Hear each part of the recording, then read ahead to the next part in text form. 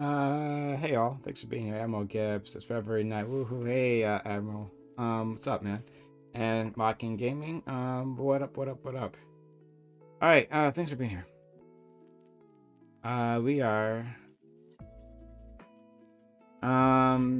We are going to do a Reverie I think I know it by now. Reverie roundtable. Tonight's gonna be great. Gonna be fun. Gonna be awesome. Got a great group of individuals. Let's start moving them in. And we'll get started. Okay. Okay.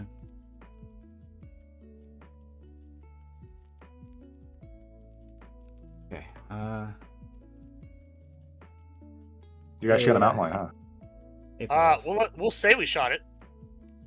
The ones we shot didn't turn out too good, but this one may have died a different way. Gee, you hit with your car. Shh, shh. That's neither here nor there. All right. You can't pick out cars that are. You can't pick up animals like that are roadkill. Actually, you should know that as a lawyer. It's against the rules. That's not against the rules, at least not in my state. I'm pretty sure it's definitely against the rules. I know for a fact that in my state you can hit an animal with a car, and then you actually don't even need a.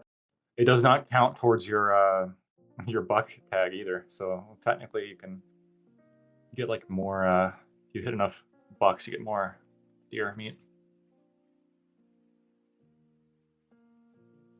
I have a really weird thing where I'm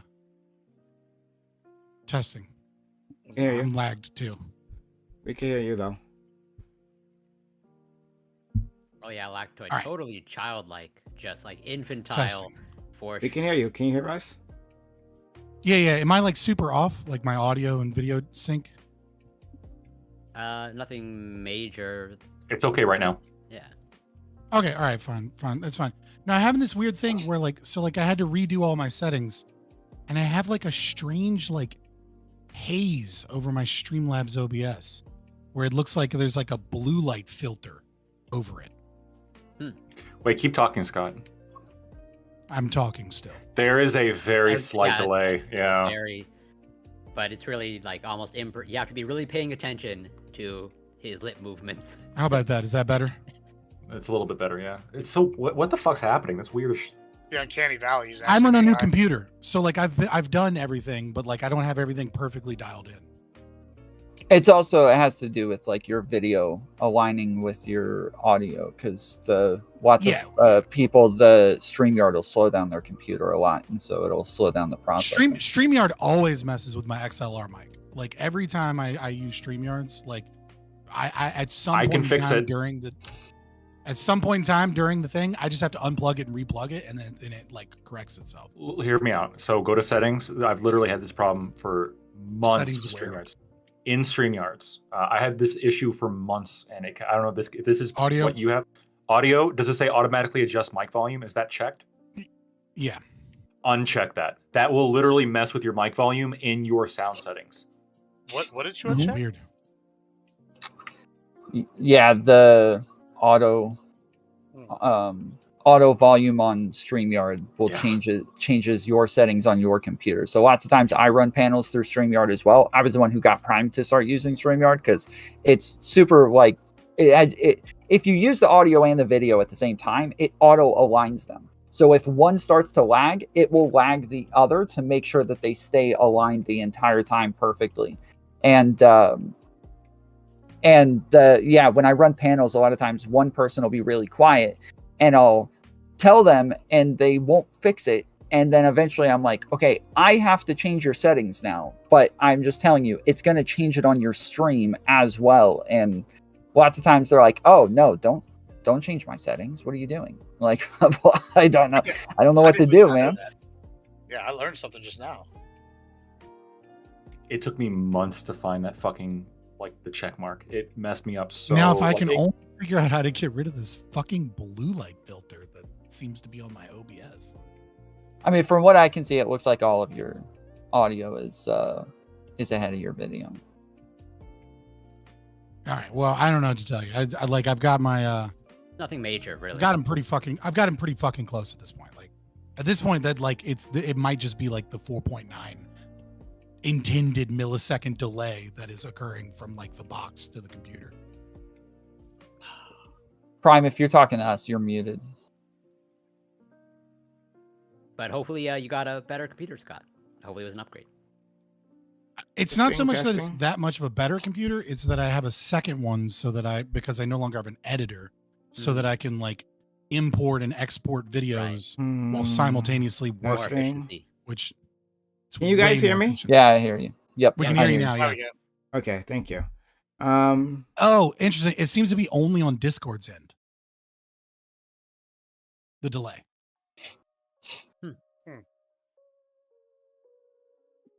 I was saying if you're having so much trouble with your video, you could just consider leaving and coming back. Yeah, since then you normally just that'll made the fix change. it. Yeah, let me change the settings first, and I'll be right back. I'll leave and come back. All right. But Lactoid, when you were talking, it looked like there was a lag as well. There's lag for me. He looks good. Yeah, it's not as bad as it But what was. a about the minute ago. lag, Prime? Yeah. Okay. So we're just waiting on that, everyone, and we have one other person coming soon, another person coming not so soon, but you know. Fabian's in the waiting room. Oh, he left the Discord too. Okay, I didn't think he was gonna do that. Alright, That's usually what I have to do when I fix fix the audio issue. I have to like X out completely. okay. All right, did that work? Oh, Whoa, one second. One second. Mute. Yeah, Oh, he's yeah, got it. There you I go. got him. Go ahead. Try Yeah, again. that's better. Yeah, can you hear me now? Mhm. Yeah. Yep. Mhm. Yeah, because they were aligned. Your audio was aligned on both. It was.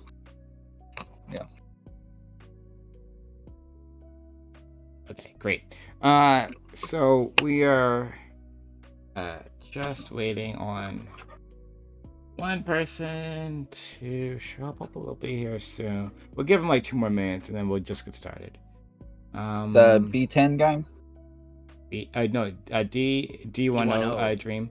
He's D10 Dream. unfortunately not gonna make it for the first topic. But he said he'll try to be here for the second. So we're waiting on our friend Doobie. So hopefully he'll be here soon. Doobie. Let's detain the audience for this 1 minute. What's happening, guys? I got suspended on YouTube the last time I was here. What? They found a video that was 2 years old of me, I'm really important, and Aiko talking, having a normal conversation. They suspended me for a week and gave me a strike saying that I was spreading harmful conspiracy theories in the video. So I went and watched it. There's literally nothing. Nowhere even close. Nothing anywhere close. I assumed it had something to do with COVID, Wow. but yeah, it wasn't like... I'm not saying this is the case, but no conspiracy theorist recognizes the conspiracy theory. I'm not saying you are. Sure, but like I'm pretty active in debunking They conspiracy don't go look at the theories videos. and shit. Oh, I got So some conspiracy videos here. yeah, so I went and watched it. There was nothing anywhere close. The closest thing at any point is I'm telling them that I just got off the Hippy Dippy panel, and that during the panel, CTV was arguing that women should, or if we're going to have mask mandates, then women should have tampon mandates. And that was it. That's the only thing that I mentioned about COVID or anything like that the entire time. So then I put in my appeal. They denied it. I at them on Twitter. I'm like, hey, what the hell? There's nothing anywhere close to this. What's going on? So they're like, okay, we'll check into it. This has happened 4 times before. Every other time I added them on Twitter and they removed the strike and said, sorry, we messed up. And I was immediately unsuspended each and every time. This time they came back and said, actually, we're upholding this suspension. It was reviewed by our team. And they said that you did violate TOS. Please check here to understand our community guidelines. So I click on it. The thing that they sent me, that the team told them to send me, was about bullying.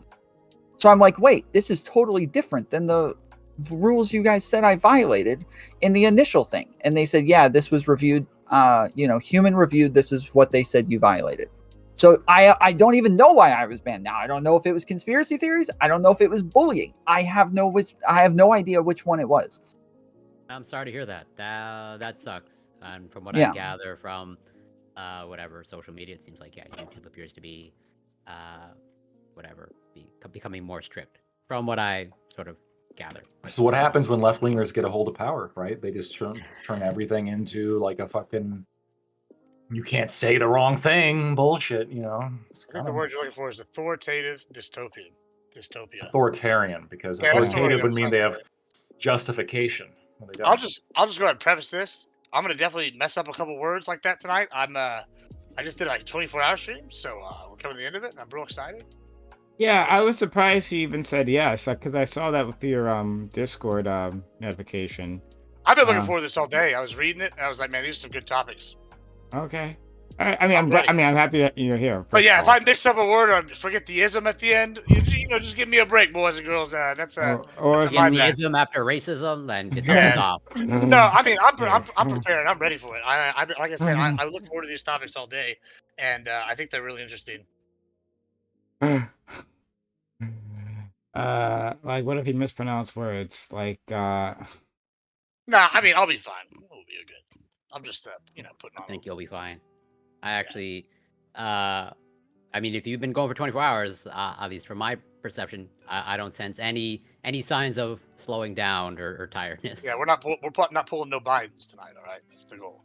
I'm gonna hold you to it, Gibbs. If you fuck up one time, like I'm gonna grill you. I'm not I gonna believe it. I believe it. I have no doubt that is true. You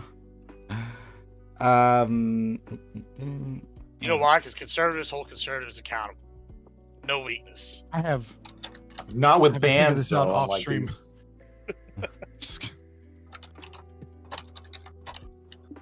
There's plenty of right-wing content on YouTube. Like that is absolutely for certain. That's for the time being. That's gonna be gone soon. Soon it's just gonna be Marxism.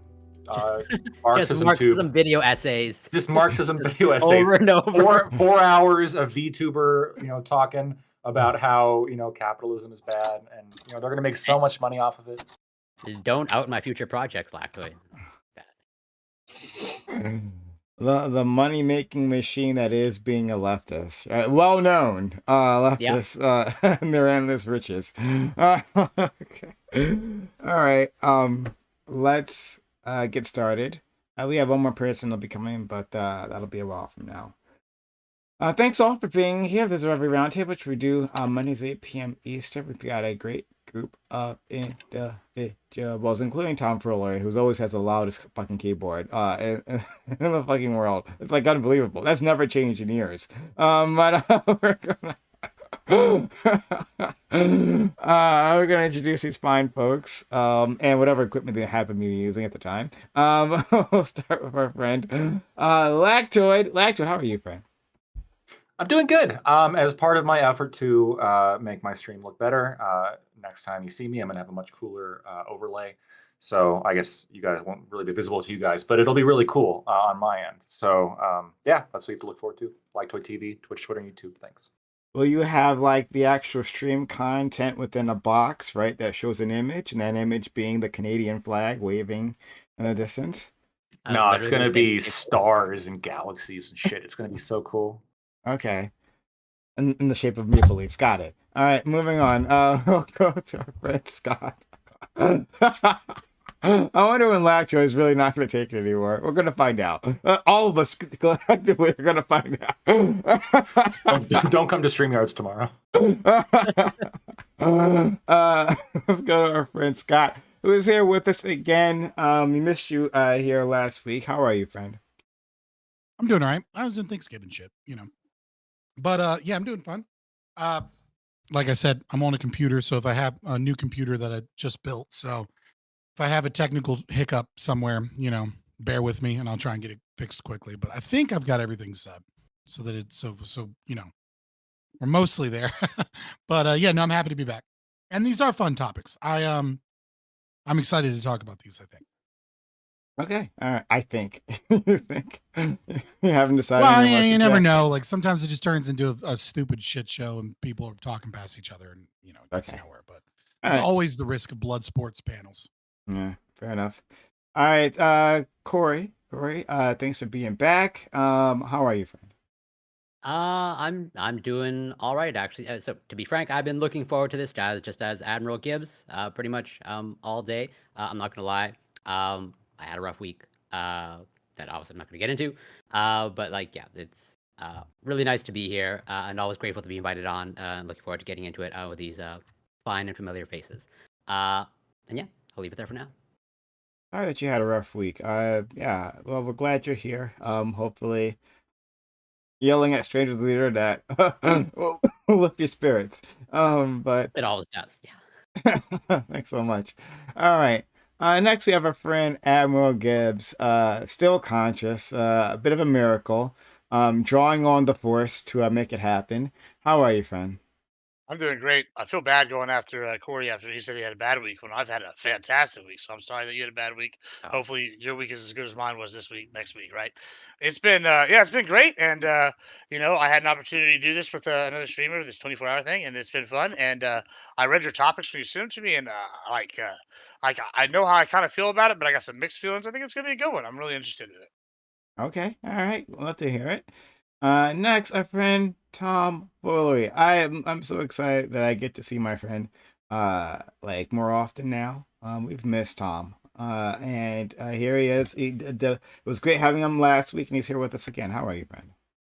Doing well. Appreciate you having me back on. Yeah, I'm suspended on YouTube all week, so I'm streaming on Kick only, kick.com/tomfoolery show. You guys can find me there streaming pretty much every day. I think I'm back on YouTube tomorrow. I thought it was today. Apparently not. So I'm assuming it's tomorrow. But in the meantime, I am streaming on Kick. So come check me out over there. I really appreciate that story you told us about you getting kicked off of YouTube, right? And part of that story, you decided to repeat the thing that might have gotten you kicked off of YouTube, but you're not sure, so we'll see on my stream. But it's okay. let me reenact it for you right now. Yeah. It's okay. It's okay. They'll only get you for it in 2 years. So 2 years indeed. Yeah. I promise to only exclusively talk about trans issues and to make fun of Pokimane just to see like what it does to the YouTube. Nice. Much appreciated, friends. Last but not least, we have our Dark Lord and Savior, Doobie, how are you? Doobie, I want to hear more from you, like just in general, because I really missed you, friend. How are you doing? I'm doing well. Base. All he ever gives me. I'm gonna probably mention this like a few times. Oh, how many chances do I get at this? Maybe like 3 times. I don't know. Anyway, like the audience usually comes in later on, so it's probably pointless saying this now, but I'm gonna say it anyway. On later this month, a thing is gonna happen that I really, I was really hoping to avoid, but we've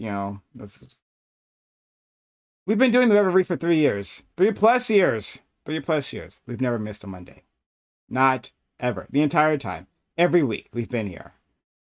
Later on, this month, finally, a major holiday lands on the Reverie.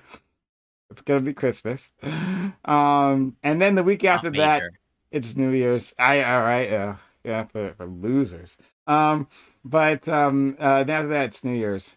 So like, no one's gonna be around.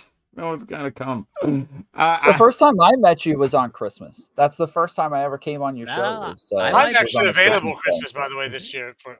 I could probably make it. Yeah, there's a couple of people. You could probably make it. Okay, interesting. Hold on. Before that, Tom, how do you remember when you first came on my show? Like, how was that a? How was that? I was literally sitting with my family on Christmas, and I was getting bored. I pulled out Twitch. I never ever got on Twitch. K Fellows had recommended you to me, so I pulled up your channel. You happened to be live, and you're sitting there by yourself and you're like, yeah, nobody's around. I guess nobody's coming on. And I was like, shit, I got nothing to do. I typed in chat. I'm like, yo, I'm on my way home. I'll be there soon, buddy. And I went home and immediately hopped on and had a very long and heated abortion debate with like 15 leftists all versus me. It was a freaking wet dream. I enjoyed it. Oh man.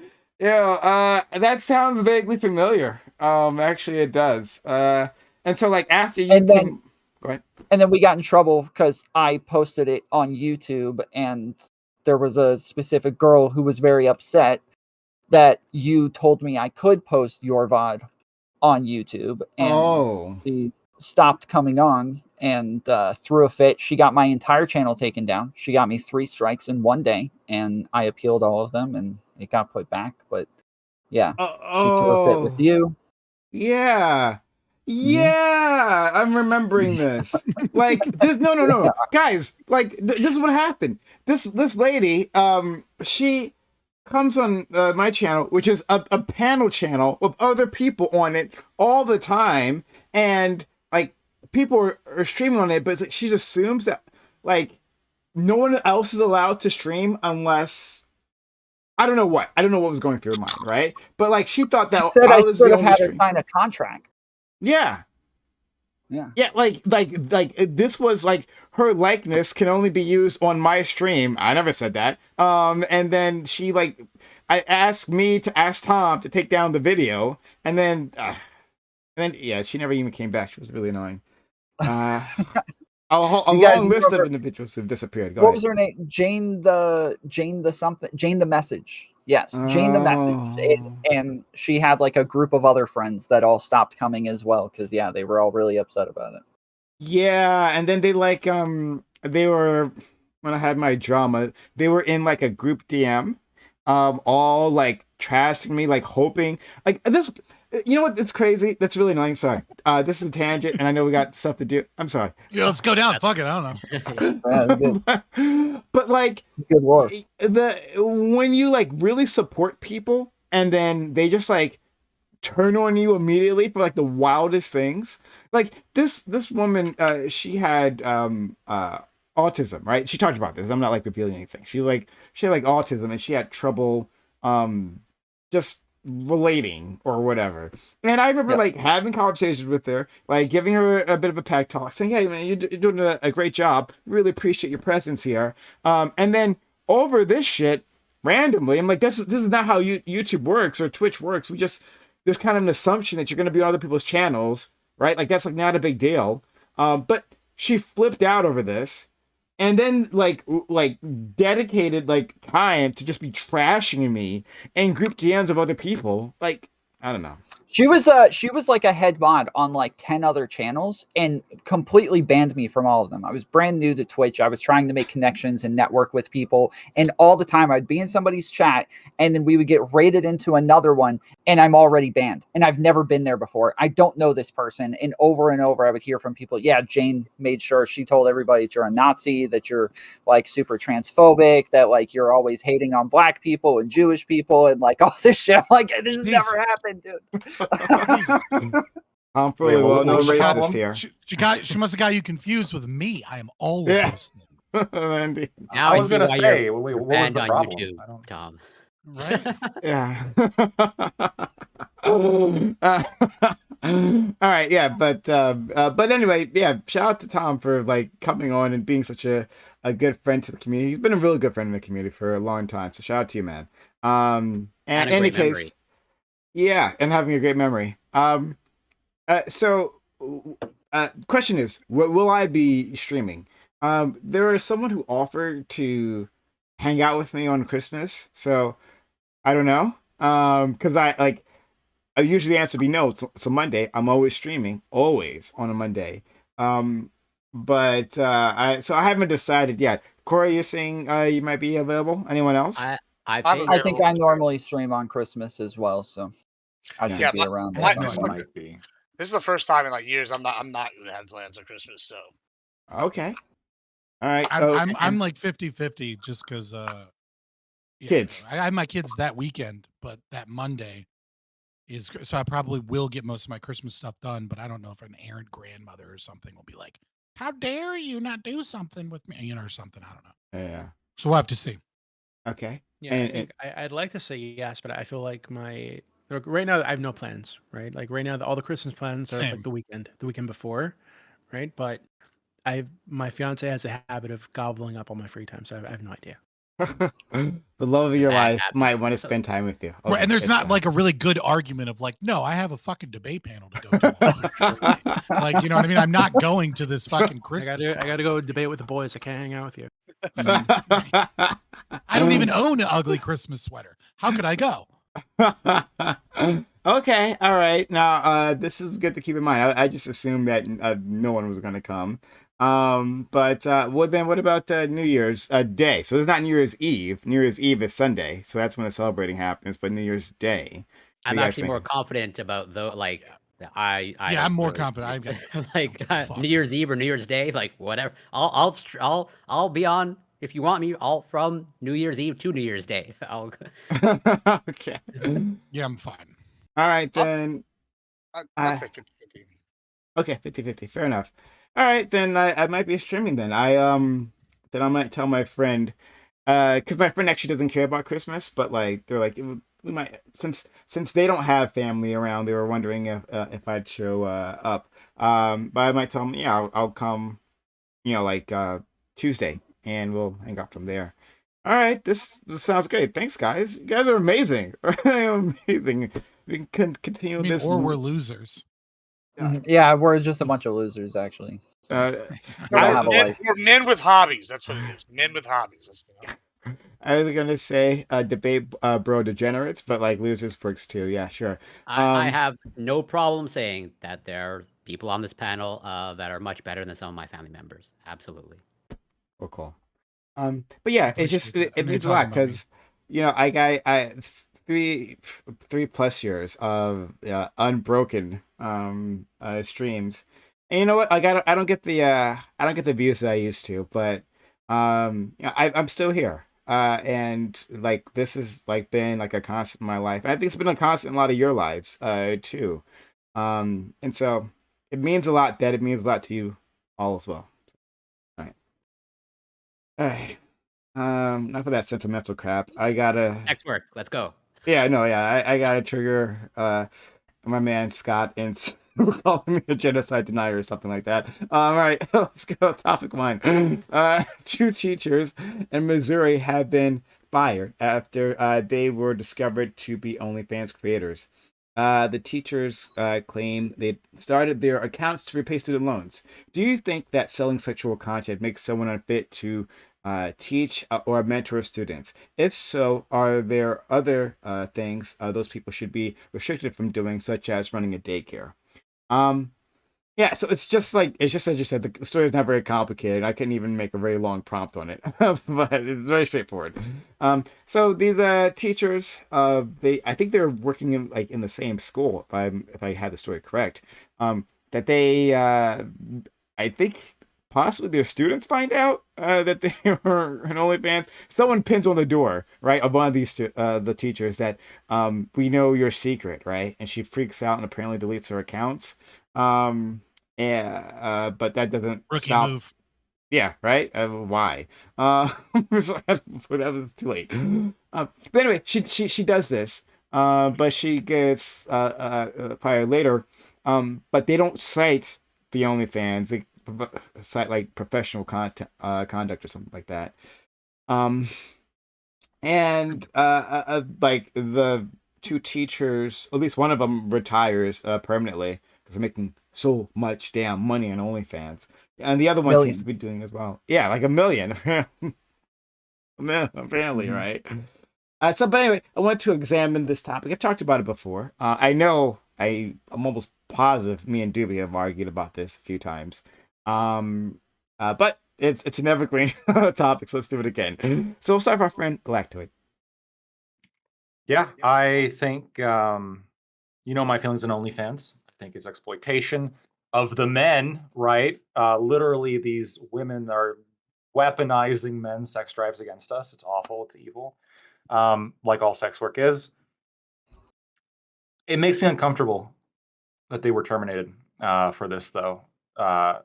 And I think part of it, I don't like the concept of having, obviously, and maybe this is a little bit self-serving. I don't like the concept of having, online content be leaked and then that affect your professional life, right? That would be pretty horrific. I think if people want to keep different aspects of their life separate, that's reasonable. If it's becoming a serious disrupting factor in school where none of the kids are going to listen to her because she's a porn star, then I guess if she can't do her job, then you would have to let her go. But I would hope that it wouldn't get to that point. And I certainly don't think that just because somebody has an OnlyFans, that means they should lose their job. I think they should only lose their job if it truly becomes like disruptive beyond function.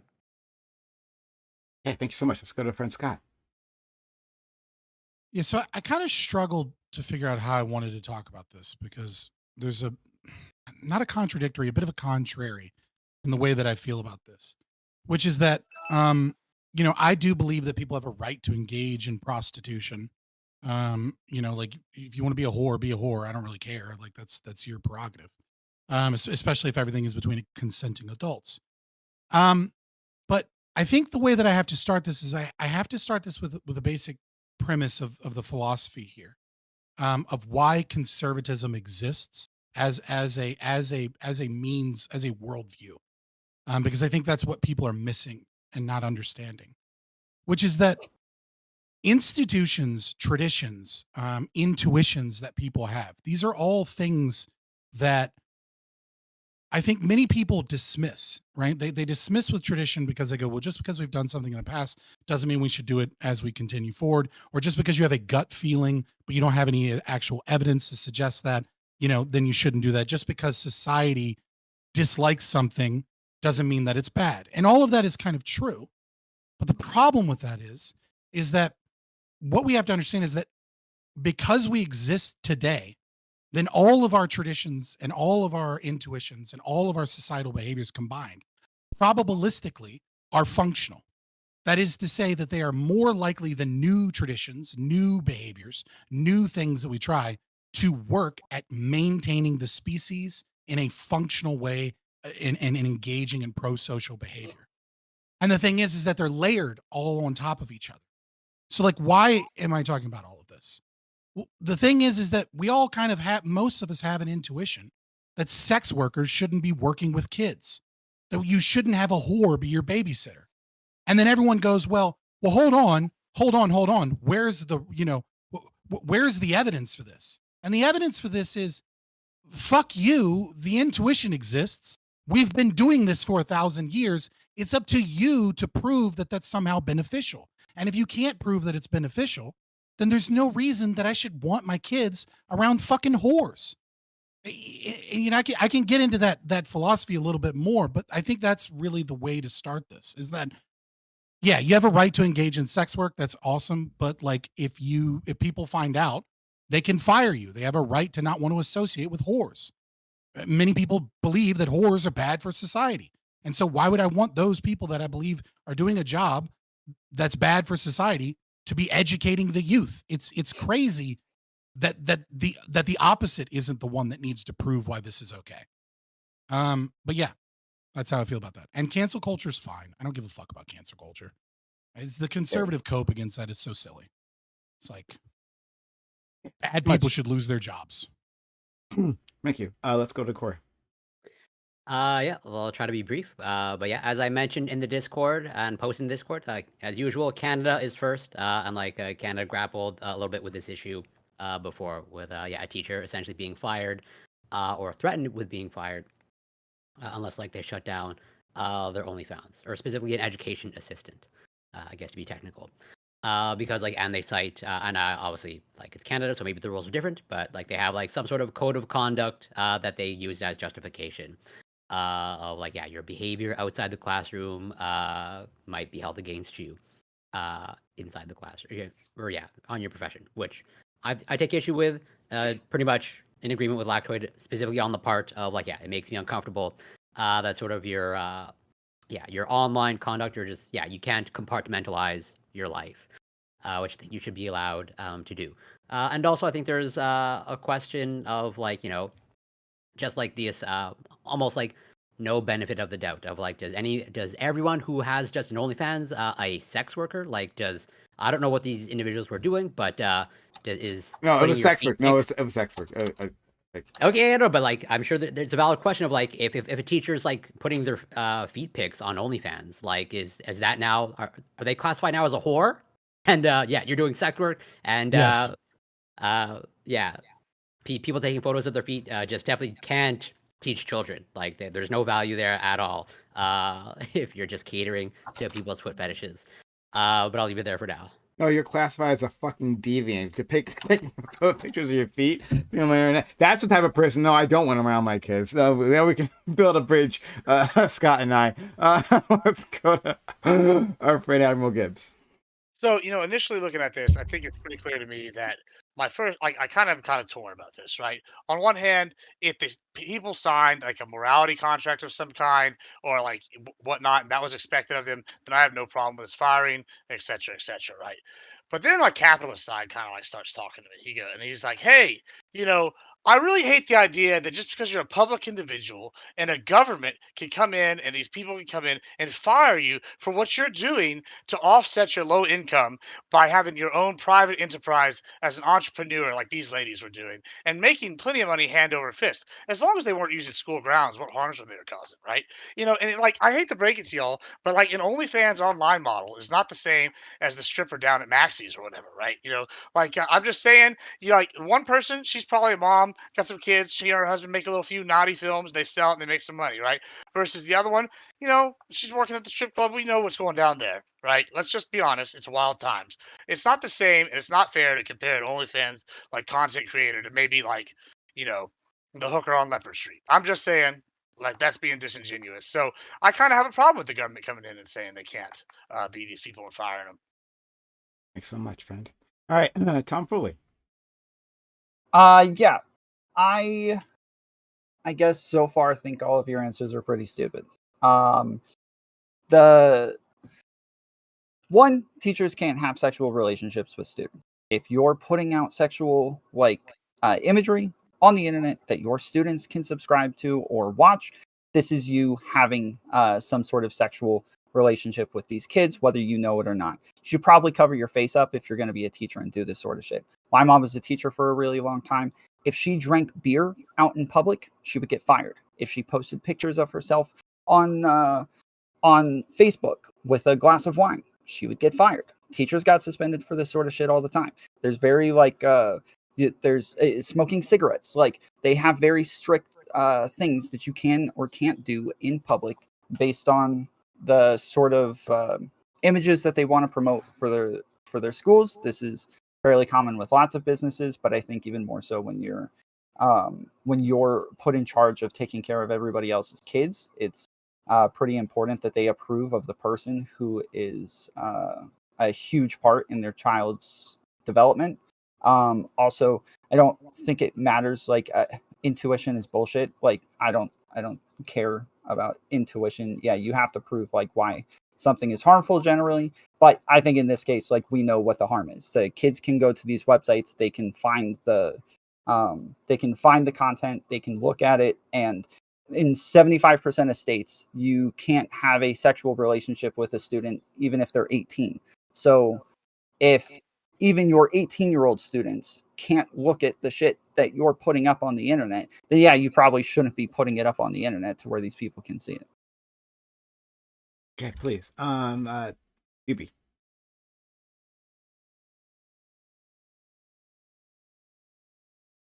Tubi, I was if you- muted.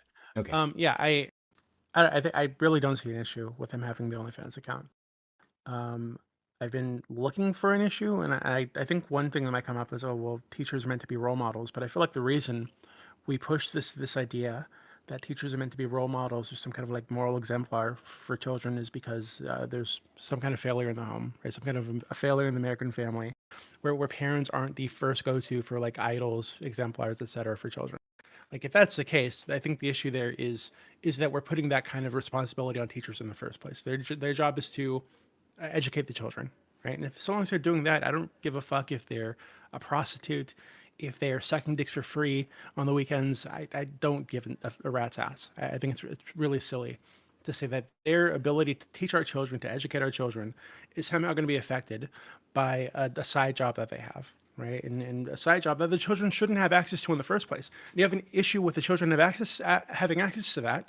I think they probably would too. I do, but the issue there isn't on them. It's in the way that the market operates currently is almost completely unregulated in terms of who has access to the shit, right? So it just seems like you should be pushing for harsher restrictions on who's able to access porn in the first place, right? If that's the issue. So it seems like what we're doing here is we are foisting a lot of responsibility for our own failings as a society, both in the household, but also our inability to deal with porn in a rational way, to deal with who has access to porn in a rational way, onto these teachers, and that seems ridiculous to me. Thank you. And just like a point of clarification, like in the video, one of the that I sent you guys, one of the teachers at least said, I don't know, but said that she was wearing a mask during like her content originally, but they still got found out. But, yeah. All right. Yeah. So I have a question for Tom Foolery. You said you dismissed with my entire opening statement by just dismissing without actually making an argument. You just said, I don't care about intuition. You have to prove harm. Why would you dismiss with the argument by just saying, no, the burden of proof is on you, when I clearly laid out that the burden of proof on an individual to claim that something is a moral ought, that something is good, or that something is amoral, is on the individual that is doing a deviation from natural intuition that most people have and or traditions that are set up in a functional society. Like, I understand that as we get closer to an individual tradition or intuition, that there's an overlap, and that tradition or that intuition may be wrong, but probabilistically it is more likely to be pro-social and correct, and it's on the individual to that wants to make that change, to make the argument to make that change, to say that society should no longer be this way. I dismiss it because I don't have that intuition, and I don't know that other people have that intuition at all. If we look at these things historically, I would assume that a lot of it think that prostitutes or OnlyFans girls, I'll even stop using the coded language that's apparently not good, right? That OnlyFans girls should be teaching their kids. Not intuitively, no. I would assume that a lot of this comes from like society, religion, like the morals that are already built in.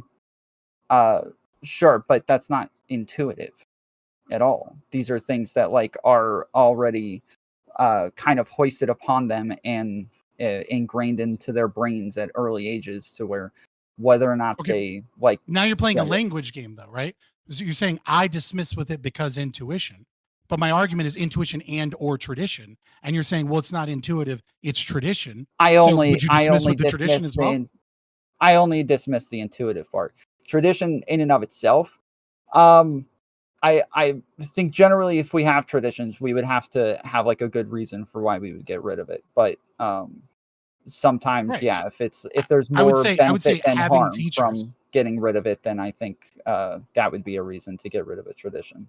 We don't know benefit and harm, right? Like like that's the problem with social sciences, is that you can't isolate variables. We don't actually know what happens until we get rid of something, and then we look at it over a long period of time. A great example of this would be eating at the dinner table, right? This is a tradition that most families had for a long time.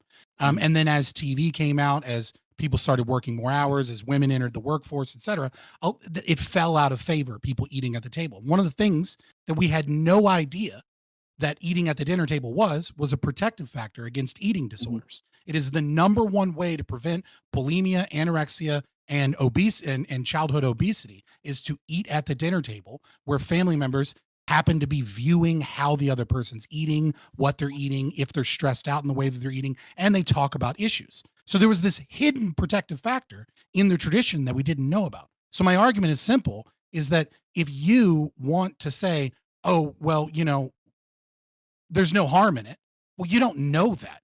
All that you know is that probabilistically the tradition is more likely to be right. And so we need to do things slowly and understand them, and look at them and study them as we change.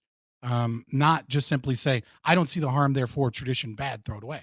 I think there's a Yeah, tradition again, that I want to be teachers clear. are role My models. argument was against intuition, not tradition. But as far as tradition goes, yeah, I generally agree. Let's let Corey in. Okay. Oh yeah, sort of as a response and to build off of that, like so like I recognize the value of intuition and even tradition, but rewind the clock maybe just like 40, 50 years, arguably most parents had the tradition and intuition to like beat their child as a form of discipline. Absolutely. And beat their child like pretty mercilessly. And we know that well, we don't know, but we have. I say I can make a claim. I would discount that 50 years. That's not true, and you know it. 50 years ago, most parents did not have the intuition to quote beat their child mercilessly. Okay, sure. Right? Like that's okay, sure. To strike their child. Okay. Yeah, corporal punishment for sure as a net good. I mean, sure. and that's been a tradition for thousands of years. Yeah, and so rewind the clock maybe a few centuries, then my mercilessly claim maybe stacks up. But yeah, fair enough to strike their child, and I think it's a fair claim to say that we have greater evidence for the harms of, let's say, even just striking your child or whatever, any form of corporal punishment as a harm. But you are correct that, like, can I make the claim that, having a teacher as a sex worker is harmless or harmful? I will plead ignorance. I don't know. But like, yeah, I would just lean more towards of like, I don't think my intuition doesn't lead to that conclusion, but I might have a wrong intuition. Right. It's the issue is are you using this argument to violate rights? And if your argument is that private schools shouldn't be firing teachers for being OnlyFans models, then you are.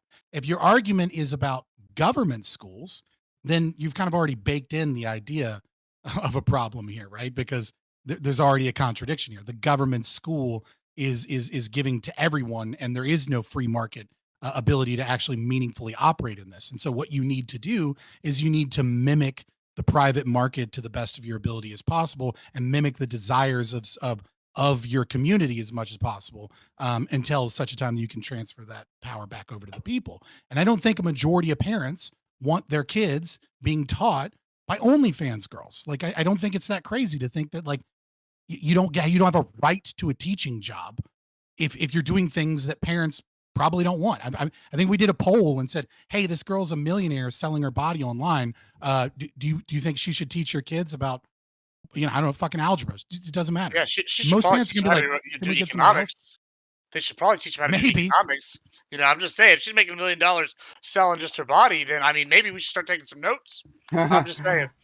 Sure, in a college class, like a social media influencer class, that's fine. Or But like, your middle school boy maybe shouldn't be, fucking fantasizing about the fucking OnlyFans girl in front of him. What, you don't think that he'd be more motivated to be good in math because teacher Stephanie is real hot? Like, I feel like that'd be real motivating. No, personally. he's gonna be distracted. Isn't that a? He's not even going to pay attention. I mean, I don't know about y'all. I would have never missed that class. Isn't that a separate issue? So yeah, I'd agree if there's like an issue with the children being distracted or something because they find this. Right now they're aware of it and they're watching their teacher and jerking off or whatever. Yeah, obviously that could be an issue. But it seems like addressing the teacher in that instance would still be the wrong way to go because the issue there isn't that she's putting this content out there; it's that the child has access to it. Right? So no, that's false. Why not? Why? The reason it's false is because you're saying the initial problem, which I agree with you, is that the child was able to obtain access to this. Okay, I agree that if we lived in a perfect world where the child wasn't able to do that, and I'm not even trying to use perfect world to like insult you. Like if we lived in a society that the rules or the laws or whatever made it to where that wasn't possible or very unlikely, right? Then the problem I'm describing doesn't arise. The issue is we're talking about once this problem has already occurred, which is that the child is aware, the kids do know, what do we do with the teacher then? Your response can't be, well, I mean, the real issue is that the kids had access. Cool, but they have access. They're there. They know. What do we do now, right? So, like, the question isn't, like, I agree with you that we should find ways as a society to, like, limit children's access to porn in ways that don't violate rights and are effective. But, like, that doesn't do anything if we're already at the problem. Like, we need a solution. So if we were to take this and apply this to, like, any other like number of things that a child might be distracted about if they found out this like a detail about the teacher's life, right? Or it could just be the teacher is attractive generally, right? Like I'm sure we all had crushes on teachers at some point as children. I still remember a couple of mine, right? I remember Miss Greening or Miss what was her name? Miss Alice, right? Huge crush Base I had on the Miss teacher Alice, in let's elementary go. school. By Miss the way, Bothing. Miss Bothing. I Yeah. hated I that remember bitch. Miss Alice. I got She sent was to the hot, principal too. multiple times Okay. because I was like, hey, I can't stand all you do is talk about fashion when I'm trying to learn French. Will you shut the fuck up and teach French? And then she'd send me to the office. She was super hot. She pissed me off because she wouldn't teach French. I did terrible in French again, 4. number of things that might distract children, Mhm. school children. So in those cases, right? So if a teacher is just like generally attractive, right, and the children Mhm. are aware of this because they can see this and they feel attracted to her, like would the response there be to punish the teacher to like put her away somewhere? Like it seems like in both. You don't have a in right to a any- job. Like it's not Wait, what do punishment you to mean you get don't have a right fired to We because have you're to not be good at your job. pragmatic. I'm not saying Yeah, they have a we have right to to be a job. What I'm pragmatic about asking the you is solutions so to in some that case, extent. if you're asking if that's your response, that implies that yeah, we would fire the hot teacher because she's distracted. Yeah. If the hot teacher is distracting to the students and she fails at her job because through no fault of her own that she's hot, oh my God, we found the one job in the world where it actually hurts you to be hot instead of allows you to make more money. Oh no, she can go to literally any other business on the planet and make more money than the ugly girls. Like, I don't care. What about? Hold on, let me ask you. Oh, What wait, about? one second. No, wait, 1 second. I think you're skipping a step there because so the issue there isn't that she's hot; it's that she's failing at her job, right? So the children are so distracted and they're so not able to get over this that they're not learning, right? That would obviously be an issue, Yeah. right? So Right. in wherever that It's comes from, comparable to the anybody situation where would kids agree that are that's an issue. fined But OnlyFans. I don't think there's any indication in this story or any of the articles that I've seen about it that was the case, right? That any of these children were having trouble learning or getting bad grades or any of this. So Yeah, in the but they case can of fire the people the for hot red teacher, I flags think over the those issue sorts there of would things. again be that children are doing poorly on tests and shit like this. Right. You brought up a different example and then asked me to analyze whether or not it would be appropriate to fire the teacher in that different example. And so obviously my argument is different. They're disanalogous. You created a new scenario for me to judge. And then once I explained how they're disanalogous, you said, see, these things that I brought Well, up are that's disanalogous. Doesn't that prove you wrong? And it's like, no, they're different hold on, scenarios. So you can fire them for different reasons. What It if is I true. had something that covered some of this, but it was also positive, right? Like, so say instead of just being like an OnlyFans model or something, what if they were like a professional bodybuilder in their free time, or they were like a fitness coach? They had a fitness coaching operation outside of that. So in this case, they would actually be providing positive benefits to society, right? That are teaching like health and fitness and whatnot. Mhm. But then you're going to punish them for being good looking. Shouldn't these be the people we're turning to? Because aren't we all fat as shit? This is coming from somebody that's fat as hell. So I'm saying like we should all be going here and looking at these fitness people to motivate us, and they're teaching. Shouldn't it be two birds, one stone? Or are you still saying we should fire the hot people? Well, I would go a step further. So like, let's say Hank Green on TikTok, right? I think I think that's his name. He does a bunch of science-based Yeah. TikTok Mhm. stuff and questions, right? Let's say he was also a science teacher. I could absolutely see how a school, if he got popular enough, would be like, all right, we have to let you go because there's the entire dynamic of the relationship between teacher and student is going to be changed by the fact that all of these students might be in this teacher's Discord. They might be in like making comments on their videos. They might be like, sharing different information. Like once you have brought in another life outside of teaching into this classroom, that can present problems or complicate things that makes it more difficult for the teacher to do their job or for the administration to do their job or just for the administration to deal with parents' complaints and shit to the point where it's no longer as valuable to not just have a different teacher that doesn't have this issue that has to be navigated by the school system that is spending time and money on. What if I And said it's a red that's flag generally. Like even the other things, like what Doobie was saying, were like, well, shouldn't we just wait and see if the kids are actually having trouble focusing or some shit like that? You can see red flags for what is going to cause problems in the future, like a teacher smoking at school or something, like whether or not this is going to encourage kids to smoke. Like you can go ahead and say, oh, we just caught you smoking at school, so we're going to go ahead and punish you for this. Like you can punish people just for the red flags that you think will make it more likely. Let's go. I mean, Gibbs, give it again, and then Lactoid. So I can think of like plenty of examples where people's private lives came out to light, and that was like pretty damning. They had all sorts of problems, like there were divorces, and there were people Mhm. cheating on each other and whatnot, and those are all just terrible things, right? But no one said fire them because they went through a divorce, and that was like a failure as a role model, right? We're not gonna let divorcees like not teach kids, right? Kind of thing, right? So I'm just over here like trying to understand Why not? how we can like. What do you mean? Why not? Like, I mean. I mean, well, Why not? divorcees. Like if it causes a problem in some So regard, here's why where not I'm fire going with them? this.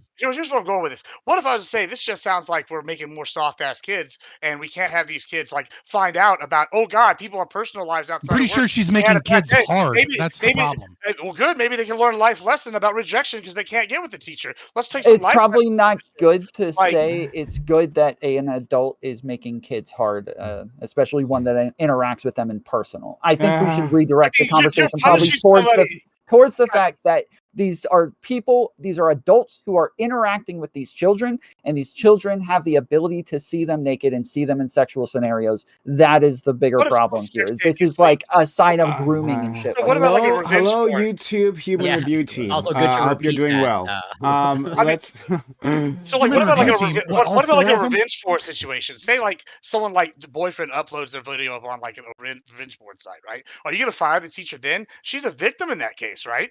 But now you're saying, oh, this part's come out. Now they're looking at her So sexually. Fire them. So you want to fire them for a revenge porn situation next? Yeah, no, I would say the intent matters if you're Mm, doing it on purpose versus whether or not the they're being because sexualized yeah, either way. Why does it matter? I it, don't care. uh, I'll Doing what on fire purpose. somebody I for having revenge porn out there. Hold on, I that's do. stupid. Yeah. Doing what on purpose. If you I like mean, it's rape not as somebody bad, and obviously. film it, because you would have to be consistent that like if I go rape somebody and film it and put it up on Pornhub, you would still want that person fired as well, where they had no choice in the matter whatsoever. So yeah, I Yes. think your ability Yes, to choose. absolutely. Of course. Okay. Why would you not want that? Why would you want students to be in a classroom, but because of feelings, right? You're going to place the feelings of one teacher over the potential issues of 30 to 40 children when there is a literal snuff film that is available for all of the kids out there of that teacher. Yeah, the teacher can go do an administrative Stuff role, film. right? The teacher Yeah, can be not transferred somewhere where people don't know about this. Like, we can be compassionate, but there's no reason whatsoever for an employer to, for whatever reason, to feel to feel and be a parental figure, a patriarchal figure to their employees. If it doesn't matter that it's not your fault. If something is a potential issue, we should resolve the issue, and that doesn't necessarily mean we have to fire you. Like I said, we could move you to like administrative work or something like that. But like, yeah, like if it causes an issue, get rid of you. Let's That's go wild, to dude. lag toward the back to No, DB. it's not wild. It's wild that you want a fucking like 30 to 40 kids to be able to look at a snuff film of their fucking not- teacher, but because it was It's not a not snuff their film. fault. I don't know why you keep Well, saying he said snuff film. no, Tom Fuller gave an example of someone of like someone raping the teacher and the teacher being a victim. So, and then Yeah. that video being out there. Yeah, that yeah, but that's video not would be a snuff. snuff film. No, snuff is when they kill. You kill a Yeah, person. stuff is when they kill him. Yeah. I thought it I was thought- just violence. I don't know I if thought that's it was true. just I thought it was non-consensual. Here we go. violence This is that a really includes rape. bad film. My always we can look it up. But my always thought it was someone died. Review. But fair enough. Yeah, human review. Yeah. Let's go. Maybe we move on from that. I think we said it enough to trigger some sort of I review. mean, I'm just saying it's unfortunate. That doesn't mean that you just shouldn't do what is right because you feel bad about a teacher. So what is right, though? Let get Lactoid and then Doobie. So I'm still very torn on this, and I think I agree that, I mean, obviously, if there's a negative impact on the students, you're going to have to make a decision, potentially letting the teacher go. I actually sort of agree with Doobie a little bit, though, on the idea of this is not private employment. This is public employment. These jobs are funded through stolen money, potentially my stolen money. And if I'm applying for that Mhm. job, part of the repercussions of that is that that job comes under constitutional protections, including that the government doesn't get to take a side ostensibly on political issues or religious issues. Now, one of the concerns I can foresee coming up on the horizon, if we're just going to accept, well, public teachers can get fired if what they do in their off time is disruptive to students, let's think of something that would be like, reductio, holy shit, doomsday scenario. A teacher goes to a pro-life rally or a pro-choice rally on their off time. They work in an urban district. All the kids find out, and then they start talking shit right? And they start like throwing cans.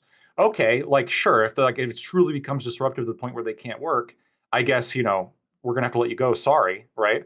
But let's say they go to a pro-choice convention or a pro-life convention, and we don't have any evidence yet that the kids are actually disrupted, right? It's true they could be, right? But there's nothing there that actually shows that they're being disrupted. And the teacher didn't make it didn't bring up their political positions in class. They didn't try to make it likely. They didn't proselytize the students. They just on their own time did this political activity that potentially could piss off the students. Should they be fired for that in a public institution?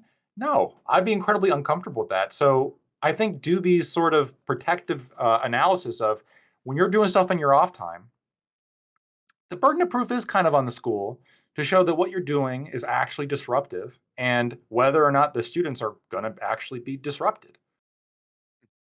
I don't know. Yeah, why don't we that's my just let that's my Doobie- major yeah. contention. Is I think Right. you need to prove the harm first. Right? You need to prove that harm is being done, that they can't do their job, and in any situation, no matter what the issue is, whether it's like they have an OnlyFans, or they're a stripper on the side, or they have like irritable bowel, so they wear like a diaper or something, right? Whatever the fuck it is, the students find out about this person. I think that should really only be an issue if there's like evidence that it's actually distracting the children so much they actually are failing. They're not doing well in class because of this thing. And in Another that case, example, what if they're gay, right? yeah, there could be a ton of different things, right? So, yeah, I really don't see how. I think I get- judging this based on the fact that it's an OnlyFans model or a political position or anything like this is just playing like morality police, and I don't think there's any reason to do that. So I think there are a couple of things to point out here. As Lactoid pointed out, right? Like the problem arises in the existence of public education to begin with, right? You should abolish all public education. It should only be private schools and homeschooling, anyways. As is, that wouldn't require theft and violence in order to do that. But the issue is that if we're going to have a state that steals money from people and violates people's rights by creating this institution, and it's ostensibly going to be for everyone, then you have to do your best as a means of catering to everyone, or at the very least, a majority of the individuals, right? You're always going to violate people's rights by having public education, and whatever policy or thing that you teach is going to be against the wishes of some parents. And that's unfortunate and shouldn't be a problem, but it is.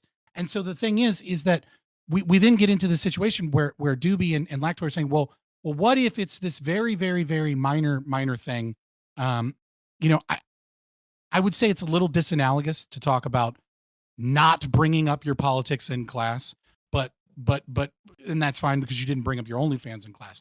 But like being at a political rally versus there being sexual content that people can engage with online in your class, I think these are obviously different things.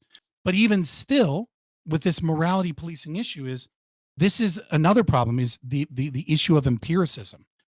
The thing is Doobie, is that once you recognize that there is politics involved, and you're saying we require empirical evidence that this is harmful.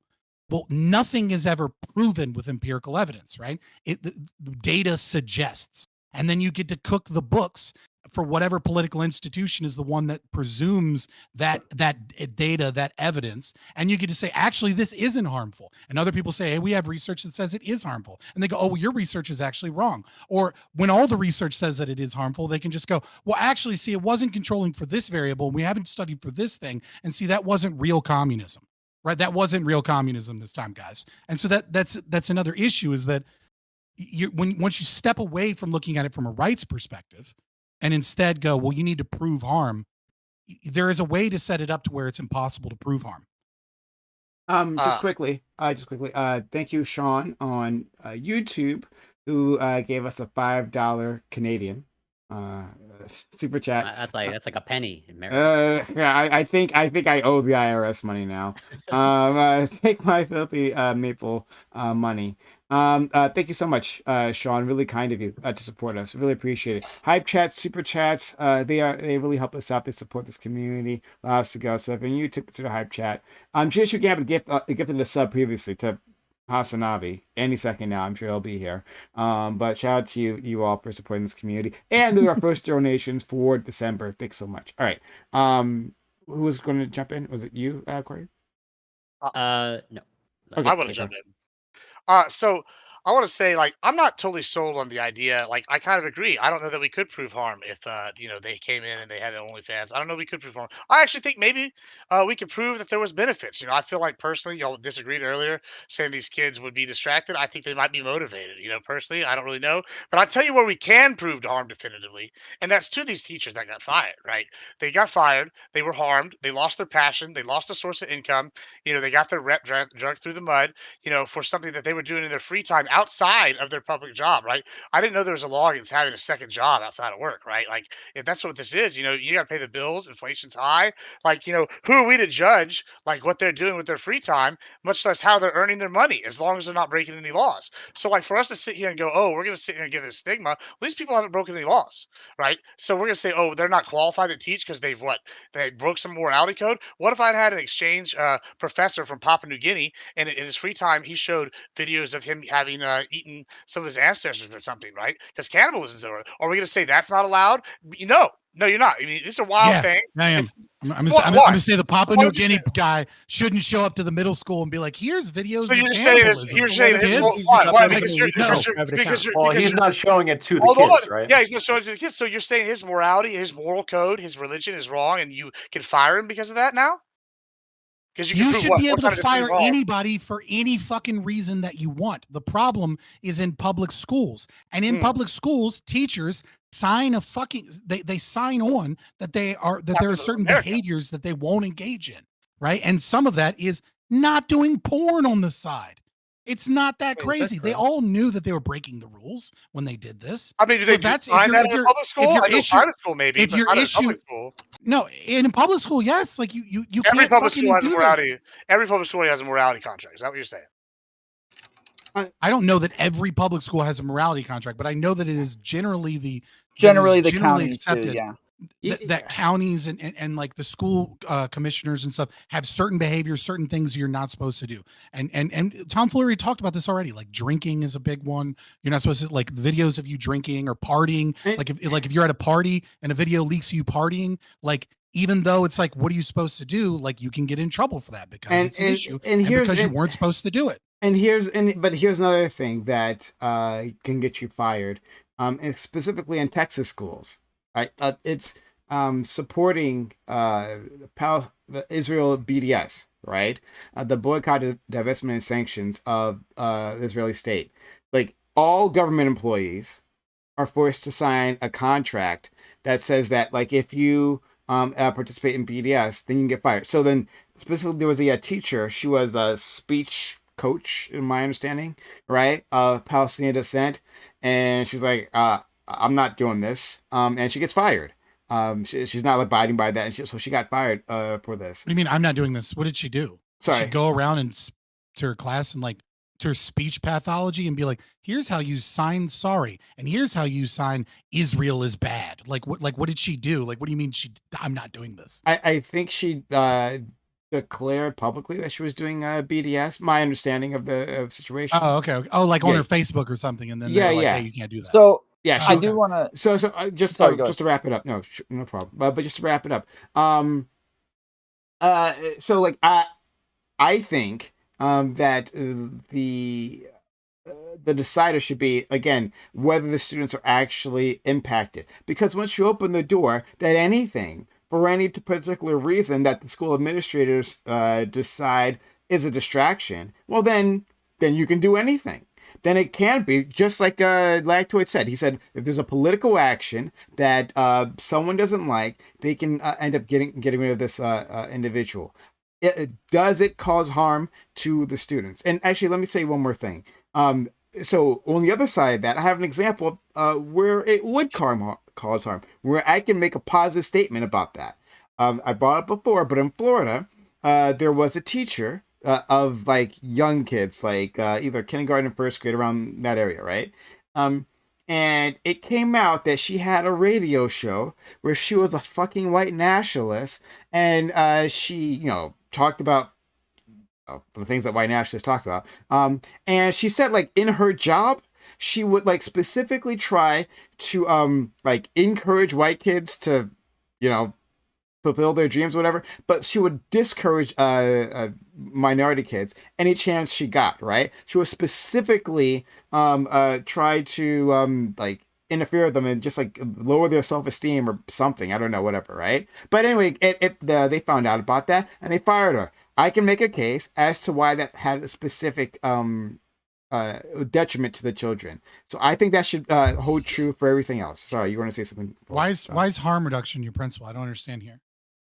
Like, it might be yours as a leftist, right? But like, it's not mine. I don't give a fuck. I don't give a fuck about harm reduction. Isn't that been the whole thing? Is the harm on the children? Isn't that been the whole argument? It's going to harm the children with the degradation of morals. Argument, from what I understand. Yeah.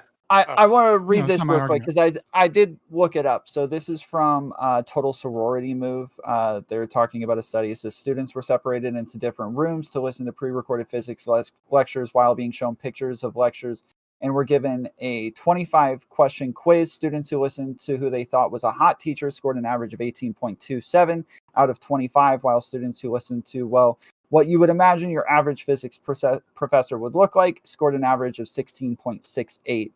Or a total of 6.36 percentage points less, which would make the difference in a letter grade. So on top of this, they actually learned more and got higher grades in general. So it seems like attractive. So this when actually, I feel like a p-value of 49 is that great, but like, I mean, cool. This actually corroborates, I think, what I brought up, I think, last panel, or maybe a couple panels ago. Like, I posted a study about, you know, the stereotype of, let's say, scientists and sort of like the halo effect of, like, basically scientists like pay a price if they're too attractive, because like then they're not taken seriously. But then for the social sciences, there's actually like a premium of like people will pay attention to you more and take you more seriously if you're attractive. So I could totally see, at least from that perspective, of like, yeah, an attractive teacher maybe can drive engagement for a particular course. So we fire the ugly teachers and we just leave the hot ones because the education of our kids requires if they're better, I don't care. Like, this is the problem, is that like we have this weird thing where like we're trying to impose this sense of fairness for the teachers on top of them, and I do get that it's a, you know, it's a left-wing value, you know, that's a little bit higher, right? Fairness and harm reduction is basically all the left cares about, whereas the right kind of cares equally about fairness and harm reduction, as well as authority and tradition and sacredity, right? But like, nevertheless, like, why should we impose this idea of fairness onto teachers? Like, it's just a fucking job.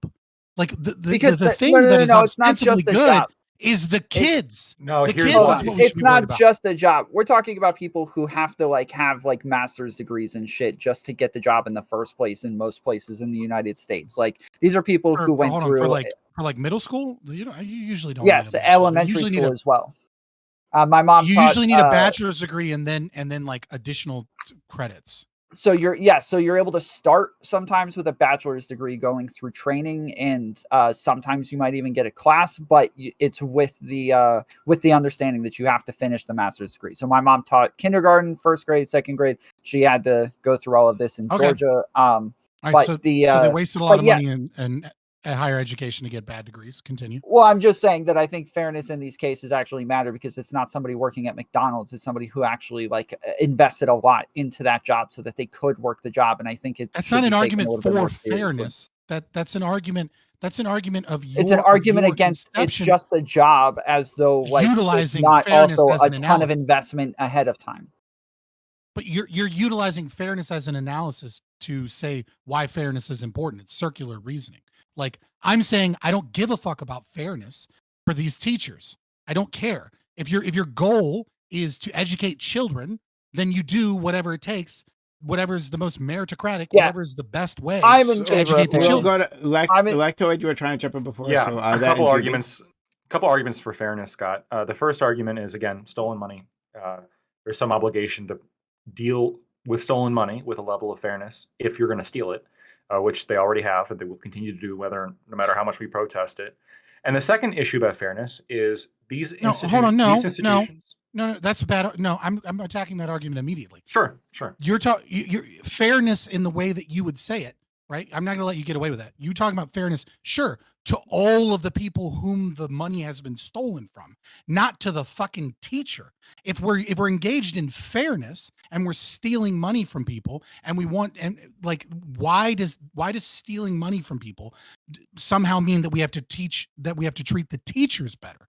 In Because if fact, you're it would be the exact opposite, because No. what you want to do is you want to do the best you can. What is the best for the people whose money you've stolen, which is what's best for their kids that are in school, not the individual teacher. So that's harm reduction. I'm going to get to that in a second. When we're talking Okay. about, I do think that you do have an obligation, not only to the broader society, you do have a duty to the children because you are stealing from their parents as well.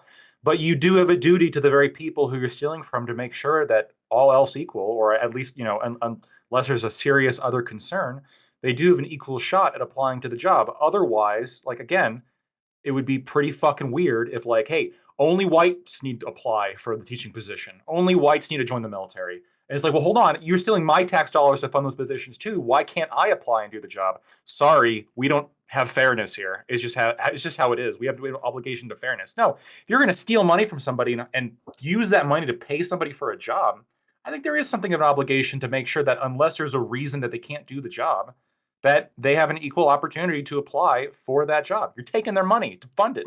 You're imposing all of these, like, well, unless there's a reason. What is that reason? What does that evidence look like? The problem is that you put things into this domain of, like, vague things must be proven in order to fire someone, right? So, like, but by that reasoning, like, we can't have the original hashtag, right? Because we can't fire communists for being communists. Well, why not? Well, that was the second point I was going to get to. I guess finish up in the first point. I think that when I mean, like, what does it mean if you can't do the job, or you could do the job, less productively? Yeah. So I think the Navy SEALs or other, military organizations, firefighters, etc., probably have some justified biological and scientific reasons to say, look, we're really only going to spend money training men, and the men need apply, like only men need apply, etc. Most of our force is going to be men. Sorry. That makes a lot of sense. We could do the same thing for whites with Navy SEALs, right? Why? Because of bone density, it's far more likely to not to waste money on black people because they're way less likely to be Navy SEAls. I haven't seen the data that indicates that, like, black people are genetically less apt at being Navy SEAls. At swimming, it's a pretty big part of the fucking training and job. Okay. Well, they can't be. Well, even if that's true, they can't be trained to swim. Okay, hold on. Yeah, I don't. You think I'm pushing it? Bone density is a thing. Black people fail out of buds at a much higher okay, rate. sure. If you actually run this, I'm very skeptical. And if you got any kind of empirical evidence on that, absolutely. Okay, if you have any kind of hold on. If you have any kind of empirical evidence to show this when it comes to being a Navy SEAL, that's the burden of proof. You have to show that black people can't apply to be the Navy SEAls. And if you can make a convincing point, I'll consider it. But so far, I've seen evidence to suggest that women can't. But I have not seen the evidence to suggest that black men can't. And unless I see that evidence, I'm not going to say, well, no black people need to apply, because we're stealing their money too, and then using that to pay a salary for a position that they're not allowed to apply to anymore for no good reason at all. I think there is an expectation of fairness to some extent there. Obviously, there's also an expectation of efficiency. The second point that I wanted to get to when you're talking about, like, firing communists, the thing we just have to be cognizant of, these school districts. There's a research study on especially of blacks versus whites. Sure. Oh my God. It's a fact. I mean, what about David Goggins? Some of us are still on Twitch, Scott. Okay. So the other thing is, these school districts are overwhelmingly left-wing. Okay. If you are going to open the door, anybody who supported Trump, they're fired for making the students feel unsafe. Anybody who's anywhere right-wing, they're fired for making the students feel unsafe. We're going to have, like, communists run the kindergartens, and this is just going to be as it is, because they're going to fire. Do run the kindergartens, and it's already a problem. And now you're advocating, like, they're going to destroy us. They're going to, like, every kid's going to come out, like, chanting Marx fucking quotes when they're going into high school. This is bullshit. No, this is the bullshit of the minarchist argument, right? Is that like if only we think about government the right way, our beautiful constitution and our arguments and our legal stuff, we'll be able to fight back against it. No, the fucking long march to the institutions has fucking occurred since the 1960s. It's fucking over. The only fucking possible solution is to pull out of these institutions. Public school is in and of itself evil. Its existence is evil. It requires theft and a violation of rights to exist. You know this. I know this. The other people are going to have difficulty accepting it. But if we're honest about the logic, they'd understand it too. It requires theft in order to do it. Now, it does, and it's going to stay around. We're not getting rid of it. Wait, hold on. Wait, Fabian, hold on. He's saying that, like earlier, you were talking about the fact that you have to go down the line to kind of find a problem. He's saying the same thing as you were saying earlier. You have to be a little bit more pragmatic with the fact that this just kind of is the way it is, and you have to kind of deal with that reality and deal within that paradigm. Yeah, and I'm saying in that paradigm, right? Like there are two things here, right? They're the thing that the market should be allowed to do, which is fire anybody for any reason. No matter what, there's no fucking fairness that exists in your goddamn job, because if you're bad at your job or for what, it doesn't matter if it happened to you by circumstance or accident, I fire you because even if you're good at your job, but I found someone better, I just go, fuck you, you're fired. I found someone 10% better. It doesn't matter. And so then there is the public system that is a system of theft and robbery and violence. And in that system, what is the duty of the state? And the duty of the state is to emulate the population to the best of their ability based upon their desires. So if they have a school board and they have elections for the school board and they have a community and most people say, I don't want prostitutes teaching my fucking kids, then we don't go, but what about the poor prostitutes? Well, what if people also say they want fairness? What if the voters who are paying their taxes say they also want fairness and they want this to be imposed on businesses? Yeah, if they wanted to be imposed on businesses, no, obviously. But in terms of the public sector, system, yeah, in the public sector, you do what it is that the local community wants. Let's go to do be. It will always be a rights violation. Sure. So in this case, teachers who are being paid by the public can, like, if the public wants them to be fair with them, then that should matter. Right? Doobie and Corey, Doobie, please. Okay, so I'm just trying to understand Scott's position, I guess. Because if you don't care about fairness for the teachers and you don't really care about provable harm done to the children, what's the issue then? Is it really just he cares about fairness for the business? 1 second. Is it really just a common intuition that there's something icky about someone who sells porn and being around children? And if that's the case, then why does it matter, right? We can all think of plenty of things in the past 20, 30, 40 years that society would not have seen as acceptable, that in the common intuition would have said is not acceptable, that today is acceptable, right? So what's special about this intuition? Why shouldn't this intuition be challenged where others were successfully and rightfully? So I would say two things. First, just because society has accepted things it previously deemed icky, that doesn't necessarily mean that progress wasn't harmful to society.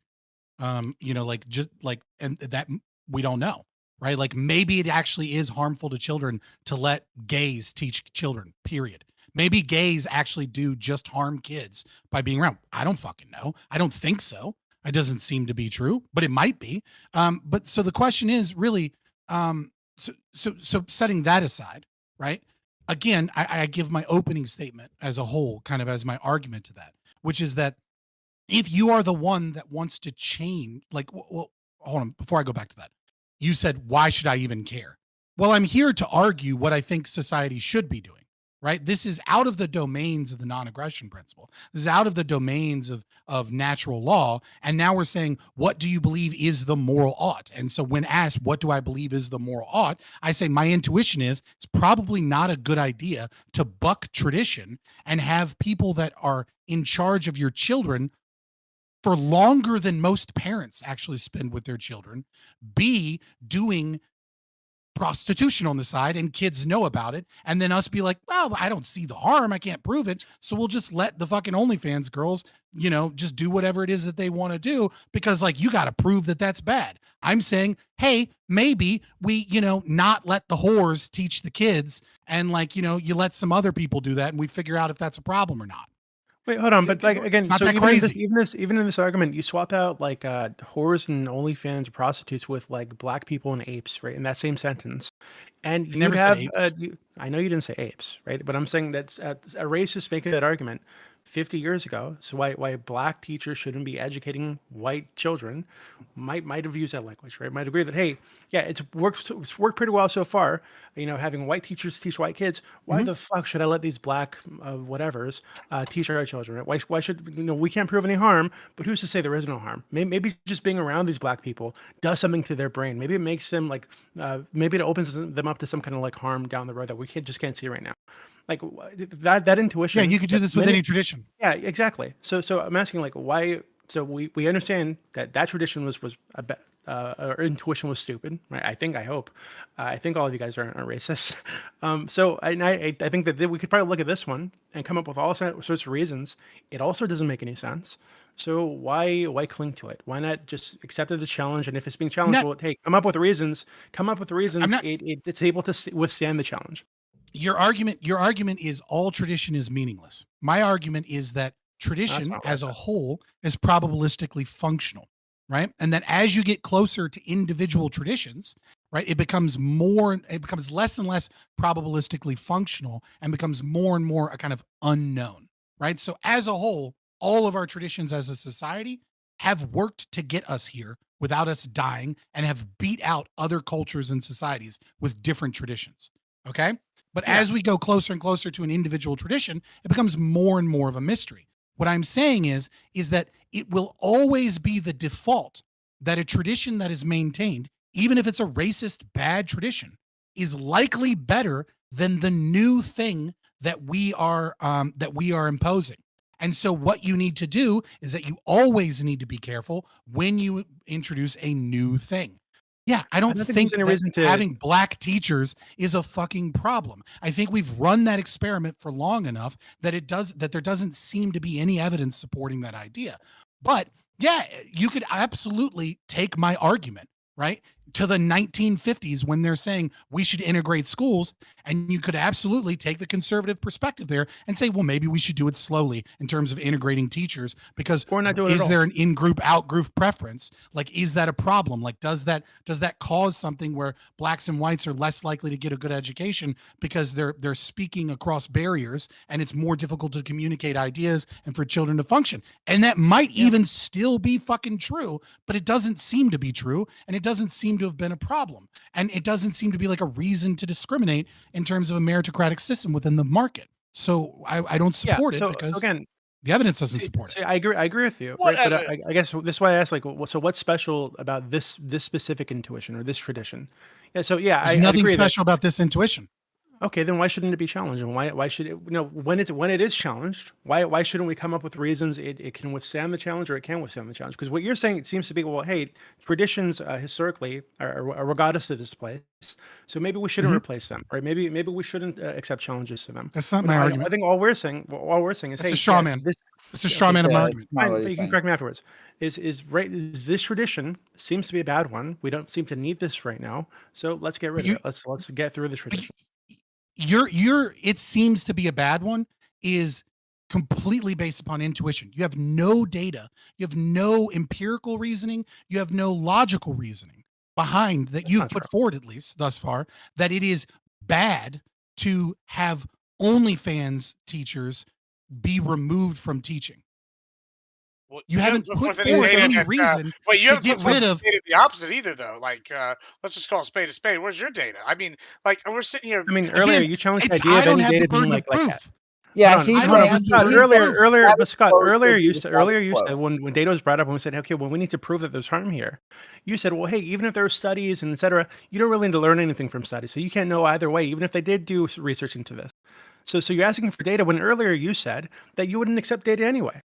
because the data I never wouldn't tell said us that anything. I Yeah, would. it's called a moving I goalpost. never That's hold what's on. happening. Hold on. No, I never said that I wouldn't accept data. Again, you're straw manning. Again, like you're taking my position and lying about it multiple times to try and win this debate, and it's sad and pathetic. But no, again, I said that when you say that harm reduction and studies are going to be the metric by which you do things, that any type of people that control institutions or control the way that data is done is going to be influenced, and this is one of many examples of why we need to go to a market situation instead of a government run situation, because people can capture the institutions to make the data say whatever it is that they want the data to say. We're seeing it with trans shit right now, where there's all kinds of research over and over and over again, and every major medical association and program says it's great to trans kids and you got to transition kids, and then like there's like a couple of places that start breaking through being like, hey, this is bad data, and like, so you're fine with it. You're fine with recognizing that institutions can capture data when it's that issue, but all of a sudden when it's convenient for you in your current opinion, all of a sudden, whoa, you wouldn't accept data anyways, and harm reduction is great in terms of research and science. No, What I'm that's saying not is that true. it can be problematic. Yeah, you're bullshitting. Okay, so first off, you went How on am a I whole bullshitting? spiel about how data generally doesn't teach us anything, right? Doesn't tell us anything. You I went on a never whole said spiel that. about- Again, you repeated the straw man. What if Repeated the lie. if somebody wants to rewind the stream, they can do that. Okay. If you want to change your position, that's fine, right? So if you're saying that, hey, I'm not changing maybe my the position. It institution hasn't changed at maybe all. the Don't straw man institution me, could be liar. captured. Okay, I'd agree with that too, right? Sometimes the institutions are captured. I agree with you there. But that doesn't mean that if we're going to say that these people should be fired for having a side job or something, that we shouldn't come up with a good reason that isn't just intuition, that isn't just the common like a morality, right? The cultural morality that exists now for them to be fired, right? That we need to prove that what they're doing is deserving of being fired. Right. And I don't think it makes sense in this case to accept that the market would come up with a better like result, because that market is made up of individuals that all have the same cultural biases you do and I do and all of us do, right? And it could be that our biases are bad, right? Are not helpful, are not conducive to That's the why the best market's results better. down the road.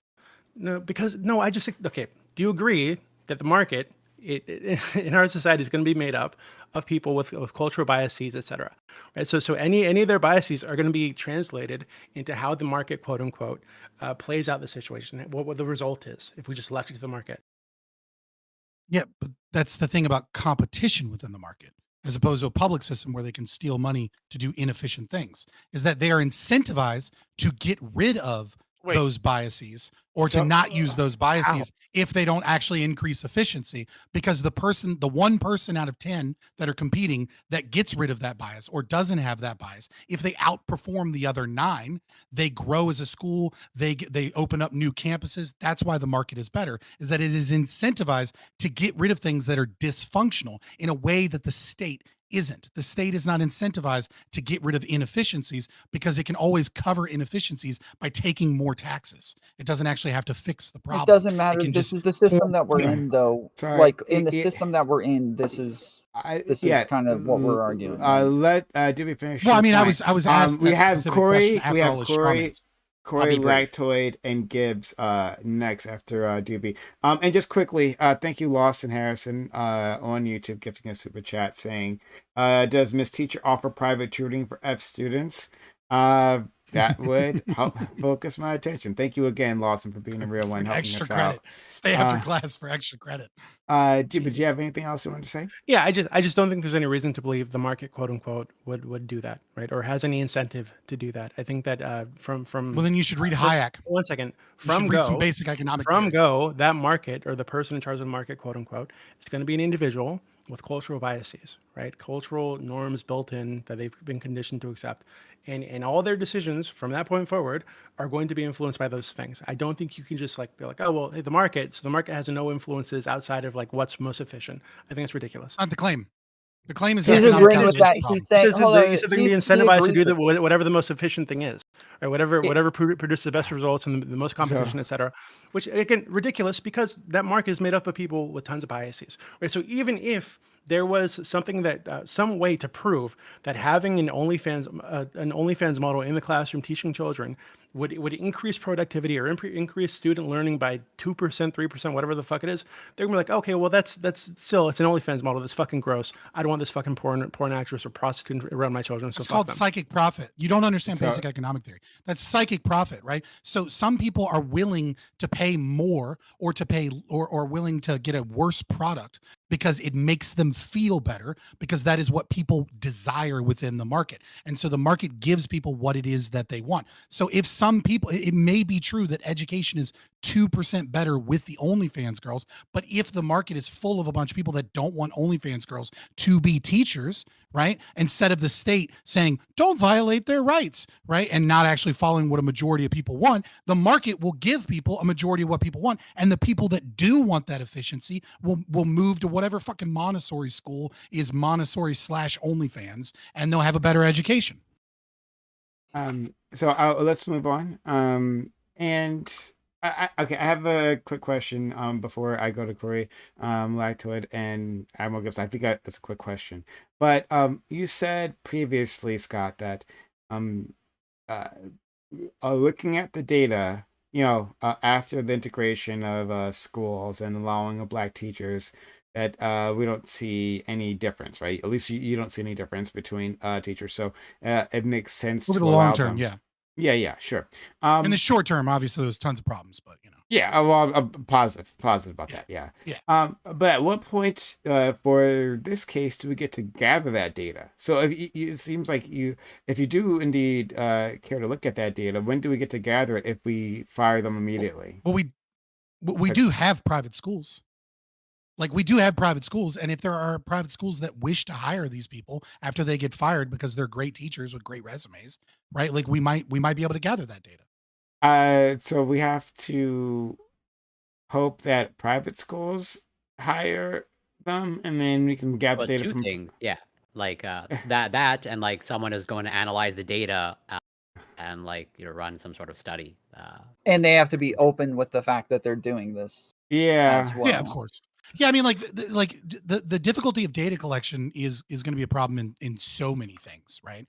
I mean, like, nobody has perfect knowledge. Nobody is able to. I mean, like we have a lot of unanswered questions, right? And some of those questions could actually easily be answered if people could get the funding for the research, and they just won't because there's no desire for it, either from a government or from the private entity. And that is unfortunate, but that's just that's the way the world works. We live in a scarce world with scarce resources. So it's just not that valuable to some people. So I fail to see the problem with that is that, like, if you can show a rights violation, right? Then I'm with you. But nobody has a right to be a public school teacher.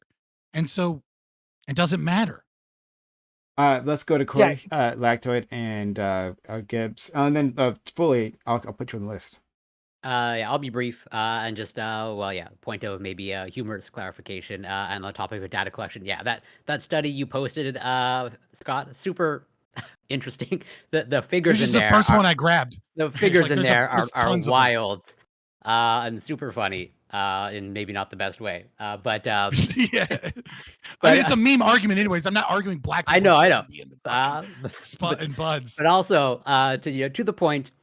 From what I haven't read the whole thing, but from what I gather, this issue of buoyancy comes down to fatness and not like bone density, where the white people too much this fat. is a subcutaneous fat storage, right? So technically, Yeah. I think that is a modifiable factor for the other cohorts. I'm not saying we should. I'll find one on do bone that. density if you want.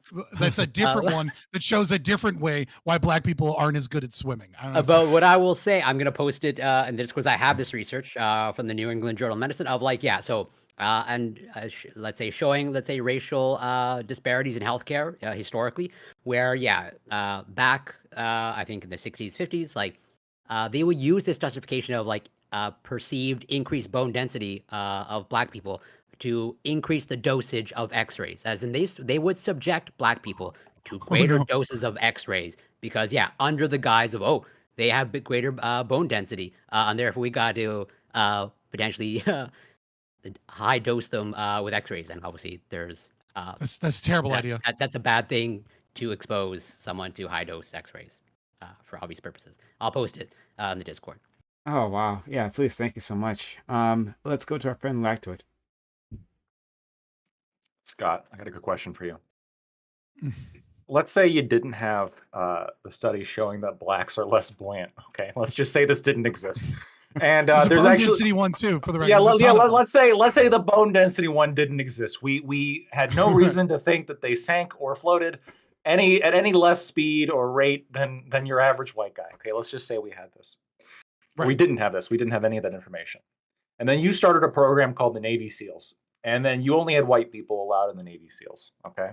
And a black guy came and said, I would like to be a SEAL. Do you think that it would be justified to say, no, sorry, tradition dictates only white people can be in the Navy SEALs? Is there some other reason why we should deny the black person access? Or could the black person just say, no, unless you show that there's some reason why I can't be a Navy SEAL, shouldn't I have the fairness, like isn't there like a level of fairness expected that I can also apply to be a Navy SEAL? Yeah, so there's a this is the problem with public school as well as, you know, Navy SEALs, for example, is that if it was a private market, I could just tell you go fuck yourself. I don't like black people, right? And then somebody else might start a Navy SEALs similar program, you know, for Wagner or Wagner or And something. I don't that disagree, lets right? But black this is people in. this is the government, though, right? I mean, this is Right. it just So is. when you're talking about the government, right, and so, you know, from a legal perspective, obviously you couldn't, right? Because, you know, equal protections clause, et cetera, right? Like this is specifically and explicitly not allowed from government positions. It covers buoyancy. That's So one of the like protected I don't know classes. how to answer. Right, well, no, it covers race, right? Like, and so like I don't know how to answer this question because obviously you couldn't do it legally.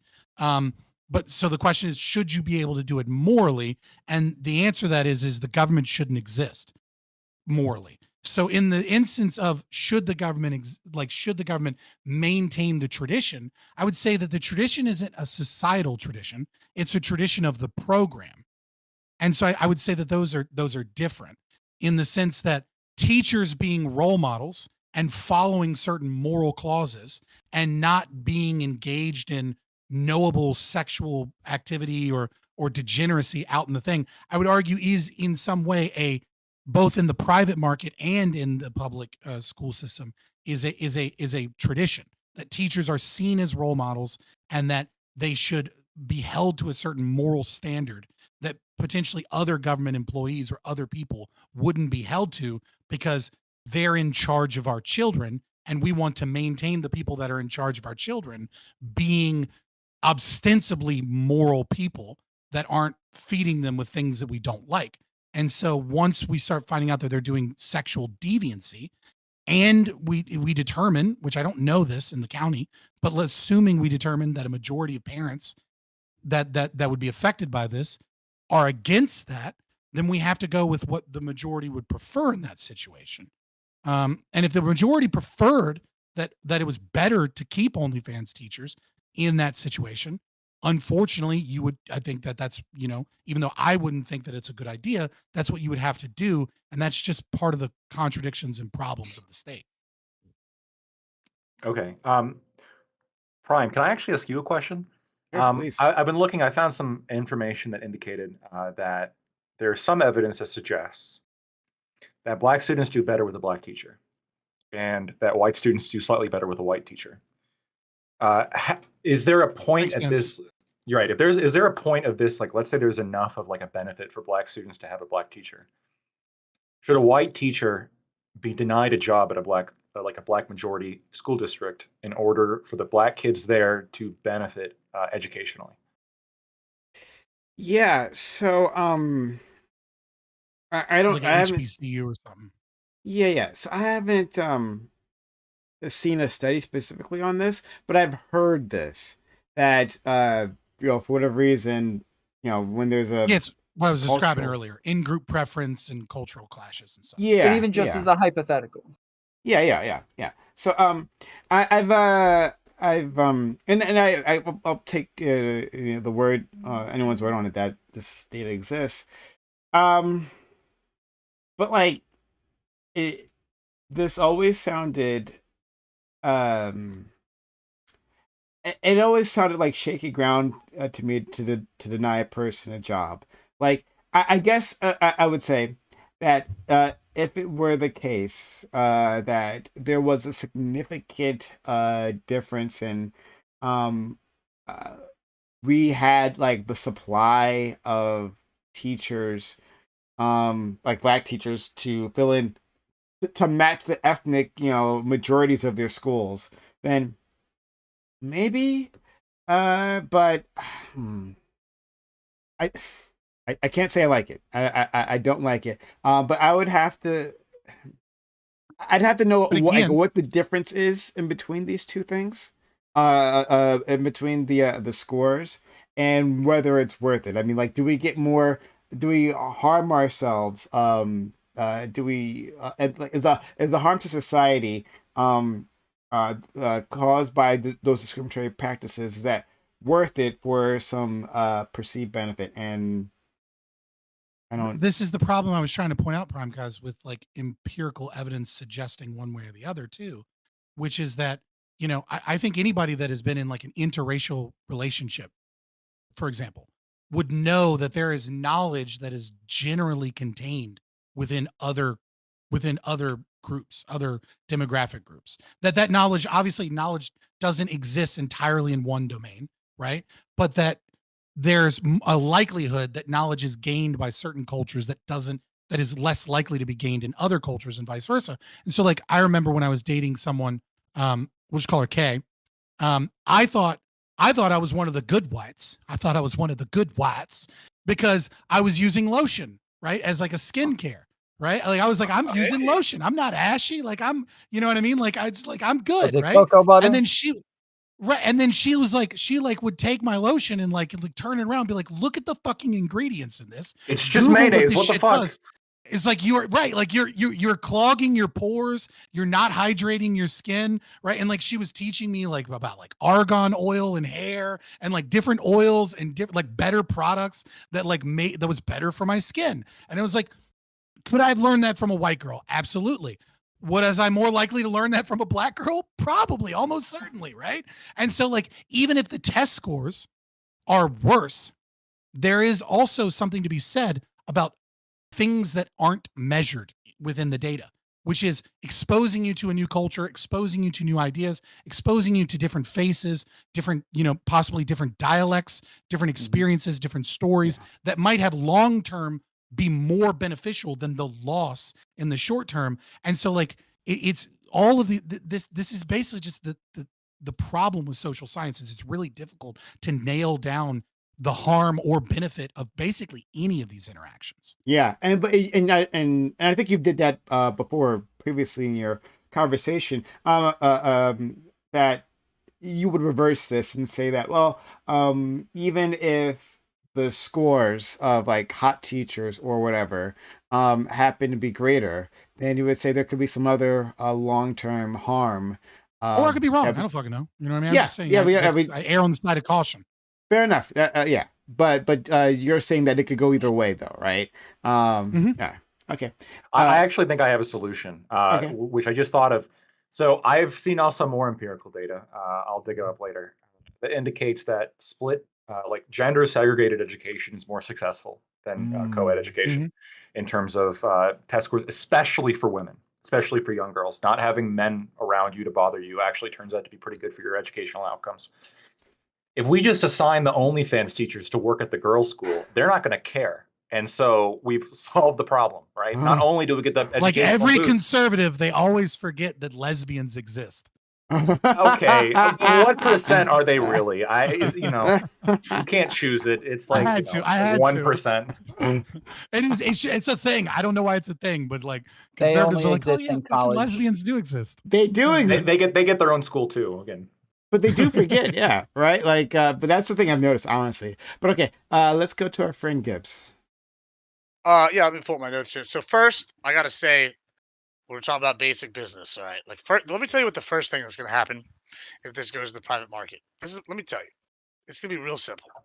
You're gonna have someone go and, hey, why don't we get the most qualified teachers we can that are the most attractive, and now that's going to be the school we're pushing out there. Then you're going to have another school where they have all the OnlyFans teachers, and you're going to have another school that's going to be the OnlyFans teacher school, and they're going to market it like this. So for y'all to sit here and act like that's not the first thing that's going to happen is outrageous, and you're lying to yourselves. Like, because we all know that's what's going to happen. To act like it's not going to happen is just bullshit. Now, What is this straw man? You're making up shit. Listen, I'm no, not acting like I'm that not- wouldn't happen. Dude, we're always sitting here like pushing the goalpost the whole time. Like You're I taking get my the- own idea and then saying that I'm acting like my idea wouldn't Yeah, happen. because I already that's what said I'm telling you earlier what's gonna happen. that You said in that the wouldn't market that You were No, saying I this literally market's said going that to it fix would the problem. happen. You're saying the market's going to fix the problem. It's going to get rid of all the OnlyFans teachers because people don't That's want them not what I because they're fucking icky. said. Listen, I that is said the what you've exact been opposite. You preaching just the whole stole time. my idea What? and So- then said I'm wrong for it. Gibbs, Yeah, because you are wrong. Gibbs, can you? You're fucking retarded. I just want to sometimes. understand. Hold on. I just want to understand because in case like I misheard. So like, are you saying that if we let the market decide? That Yeah, I mean, what the market's eventually going to do is handle only have a teacher filled with OnlyFans teachers, sure, right? absolutely. And then market it, I guess, to the dads of the kids. Like I've said, your kids here. You think that was mean, gonna happen? I mean, The sure, rates of absolutely. single fathers at this school is I mean, insane. why not? I mean, whatever's bringing money in, it's a private institution, right? Their job is to, on paper, educate, but like it's a private institution. Who's to say who they can and can't hire? If you don't think that's I going already to made happen, this argument. yeah, I I already mean, made but this you made it argument for you. poorly, and you were like moving the goalposts and whatnot. So here, let me just I explain literally it to you. didn't. You just weren't paying attention. Oh, I was paying attention. I mean, listen, you've been sitting here Clearly rambling not. on for like every time anybody talks, you've been rambling for 30 minutes. We've all been listening. It's hard to keep track of all the tomfoolery you've been saying. Sorry, I had to use your name there. But I was just saying, you've been over here on some shenanigans, and we just got to move through a lot of them. I mean, it's Well, hard you to keep had track. notes. I don't do know. have- Shenanigans, Scott. Shenanigans. Yeah, I'm just saying everything he said has been bullshit. Like, I mean, first he says, "Oh, Everything I've said has been bullshit. You're copying my arguments. no, because and you've then been over, saying yeah, that they're because you've bullshit. been over here using them improperly. I mean, you're over here going, "Oh, we like, oh, How? was that it's going to harm the kids. There's this moral degradation. The society is going to deteriorate." And then y'all were like, "No, that's a moving goalpost. That's not true." Then it was like, "Oh, well, it doesn't matter." I mean, you've just been over here. Anything you've Dude, said, you're just you've making been up shit. all- Will you make No, an no, argument? I'm calling you on Because you your clearly bullshit. can't follow This is mine. all right, here's your whole argument. It's icky. I don't like it, so I'm going to just move the goalpost until I can get this done to say that it's like not cool for them to be OnlyFans teachers, even despite not having any evidence to contrary. These people are poorly qualified at all. And then when we present you with evidence, as Lactoid said earlier, you basically said it doesn't matter. I have evidence because icky. Like, I mean, that's basically what you've done the whole time. So None when of you that sit has here, occurred. when you sit here talking about degeneracy, I mean, Dude, where do we just get make your own degeneracy argument. from? You have no idea what the fuck I'm talking about. I mean, it's pretty apparent what you're talking about, Papa. Everybody who's got understands what you're trying to say. Like, I don't know why you're acting like you're sitting here, Sophocles, handing down the words of Zeus to the poorest masses, bro. I'm Like not you're acting not, like you're I'm not that Sophocles. intelligent. I'm just acting like I'm Relax. smarter than Calm you, down. which is a Well, you're really wrong. low fucking bar. I mean, apparently, you're over here just acting like you're preaching the word of gospel about the OnlyFans ickiness. It's gonna degrade the kids, and it's gonna stop them because it's bad. And you don't get any reason why it's bad except that you don't like it. Like that's literally what you've done this whole time. And then when you've called on it, you say some other bullshit. Say it's a straw man. It's a straw man. Which you know what? I mean, it's because you don't have any real argument yourself, and then you're mad because I'm calling you on that, and then you're saying I don't have an argument. That's how stupid you sound. I don't understand how you don't get this, bro. Like we've all sat here and listened to you prattle for 30 minutes about about just the same And yet shit you over and learned over, moving the nothing. You goalposts. poor Yeah, I soul. learned that you're moving goalposts and just being Okay. disingenuous. So let's move forward. Let's go Tom and then Doobie. Yeah, I do think that a I was lot of hoping he people would are make an argument. as much as dumb as Scott is. I think a lot of people are misunderstanding a lot of his arguments. It seems pretty clear to me. But I also wanted to say with the black teacher Fuck you thing, too. like I think if there is like an in-group bias, like I would say that, yeah, probably appealing to the bias might not be the best thing. Whereas like if we have different race teachers today, we may not have the in-group bias, 50, 100 years from now, which might be preferable instead of, appeasing the bias in and of itself. But I did want to say, instead of maybe like engaging with like the ANCAP, future that, where we don't have government and everything is like, based on markets, like do we all not agree that it's probably just not good to have naked photos of yourself on the internet to where your students can engage with this, to where you can have a semi sexual relationship with these kids, or where they can have like access to these things? Like, is that in and of itself I not don't think that makes any a sense. good enough I don't think argument? it makes sense to say that someone, putting nudes on the internet and a child getting access to them, or anybody getting access to them, means that there's like a sexual relationship between these two people. Like, I don't So think that makes sense. if a teacher just flashes a student, but they Hold don't on, have this like is a a little bit sexual different. relationship, So not why? necessarily first off, but that's obviously different, right? So what we're talking about is somebody putting these things on the internet, where these children should not have access to them, right? Legally, they're not allowed to have access to these things. Mhm. Getting access to them anyway. I don't think that means that there's any kind of sexual relationship. I don't think there's a sexual I said relationship. a semi it's good. sexual relationship. I don't mean like a real Tom, relationship. if you were to go on there, right, and find that same OnlyFans, I don't think you have a sexual relationship with the OnlyFans model, right? Like, you're just some I'm dude saying jerking off semi. to- We're talking about somebody that they know in This is real life. I linguistics. would You're say ignoring yes. Tom I have Ferry's a argument. much more intimate I'm not. relationship with the person if I have seen them naked and seen them in sexual scenarios. I said a semi-sexual relationship, a quasi-sexual relationship. I'm not saying that they actually have a real like physical sexual relationship with the person, but that that now they do have a much more intimate they relationship have with this more person. information about a person, likely without their consent, right? So like, yeah, if I were to dig through their fucking mail or something, they'd It's also on the have a internet. more intimate relationship because they would know what's going on in the life digging through their mail. But No, again, no, given that no. there's no You're putting consent it in on Not either the of against these their internet. cases, consent. hold on, yes, it is. I It don't think is if teachers you're would under consent. 18 and you're Yeah, I not don't think supposed teachers would to consent to these click on children it. looking at them naked. Sure. Yeah, Yeah. so I guess yeah, because Sure. you're they've, under they've, 18, but they've it's managed to get again more widely information available. than the teacher Sure. consented for them to have through finding their OnlyFans. Of course. Okay. Yes, I think there's a pragmatic aspect that you have That's to fair. take into account. I agree with you, but yes, you have to be pragmatic about the aspect that it is likely that they're going to find these things and see them, and that this would be a problem. All right, go ahead, Doobie. You wanted to say other things, and Yeah. we'll So react to it. And like I said earlier, Gibbs. I agree that could be an issue, but I think you would need to show that it's an issue before firing anybody. Like, obviously, like, I wouldn't say it's okay for the teachers to advertise the OnlyFans in class, but if students stumble onto it, right, I don't think it makes sense to fire them or take any kind of an action against them until you can demonstrate that it's actually causing problems for the students. I think So it makes a lot more sense to deal with the students who have access to it, make sure that they're not spreading around this access or this awareness, and to stop bringing it up because it's inappropriate for the school and the classroom. And if they So don't, then real do quick, you hold on? just Would you do that for every single solitary thing? you'd have to give So me I'm more. saying well, so for example, let's say there doesn't happen to be a law or that says that teachers can't have videos of them doing rails of cocaine. And so then the teacher posts a video on their Facebook or on some OnlyFans or something of them just doing rails of cocaine every Friday night, going, "Woo, finally free from that 9 to 5 bullshit Friday night. Time to do just rails off of dicks," right? And then just like fucking, oh, so much fucking coke. I love it, right? And then would you then go, well, you can't fire that person because you haven't proven that specific thing isn't harmful. So we need to do research studies on individuals that regularly do lines of cocaine, but only over the weekends, and then post videos. And now all of the kids know that. And then we need to do a 20-year study to see if they do cocaine in the future. Like, would you do this with literally every potential issue? Or would you say that there is a tradition of your teacher being a moral person and that your teacher is an authority figure and that we hold them to a certain moral standard, and when they break out of that, we fire them? Right. So I think that one, I don't think the morality thing makes sense. I don't think morality matters here. Right. So the issue with the cocaine example is that it's illegal. Right. So if it's illegal and the teachers are filming themselves participating in illegal activity and posting that online, and then now that Okay, they everybody go to knows, Thailand every teacher- weekend. Wait, hold on, when they go to Thailand every weekend. What do you mean? It's legal in Thailand. Oh, I don't know. They're really is it successful legal in Hold on, Thailand? teachers Is it legal in because they're Thailand? also an OnlyFans girl. I every An time I've started, OnlyFans Okay, million. one second. It doesn't it's been matter. hit So okay, so somebody let's else. say they do go to Thailand every weekend Oh, and they fuck like what are they called? The boy Lady girls, boys. Lady boys. There Yeah, you lady go. boys. They fuck the lady boys, right? And they post videos or they post like content about I'm fucking a lady boy this weekend, doing a great time.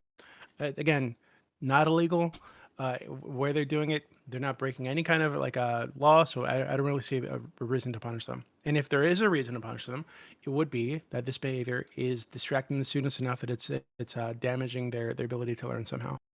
And So it doesn't matter how bad or how crazy it is. We must always use research to prove that it's harmful. We can't just fire people if we think that it's Well, bad. I think when you say bad, right? I think that's the morality thing coming in again, right? I don't think there's anything immoral about fucking ladyboys or doing cocaine off someone's dick or having an OnlyFans account, right? So like, if we're That is a like, okay, backtrack from your former fucking debates, if I've ever heard one, because you've I don't argued for think so. fucking killing drug dealers because cocaine and all these drugs are so bad. But that's okay. You're pulling this away from the specific context in which we have those conversations, right? So in the United States, where these are issues, yeah, I do think it makes sense to kill people who are dealing drugs illegally, right? Knowing what it does to people's lives, etc. But if you're going somewhere where that culture has decided, hey, it's illegal for us to do this, do it here, I don't think it makes any sense for me to say, well, hey, it should be illegal over there because I want to illegal over here. I don't think that makes any sense. So long as it's not against the law, teachers can do anything they want, and students can find out about it. And even and we have to do years and years of random clinical trials before we can fire them. Yeah, I think that we need to be able to make these decisions based on more than Randomized, Fabian thinks it's bad or the average person thinks it's bad, right? I don't think we should use the average person's sense of morality or sense of goodness or badness to make decisions about firing people. Let's go to Lactoid. Wait, then- real quick. I really want to respond. Every time I make an argument, it like diverts immediately. I want to get like a chance for What's to like respond to somebody's argument to mine. With the thing that Doobie was saying, I feel like if a teacher puts like naked photos of themselves inside of their desk and a kid goes into the desk and opens it up and finds the naked photos I would still say they should probably be fired. Even though the student didn't have permission to go into the desk, they didn't have consent to do this. The teacher is being like irresponsible with the way that they're handling these photos and with the way that they're handling sexual material. I would say on their phone and they left their phone on the desk or something. And the student I don't know. That maybe. They leave their phone in all these cases. In all these cases, the students are breaking the rules, right? I'm assuming they're not allowed to go through the teacher's desk, not allowed to go through the teacher's purse, not allowed to go through the teacher's phone. So they're breaking the set rules in the classroom in this environment. So are the teachers, and they're violating the consent of the teacher, right? So so why would the teacher be punished in the case? It makes sense. It makes more sense. Because I think the teacher's being negligent in these cases where they're making it to where it's possible to where this could happen. Just like if somebody leaves a gun in a place where a kid could go get it, even though the kid's not allowed to go get the gun, they would still get in trouble for being negligent with how they handled the gun. Yeah, I don't understand the reasoning. Can you like flesh it out more? Yes, I'm saying that you're making it to where this is a possibility. You're making it to where it's likely, and that by doing that, you are still responsible for the outcome. But anything's possible, right? Anything's likely in these like a fucking 1,000 things are possible in a classroom, right? That the teacher wouldn't consent to. So if one of those things happens and the teacher doesn't consent to it or want it to happen and tries to stop it, do we still punish the teacher? Yeah, to some extent, like especially with jobs, like if I'm not, taking care of my car keeps breaking down and now I keep being late to work. Like I didn't really make my car break down over and over, but I wasn't being responsible and taking care of my car to where that was less likely. And now I'm late over and over. I would say that, yeah, in this case, they're just not doing their due diligence to make sure that this isn't happening. And when it does happen, it's going to be on them. I think what you're talking about is like the probability that the child will be able to access the material, right? And that's where, that's where you are having a little trouble with like Doobie's hypothetical of the phone, right? So if we bring it in the gun example, there are states where teachers are allowed to carry, right? The nightmare scenario that Lactwood wants is happening, but yeah, they're allowed to do that, right? In that case, like I think you are touching on something. Like if you just like store it in an unlocked drawer, right, the desk. Yes, the child isn't allowed to get in there, but like that teacher would get in trouble for negligence for putting it there. But if there's a gun safe, right? Let's say all classes have a gun safe, and it's in there, and the child somehow gets inside of it, right? We can say that this isn't negligent behavior. It's got a master lock on it. Yeah, I think there's a reasonable videos on TikTok, and they realize you can open a master lock with another master lock. Yeah, I think there's a reasonable amount of steps that we would expect them to take, and that I think that putting it on the internet to where all a kid has to do is just click, yes, I'm 18, and there's no other safeguards, I don't think that you're going through the necessary steps. And especially since by far the majority of states say that you cannot have like any sort of like you can't flash a student or show them your body naked, even if they're 18. I would say that, yeah, this is going to count. So hold on, let me ask you something then. If that's your standard, and I like to, I know you're waiting, so I'll make sure to go to you. And we'll let Lactwood and Gibbs go, and then after that, we're gonna leave this topic since we're already into the second topic's time. But to Tom, if that's your standard, if we do what Doobie was talking about at the very beginning, and we change the way porn is accessed, meaning we make it more secure, right? And in fact, Doobie and I have had conversations about this like years ago, about like what could you do to make it happen. You could have like a third party that verifies IDs, you know. So that websites don't have to do it themselves, and then they just like, you know, get that service. You verify that this person is over 18, and then you can access it. So it's a lot more involved, right? If we had something like that was up to your standards, Tom, whatever that might be, and then within that world, a teacher was an OnlyFans creator, but you know, some kids still manage to access it any which way, right? Like it's behind this fortified age restriction regime, but they still manage to access it. Do you think that teachers should be let go? Yeah, probably. Just like in general, yeah, the stuff being on the internet, I think that you should have a reasonable suspicion that people are going to find access to it. But you just okay. Could you help me here though? You're saying that within a gun safe, right? Like you can at least. Did you agree with me on that? That within a, if you put a gun, I do, but I don't safe, think that can exist on the internet. I don't think a gun safe can exist. So there's no way. There's okay. If the photos, Jurassic Park, if the life photos finds were, a way. If the photos were stored on the NSA servers, right? And the kid managed to hack their way on the NSA servers, you would say that yeah, we have to let the teacher go. Oh yeah, maybe if they're on the NSA servers, I'll give them a break. Right. They're right next to the nuclear codes. I gotta run to the restroom. I'll be right back. Why not? Why not move them to an administrative role? Like, this is again, no one has answered this question of like, look, I understand the concept of fairness, but why is it that everyone here seems to be valuing the fairness of one teacher not being fired and having to get a different job or be moved to an administrative job once these things leak versus the children in a classroom having their education potentially hampered or the parents feeling that there is some harm being done? You could just move them to an administrative role or fire them. Like why do they have a right to a job? Corey, quickly answer that, but then I do have the Lactwood Gibbs. Yeah, I would say, Scott, that largely speaking, many humans have an intuition towards fairness. Yeah, let's go to Lactwood. Nice work there. I see what you did. Kind of a smart ass answer, but I like it. Yeah, I like it. I'll take it. No, so first of all, we have too many fucking administrators, and second of all, you know, if that school doesn't need an administrator, or let's say teaching is just what they're good at, maybe it's actually more beneficial for the teacher to stay there with the students. That would be a loss if they were to be removed now. There's already an issue getting good teachers, right, in public education. This is a problem. I wouldn't want to get rid of a good teacher just because, you know, this happened, especially if there's no provable harm. I think Dewey's like... Let's assuming she doesn't take her skills elsewhere, which would balance out the harm immediately.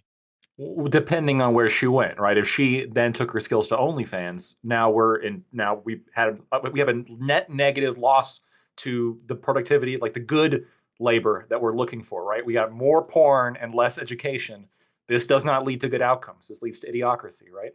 I mean, it might lead to good outcomes. You never know. Some good outcomes. I doubt it. I think it leads to bad outcomes. If there's an issue with your kid like accessing porn on the internet, like wouldn't that be, no matter which porn it is, right? Like, isn't that on the parents to keep their children from that porn? Like, I feel again, like we already had that. We already had that conversation, right? Which is, I agree with you that we should do what we can to reduce children from having access to pornography, but we're talking about the situation where it's leaked, right? Where people know about it. kids know about it. It's out there, right? Like you can't. There's no time machine, right? The question is, what do you do in that situation once it's already there? Once the nature of the relationship has changed between the children and the teacher, because the children have all been on the back of the school bus whilst her nude photos got passed around. Right. Okay. So in that situation, even in that situation, right? So again, it seems to me like if everybody's aware that, hey, children have found news of this teacher, and no matter whether it's OnlyFans or whatever the fuck, it seems like again it would be on the parents to go through their kids' phones, to look at their kids' internet history, to go to take any measures they need to on their end to deal with their child and their behavior outside of the school, right? And if it's being shared in the school, then that's a disciplinary issue, right? You punish the kids who are doing that because that's inappropriate. Like so again, it feels like we're shifting. It seems like you want to use the state. We're shifting the burden away from the parents, right, to take care of their children outside of the classroom, and the school administrators to make sure that these children aren't sharing around nudes on campus and putting it on the teacher who is victimized. Again, this is a kind of like a mirror of my question, which is why do you value the fairness of the teacher that can go get another job over the potential impact on a classroom full of students? And so you're saying, I agree with you that you're explaining a situation where a teacher is in some part victimized by someone, a child, the first kid, right, that finds their OnlyFans. It's not supposed to be on OnlyFans, and then goes out. Now, obviously, the teacher violated the rules by even having an OnlyFans, right? So they violated the employment contract anyways. But if you were to argue that shouldn't be the case, that like they shouldn't have that employment contract, in that hypothetical, the teacher would indeed be a victim in that situation. And it's unfortunate, but the question is when you say the onus, the blame, again, it's this fairness value that you're placing on the teacher over the potential actual outcomes of what is occurring to children in the classroom. And as far as I'm concerned, and I would assume for most people, the most important thing in a school is how do we most effectively, efficiently educate our children to be good citizens, presumably. Like, I hate it, but that's what most people value, right? And like learn reading and writing and math and skills as well as social skills. And if this interrupts that, then you should do what you can to move towards that goal for the kids, not for the fairness of the teacher. It's not okay. But I think even if we want to talk about like the outcomes for the children, I think if you punish the teacher in that situation by firing them or moving them to some other role, what the outcome for the children there is that this person was victimized, their nudes were accessed without consent, and the way that the world responded is they punished the victim, right? And I think that's a wrong lesson to teach these children, right? I think if something like this happens, pretty serious situation, and it's a great opportunity to teach them to have a little bit of maturity, because when they go out in the world, they're going to meet people who might have nudes on the internet, who might have nudes, who might do porn, might do whatever, as OnlyFans becomes like more common. And you don't get to victimize those people. You don't get to spread their shit around and mock them with your friends. You got to treat them like human beings. And when you victimize them, they don't get punished. You get punished. So long term, yeah, I think I don't know that I would necessarily agree with that. Like, I think you should shame whores. I think that's good for society. Again, this is a morality thing again. But right, but again, but even if you do believe that, right, like I said before, then you should take that up with the school system, and you should advocate that the school system repeal those rules. But you previously seemed really obsessed with the idea of like legality being important, and like these people violated their employment contract. No, that's not true. So like, why do you care? Hold on. I'm not. I don't think it's a case that every school has these like morality codes that specifically like ban OnlyFans or whatever or porn. But if they do, I would disagree with that, and I think they should be changed. Let's go to we gotta move on. Lactoids waiting patiently, please. What if it's revenge porn or an AI generated naked photo? The kids believe it's real. The teacher like frantically denies it, but it can't be proven that it's fake. But so the students all believe that this person's a whore. Should the teacher be fired then? Well, if you can't tell one way or the other, then obviously, yeah. So I can just like let's say I wanted to do is like, okay, I've got like a list of like teachers that I believe are left wing, right? Yeah. Based on their location and voter polls. But I'm an expert at like AI generation and like really good at the prompts and everything. And so like strategically, like every month, like I'll target like a left-wing teacher and just remove them. It's all good, all kosher. In this hypothetical, we don't know that, so of course, like there's nothing we can do about it. If we hold on, know that that you could just like not fire the teachers having like revenge porn week. Like it's not like you could just not do that. Again, like I said, if you as an employer care, right, then you should move the teacher to a different role where the impact isn't the same, right? I mean, like if you can contain the information and have them teaching in a year or two and have them in an administrative position until then, that's fine. If you can't, and it's going to affect the children in the classroom, it's unfortunate that they were attacked and victimized, right? But that doesn't mean that it's my duty as an employer or the state's duty as an employer to further continue the damage and harm if it does exist. We don't even know if there is damage and harm to the children. Real quick, I want to give a different answer. We don't know if there is damage or harm. That's the biggest. Yeah, real quick, I want to give a different answer. We can know the democratic kind of like makeup of individuals in the county, whether or not they prefer this. Yeah, I doubt that we don't know the damages and the harm. Like, I don't see why we would see this differently from a teacher actually just flashing a student. But again, I think that it matters whether or not we can see that the student or the teacher put the information out there. I think that matters. Like, if it was just put out there and there's no way to see that the teacher had any like say in this or any role in it, then yeah, I think that would matter a lot. But if why the teacher why does it matter? I'm not exactly sure that it does, right? If the damage is the same, I think assume there's a quantifiable damage to the children. He still believes in fairness, the fool. Yeah. Assume that there is quantifiable damage in the children, right? And you can solve the damage in the children, right? Why are you valuing the teacher and their ability and not firing them and keeping their job? Like what evaluation are you doing to that? I mean, I understand I'm asking you to because earlier utilitarian calculus, but because before I'm arguing that it matters like whether or not they were responsible with how they're handling that information in the first place, right? How they're handling the pictures. So obviously, if they're handling these responsibly and somebody else makes a photo of them without their knowledge and without their consent and just puts it out there, and there's no evidence that they had any role in this, then obviously that would make a huge difference in the way that I'm analyzing this. But why? Why does that make a difference? That's what I'm asking. You didn't answer the question. Yeah, if the damage has been done, then. Like, why would you intentionally allow the children to have some level of harm because it wasn't the teacher's fault? Like, we're like, well, it wasn't the teacher's fault, therefore we're okay with the harm to the children because it wasn't the teacher's fault. Like, why is that such a higher value for you? Like, why can't that teacher just go get a different job or be moved?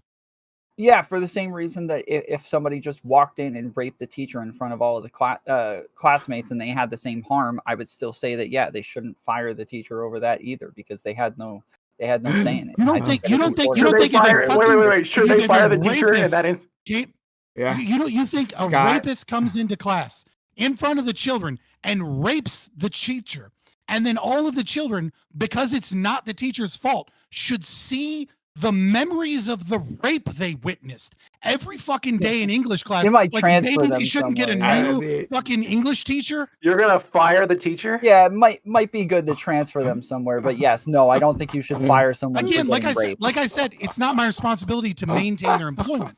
As an employer, I would probably try and move them to an administrative role, but it's not my responsibility to try. Yeah, sure. Again, yes, I'm happy with transferring them, moving them to a different role. Like those things, I don't care about as much. But yeah, I think firing them for getting raped is like a bit wild.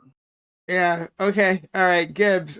I like the look on your face when Scott said that. Bro, I'm just real confused. Bro, I'm not even gonna touch that. I've been earlier before I got interrupted by the great glorious Plato coming down and explaining all his pivots and goalposts moving while I tried to talk. I had a Plato. point. I wanted to point. Aristotle is king. Shh. No. Shh. Okay, thank you. All right, so the whole time I've been wanting to talk about this tradition concept, all right? Dooby kind of touched on this earlier, but I kind of want to take a different route with it, right? So one could argue that mental illness has gone up in the last several years, right? We are able to track mental illness more. We're able to diagnose it more. It's flying up, right? But for the last several thousand years, what did we do? We beat our kids. right? And we beat our kids, right? For thousands of years, ever since the dawn of time, we've been whipping our kids' ass. Just giving them the old Molly whipping behind the shed, right? And now we're going to sit here and say, oh, okay, we got all these mental illnesses coming out, and we're going to go and say, hey, what's happening now that we're not doing back in the day? Oh, well, the tradition changed. We stopped beating our kids, right? And I feel like that's kind of a crazy thing because there's no evidence to support, oh, beating your kids stops mental illness, right? Because that's just correlation, that's not causation. So you're doing the same thing with this tradition that you have, going, hey, we got this tradition that maybe we shouldn't have the hers run over this OnlyFans and come and teach the children's. Like that's a tradition that's bad. We shouldn't have it. It's the same concept as beating the kids, and I would even argue it's not even a true one because isn't a great American trope the slutty babysitter? I feel like that's a major thing. That's a tradition here in America. So in fact, you're just lying about tradition because tradition in America is have hoochie role models for the children growing up. What do you say Yes, that?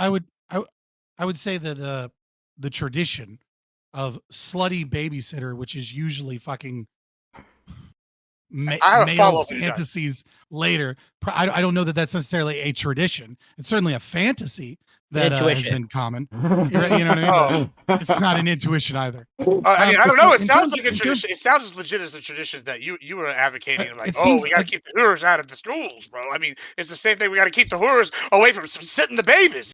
I mean, Yeah, I would definitely also keep the OnlyFans. I would not hire an OnlyFans girl to be my babysitter. why for my not? She's kids gonna be on and camera. baby. The kid's gonna be safe. He's gonna be being watched the whole time. What's your problem? What's you worried about?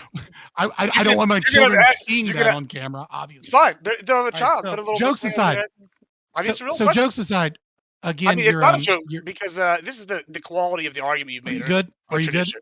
Are you good? Yeah. You So good? Scott, answer it, and then we got to Anyways, move on. Yeah, it's just you're misunderstanding the argument entirely, right? So in terms of corporal punishment, and like the correlation with mental illness, one of the things I said in my opening statement, absolutely, was that there's like a web of different things. There's a ton of different traditions and societal opinions and things that work kind of together. And so it's kind of like if you've ever heard of like moral landscape theory by oh god, one of the Sam four horsemen, I Harris. can't think of his name. Sam Harris, thank Sam you, right? Harris. Like there's kind of like a situation where it's like you might go down or you might go up temporarily, in moving from one position to another. And so like it's difficult to understand when you take or isolate one thing, what effects it has on the whole.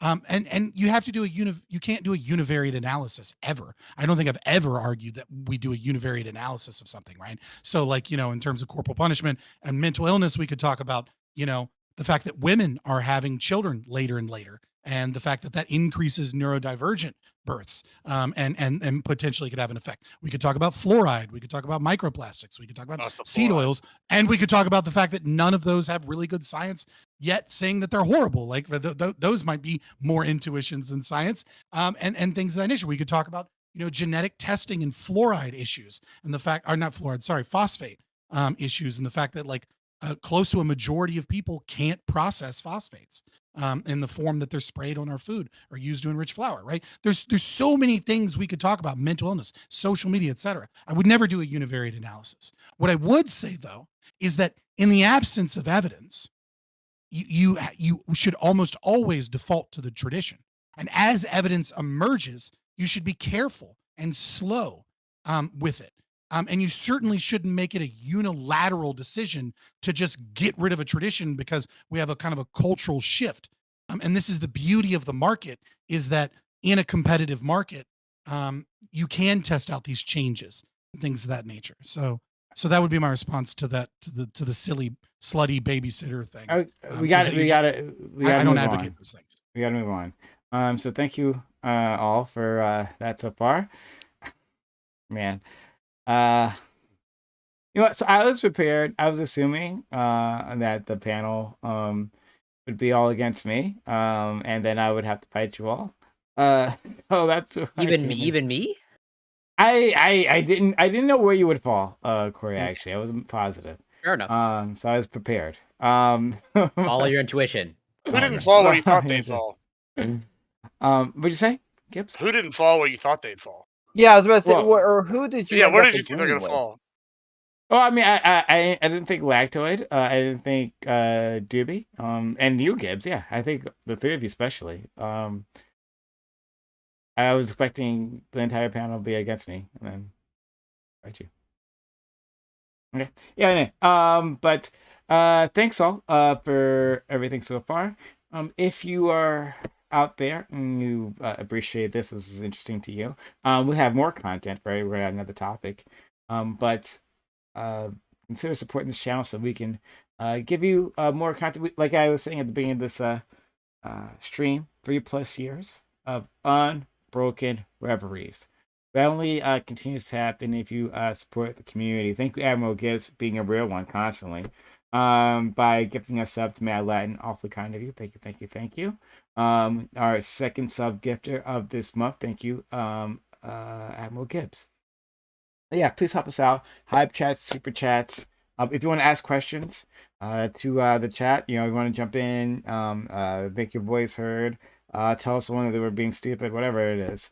Consider doing that. It does help out the community. Thank you, Lawson. Thank you, Sean, for previously giving us super chats. Okay.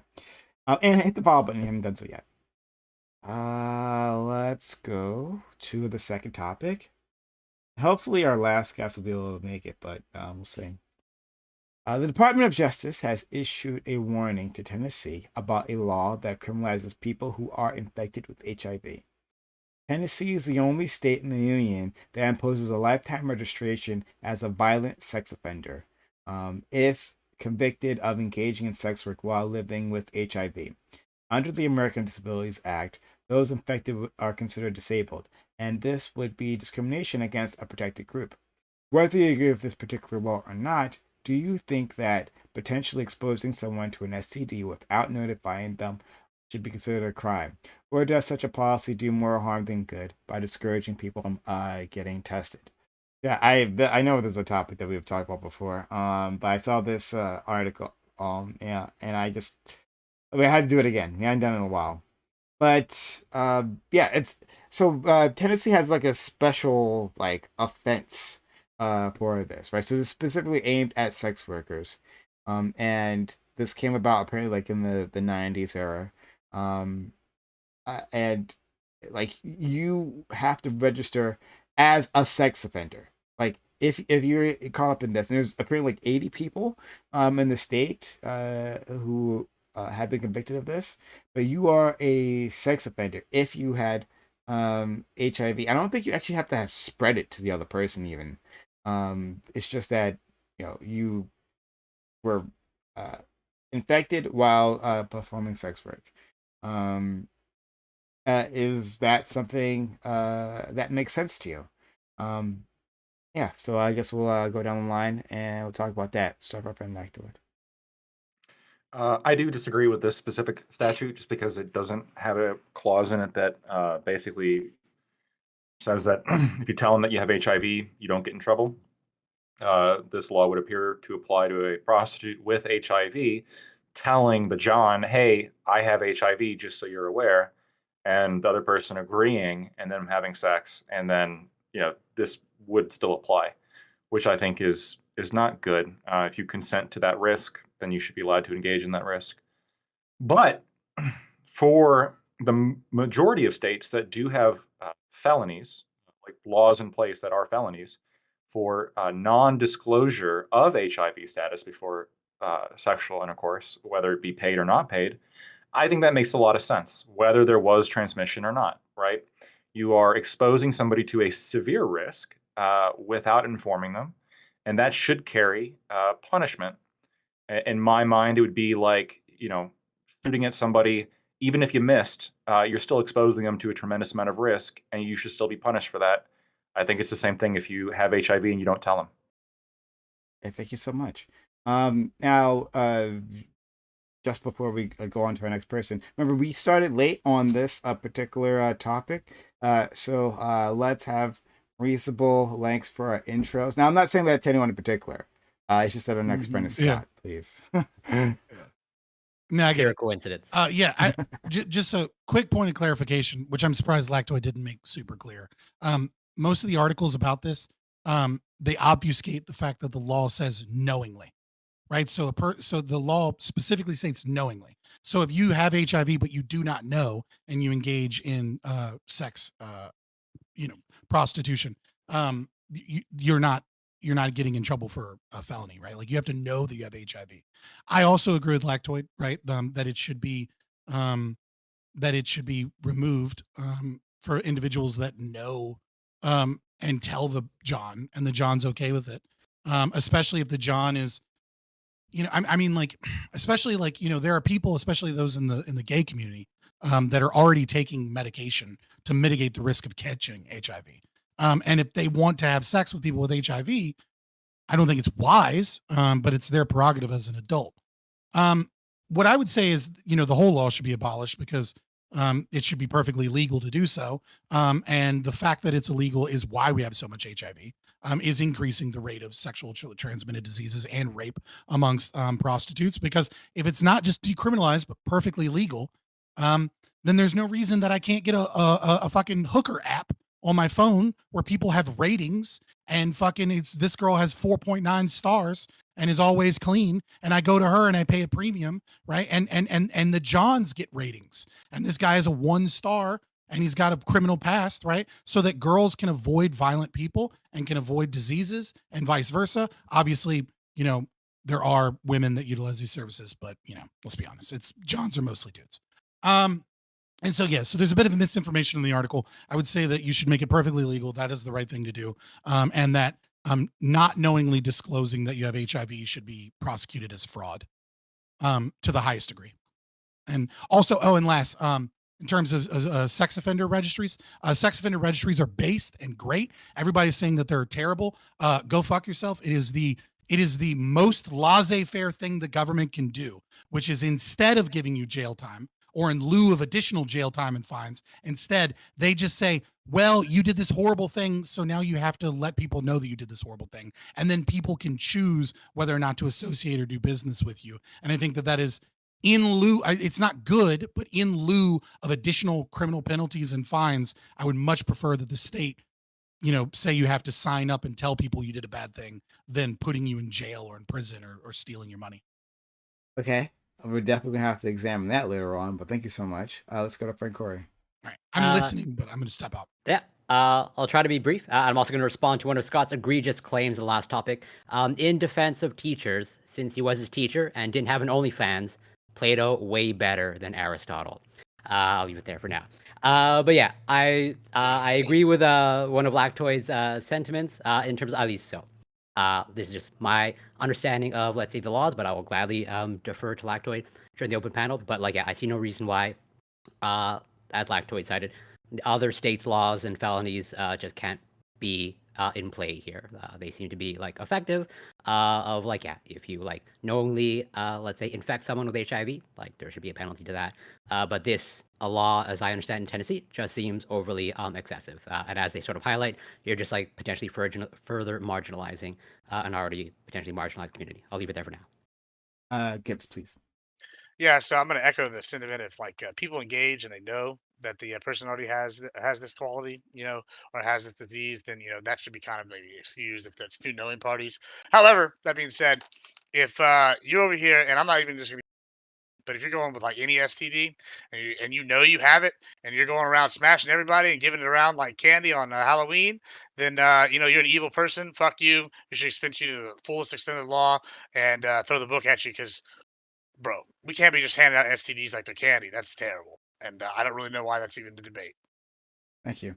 And let's go. I mean, that's not the debate, really. But to be fair, let's go to friend Tom.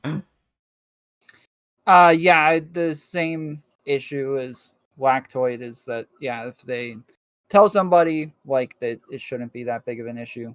I know that a big fear for a lot of people is that people are less likely to get tested.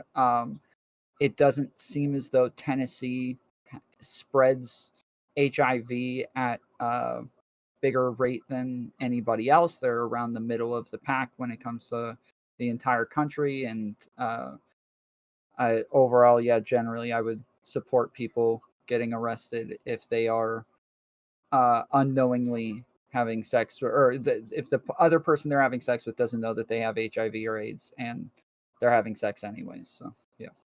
And I believe our friend Doobie has stepped away, so we'll continue on until he gets His eyes back. are blinking though. I think it's like those responses of animals with simple nervous systems. They just like it just happens automatically. It's all that fluoride in the water messing with the frogs. Might be turn them gay. But yeah. So I guess I'll have to give my own opinion here. Part of the problem with saying knowingly, right? People making that as a dividing line between that and prosecution, like between being prosecuted, excuse me, right? Is that once you do that, then it discourages people from being tested. That's really important. The moment you criminalize people with STDs, then you give them an incentive to not go, right? This is well known in many communities that people are afraid of doctors, like more than they're afraid of cops, right? Like they just don't interact with doctors. They don't go. They know something is wrong, but they don't want to go. Now, if you're saying on top of that, on top of the nervousness, the social stigma that comes along with getting an STD, that you could be prosecuted within a certain set of circumstances because you have one and then had sex with someone, you're just going to cement that it makes no sense to go and find out.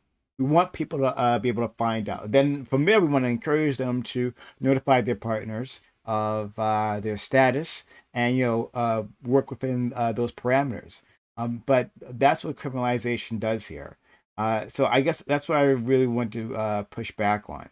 And I'll start there. I have other things I want to say later on, but I'll start there. I got a couple things that I should have mentioned in the beginning, but I didn't. I'm really skeptical about this whole DOJ labeling HIV, being HIV positive as a disability in this case. While I'm against prostitution laws, generally speaking, the laws against prostitution are, preserving morality, preventing the spread of disease is one of the justifications, et cetera, et cetera.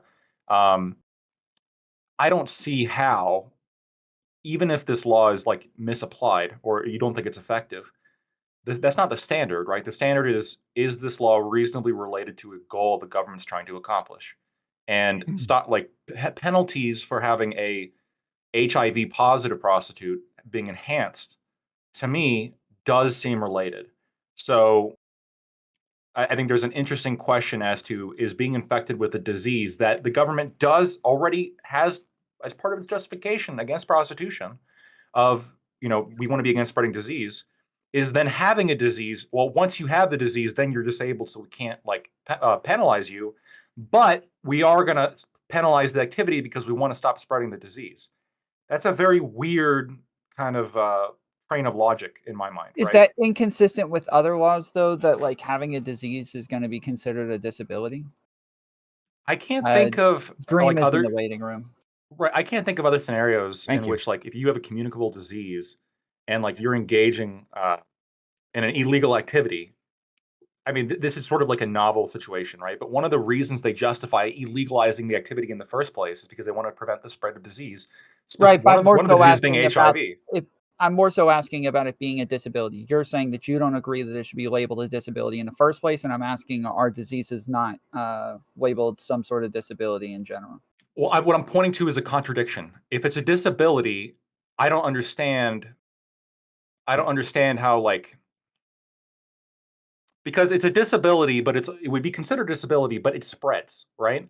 And so it's almost like I'm really sorry. Do you have the answer to my question? Is it no? Because there's no other scenario like this. There's no specific answer because diseases spread, right? And so if your justification for a law, it would be if disability spread. If you're if I came in contact with an amputee, if I, like, my arm dropped off, right? We're going to have a totally different understanding of like workplace safety rules now, a lot of which might be incredibly like detrimental to amputees, because holy shit, I don't want to touch an amputee because my fucking arm might fall off. Now that's not the case. And so we have very different standards. But this is a case where the disability spreads through contact that's illegal, right? Holy shit, right? Now this is an interesting question. Well, if the reason why you illegalize the activity is because you don't want to spread disease, and we have a diseased person engaging in the activity, all of a sudden we can't penalize that more because they're disabled, but we want to stop them from committing the activity because they might spread disease. There's like this weird contradiction in place that doesn't exist in really any other scenario. Yeah, it seems as though when it comes to like social security disabilities and things like that, diseases do count in like nervous system disorders, shit like that do seem to. So I'm more so asking about those the aren't communicable. I'm more so asking about the consistency from the government and whether or not they consider these disabilities in general. Because if they do consider them disabilities in general, then obviously they're going to hold a standard that you shouldn't discriminate against those disabilities. But if they don't consider them disabilities in general, then yeah, it's going to be inconsistent. Let's let in Dream. Well, hold on. Can I just quickly say? Oh, I'm sorry, Dreams. Yes. No. If you want to say something, because you were here, and then we'll let him Dream. Yeah. So there's two elements here that make it inconsistent. There's, I guess, one element that makes it inconsistent, right? You can point to the fact that it's considered disability for other government considerations, which is fine. The problem is Social Security disability is not like illegalized or doesn't illegalize any particular activity with the goal of preventing communicable disease. While in this case, the whole point of illegalizing prostitution is preventing communicable disease. That's the contradiction, that we have this criminalization of prostitution that also has this weird interplay with disability from a communicable disease, right? That's what the kind of the point I'm trying to make. Prime, one of the ways you can get around your problem that you pointed out of, well, they're not going to get tested. I thought about this. I believe that if you knowledge of having HIV should be expanded to whether like to you knowing you have HIV or you didn't get tested in the last 6 months. So like you want a government regulation that mandates testing? No, it's not mandating testing. If you infect somebody and they find out that you infected them and they find out that you haven't tested in the last 6 months, you should be able to sue them for negligence. It's the same thing as leaving the gun in the unlocked safe from your previous analogy. Boom, reckless activity. You need to lock the safe. Like there's a certain if you're going to engage in prostitution. You need to be tested regularly. I'm going to have to think on this because I've never heard this idea. It's interesting. So we'll go to Dream and then we'll go to Gibbs. If you engage in prostitution, that makes sense. Okay. Yeah. So I was listening to what Lactoid just said, like 2 statements ago. It was really interesting. I was thinking like the spread of disease and trying to figure out what do we have currently or have had currently that is similar to something that is legal, that is spreading of disease, that we wouldn't want to make legal for some reason, but then we prevented the spread of that disease through cultural, social, and maybe some type of like sanctions and stuff. So I wanted to know if you think, like Toy, that smoking is this analogous situation where we kind of like didn't ban smoking, even though it does spread disease through secondhand smoke. That we kind of like culturally were like super against smoking, and then like maybe some laws came about that, but it wasn't like a ban. It was like diminishing the laws. Like, do you see a way where we can prevent the spread of disease with HIV through these cultural norms rather than like banning? Banning it. Yeah. So the government absolutely does have authority to ban tobacco if it wanted to, right? It bans drugs all the time in the name of public health and safety, right? It can ban activities. So it could ban tobacco tomorrow. Do I agree with you that like culture is going to be a massive element whenever you want to discourage risky activity? 100%, right? We've dropped smoking rates more than half just through things like, we do a lot of taxes, to be fair. And then And also inconveniences, yeah. and inconveniences, true. That is government interaction, right? Preventing tobacco industry But from also a lot of operating. switch to vapes. Also a lot of switch to vapes, but also banning commercials as well, and voluntary campaigns to try to educate R.I.P. kids in Joe the dangers Camel. of smoking. Sorry, go ahead. Right. So I mean, there was a mix of government intervention combined with like a cultural push to stop smoking, and it's been wildly effective without needing to ban tobacco completely. Unless we're talking about the fascists right now in Congress, they're trying to ban menthols. They are. That's what they're. I'm going to make that a conversation, like maybe next week or something. I really want to talk about that one. Should do that for all the Black Everything panel. They all Black Everything panel. Yeah, maybe. This guy did not just say that, bro. This guy's actually insane. But so I went. So then I went to respond to my friend Lactoid here. You said in your solution negligence. It's negligence. And you would open up to liability if you engage in prostitution while knowing that you were infected, right? So specifically no, I broadened it. I think that if you infect somebody with HIV and you haven't gotten tested in the past 6 months or a year, we can quibble about the timeline, but there's some time period that you haven't gotten tested in, and it turns out you haven't been tested, then you should be able to get sued because then you've been engaging in reckless activity and you haven't been getting tested. Okay. So then you're saying that for all adults, this is true for all adults. All right. See, yes. It is different. All right. Well, then that does seem like a. I mean, it it's not a mandate. It's not a mandating of testing, but it's a if you're doing something risky, make sure that you got all your ducks in a row. That way, you wouldn't be sued. But if you are doing something risky, you're more incentivized to get tested so that you either know you have it so you don't engage in sex, that way you don't get sued, or no, you don't have it so you can continue to engage the risky behavior. It's more of an incentive. It's not a mandate. Okay, I hear you. So I can relate this to something else. So would you say that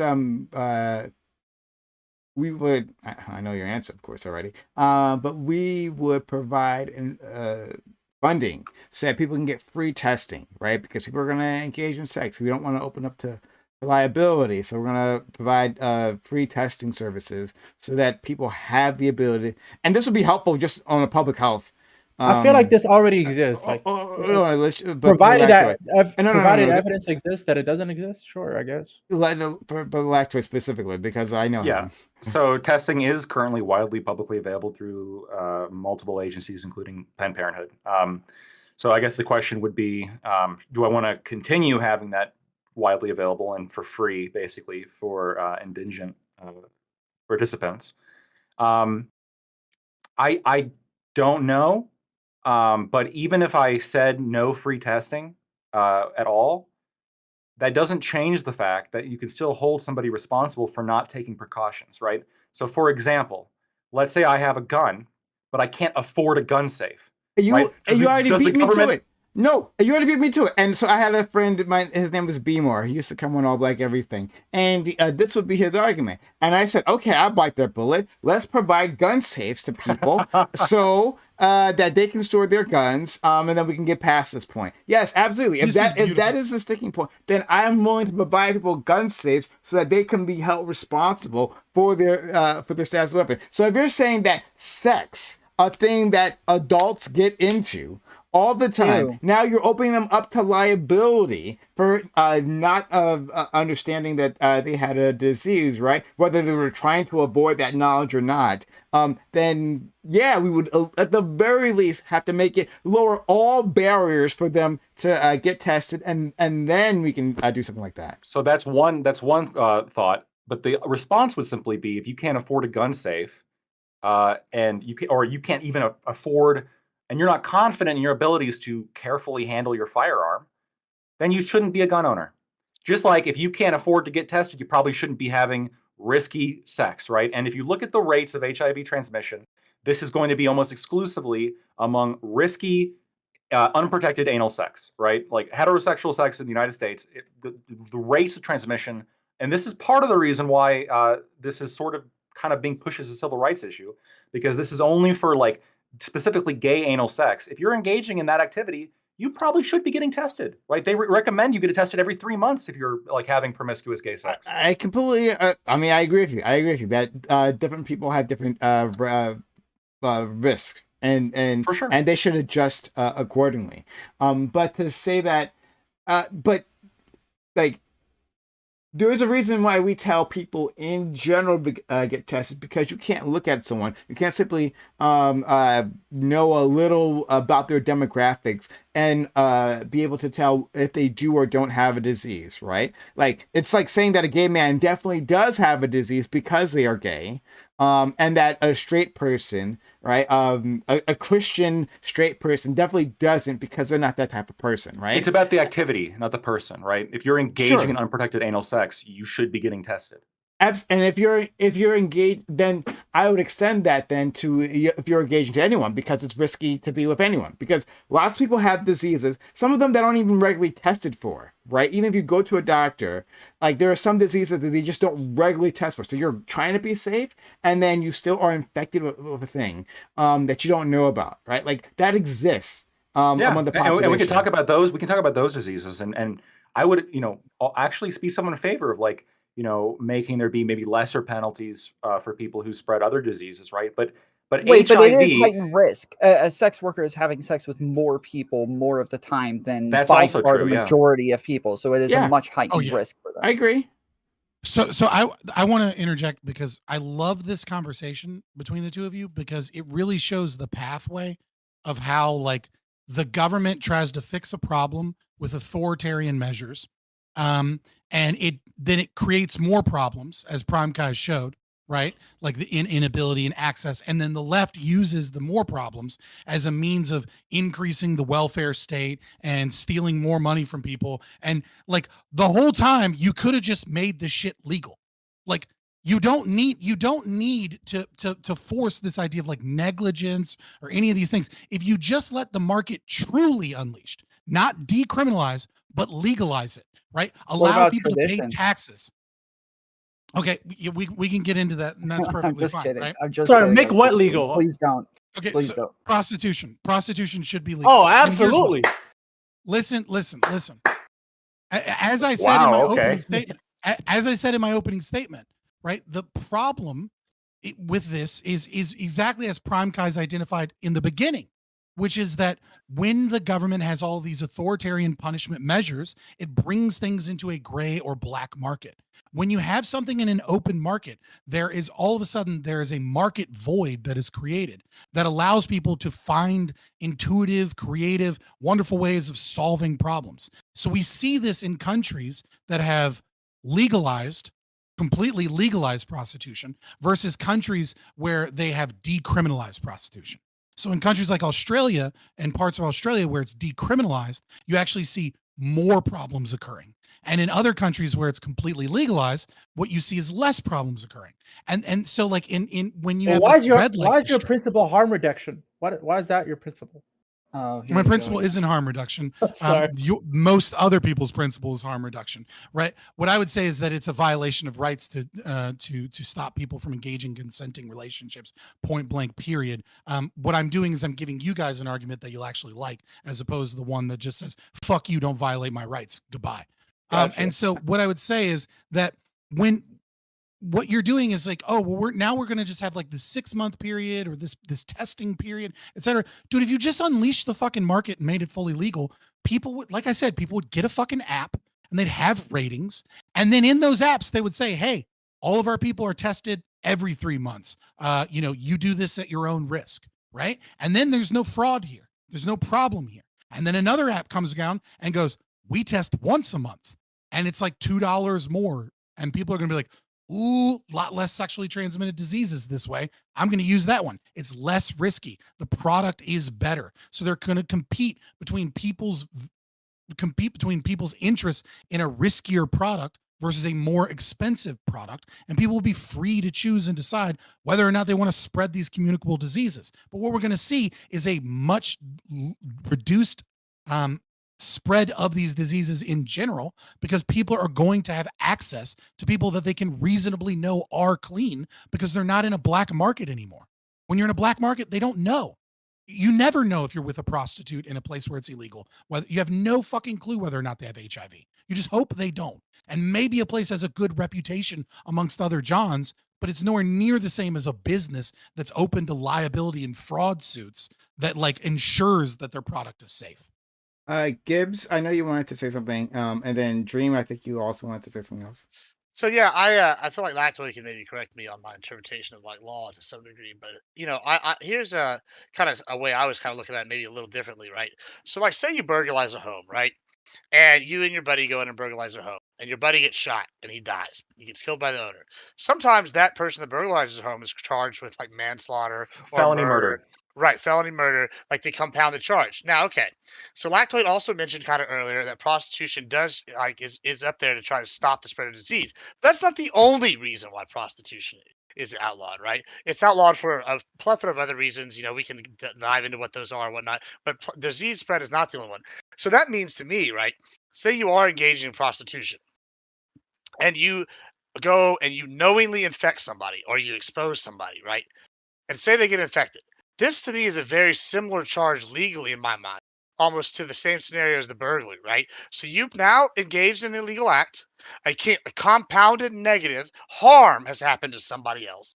And now you should be charged with an expanded crime upon this expanded harm that's happened to somebody else, in addition to the original charge of prostitution, right? Because that's basically what's happening here, in my opinion. It's almost like is that a legally sound concept, or am I just totally missing the boat here? I kind of think I see where you're going, right? So felony murder, the idea behind that is like if you're committing a felony, like you're engaging in an activity that like you should know is incredibly risky, and if somebody dies, like you've got a level of culpability. That's the concept. So if if you and your accomplice break into a house, your accomplice trips on the carpet and blows his head on the floor and he's dead. What they try to do with you get charged with murder. No, Rittenhouse was charged with a whole bunch of other bogus charges. So if I died from like AIDS complications, right? Like, wouldn't that be a similar situation? Like, I died from AIDS complications due to it being infected by a prostitute knowingly, right? How is that any different than a murder charge or manslaughter under that concept, like under that law? So that's an interesting. Well, normally that's a little bit different because felony murder usually applies in a situation where you're committing a felony and somebody dies that you didn't necessarily kill. Like you didn't have anything to do with their death other than being involved in the felony with them. You're like in the getaway car. What I'm thinking about, I think an apt comparison could be like you sell somebody like a bottle of soda that has glass in it, and they drink it and they die. Heroin. Or fentanyl. Exactly. Yeah. You sell someone weed spiked with fentanyl or something, right? Like that's different, right? Because you are now like there's something hidden within this product that you're selling that they ingest and die from, right? That is HIV. I think it's also important, just for clarification, that this law was not a death. It's not literally. Right. I think it's important to recognize that this law just hasn't been changed since 1991. That's true. And so when the law was written, it absolutely was a death sentence. To knowingly infect someone with HIV and not tell them in 1991, you knew they were going to die. That's a really interesting point. That's a really good point. Let's not forget that. Not crazy like a fox I am here. Dream? To be fair, they should have changed it since then, but so it's harder to get rid of a law than it is to make a new one. Dream, are you frozen? Oh no. Okay. Oh, I thought you were frozen. I was saying your name a few times. Go ahead. Oh, okay. He's just calm.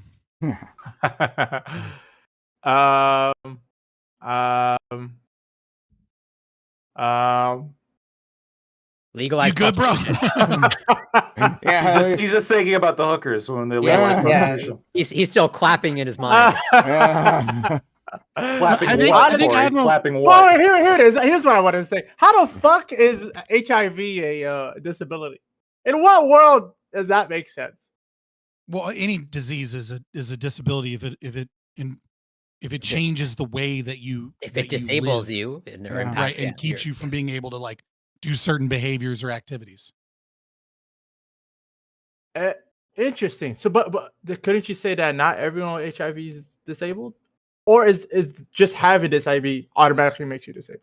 Oh, we're asking what is a disability? This is I don't want to go down this. Yeah, it's a hard. No. Yeah. I mean, it's a like hard question. There's a No. gradient, right? Like you know, if you had a permanent cold that was like incredibly mild, like would that be a disability? Like technically, right? But like the way that disabilities often get dealt with is usually through the Social Security Administration, and it's usually determined, setting the military aside, right? Because they have a different system through the VA, but like it's usually determined by like a certain inability to perform work, right? Like it is debilitating enough that it keeps you out of the job market. And so HIV can be different because you're intuiting, right? If you're in the early stages of HIV and it's medicated, is it really going to stop you from doing most behavior?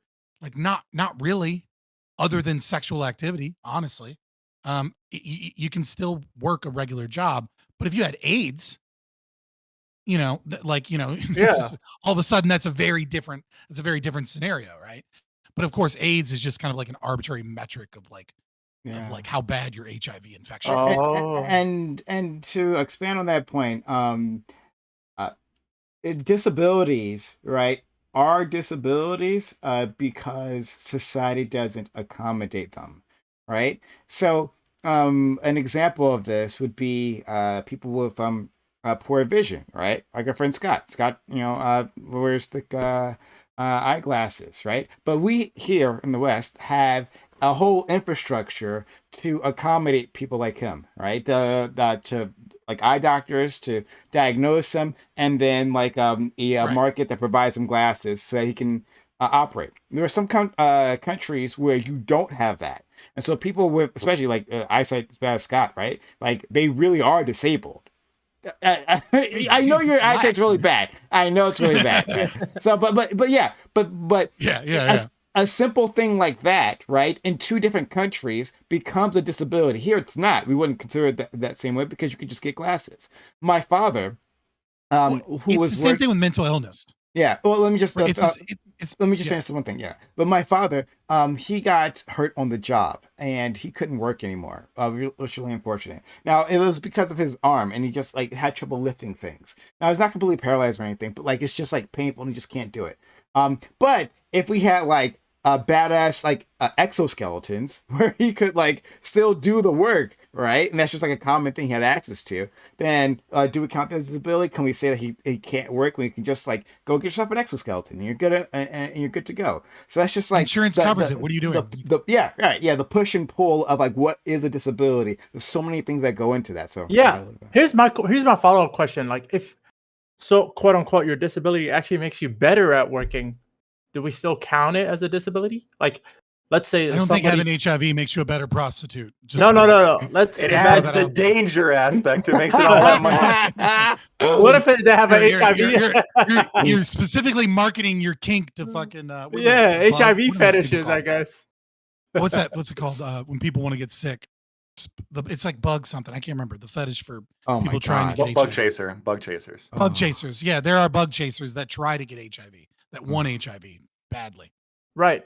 So let's imagine like somebody's mild ADHD or severe ADHD makes them like way better at a certain task, or let's say because somebody's autistic, they're just super good at being a train conductor or. Well, that's true. Theoretical math.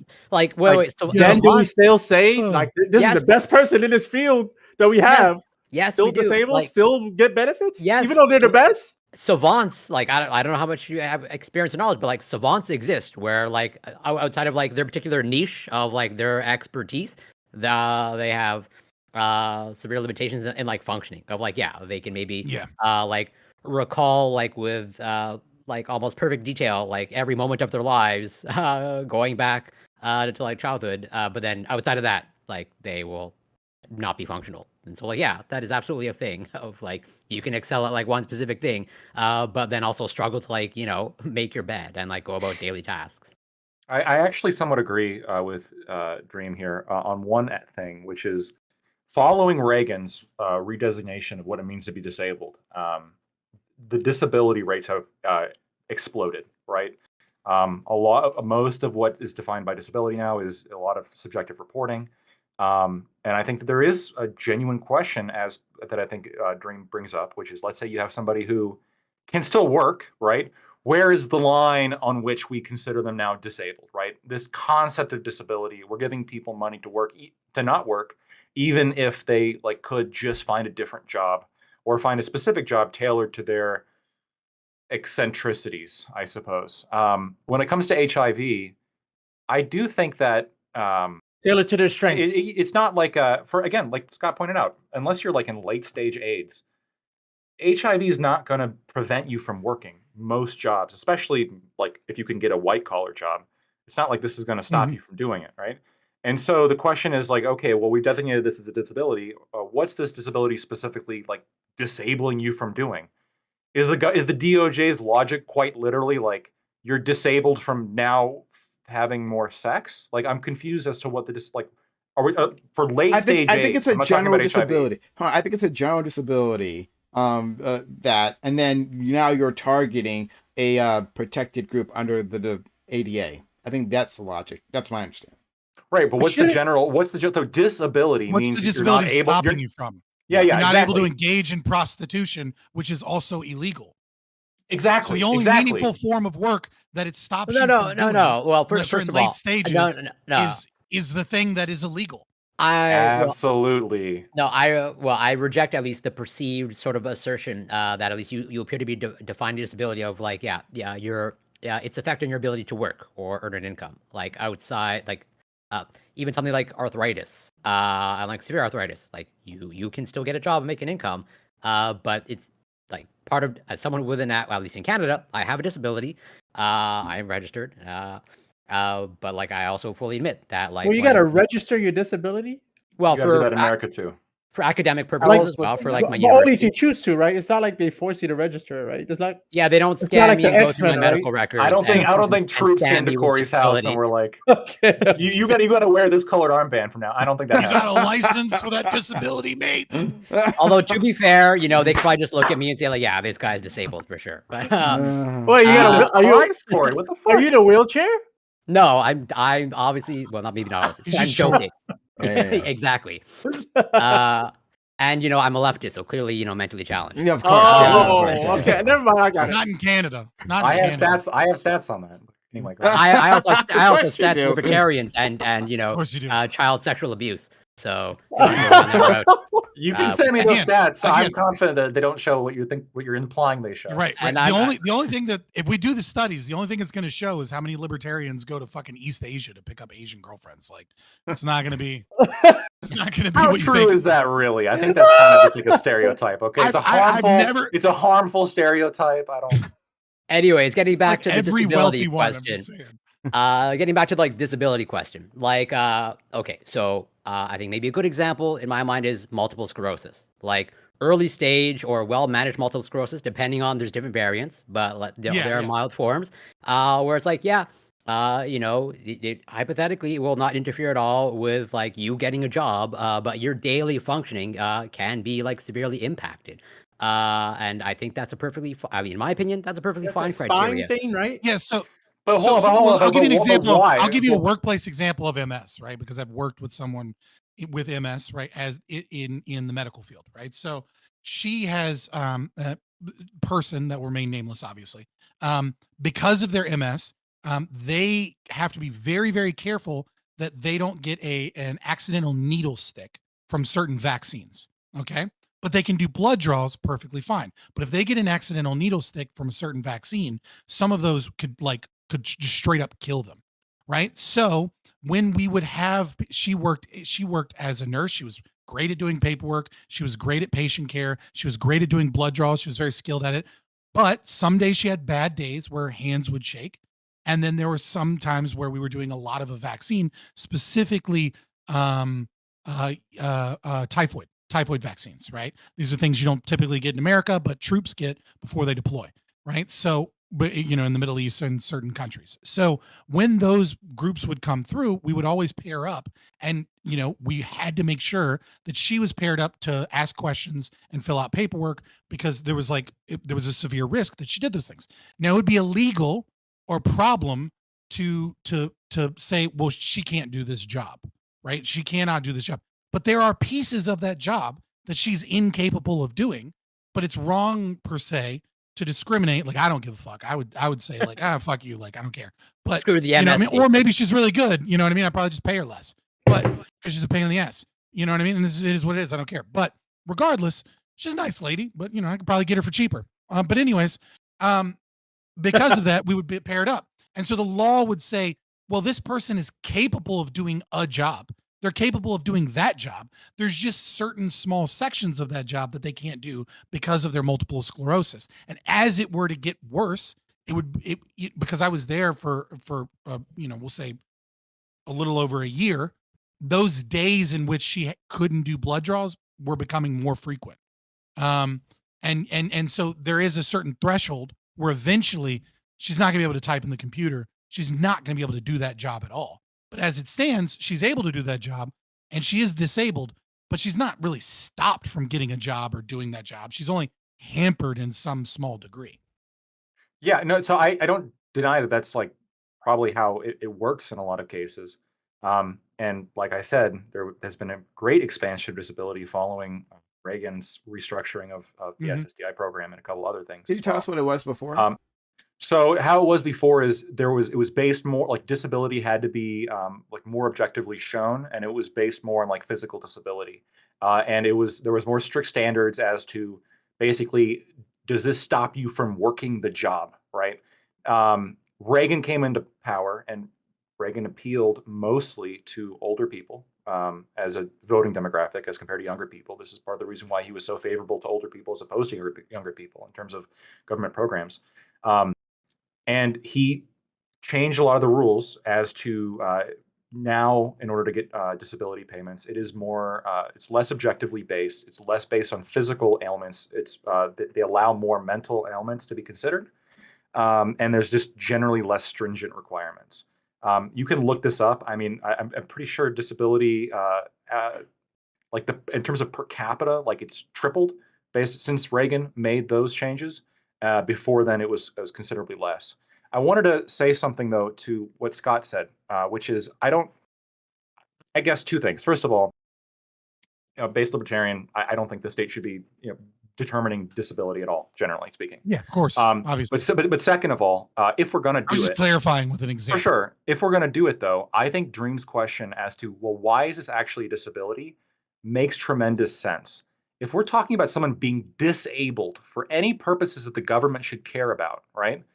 Wouldn't the only purpose be, oh, this person can't work, so they need government aid?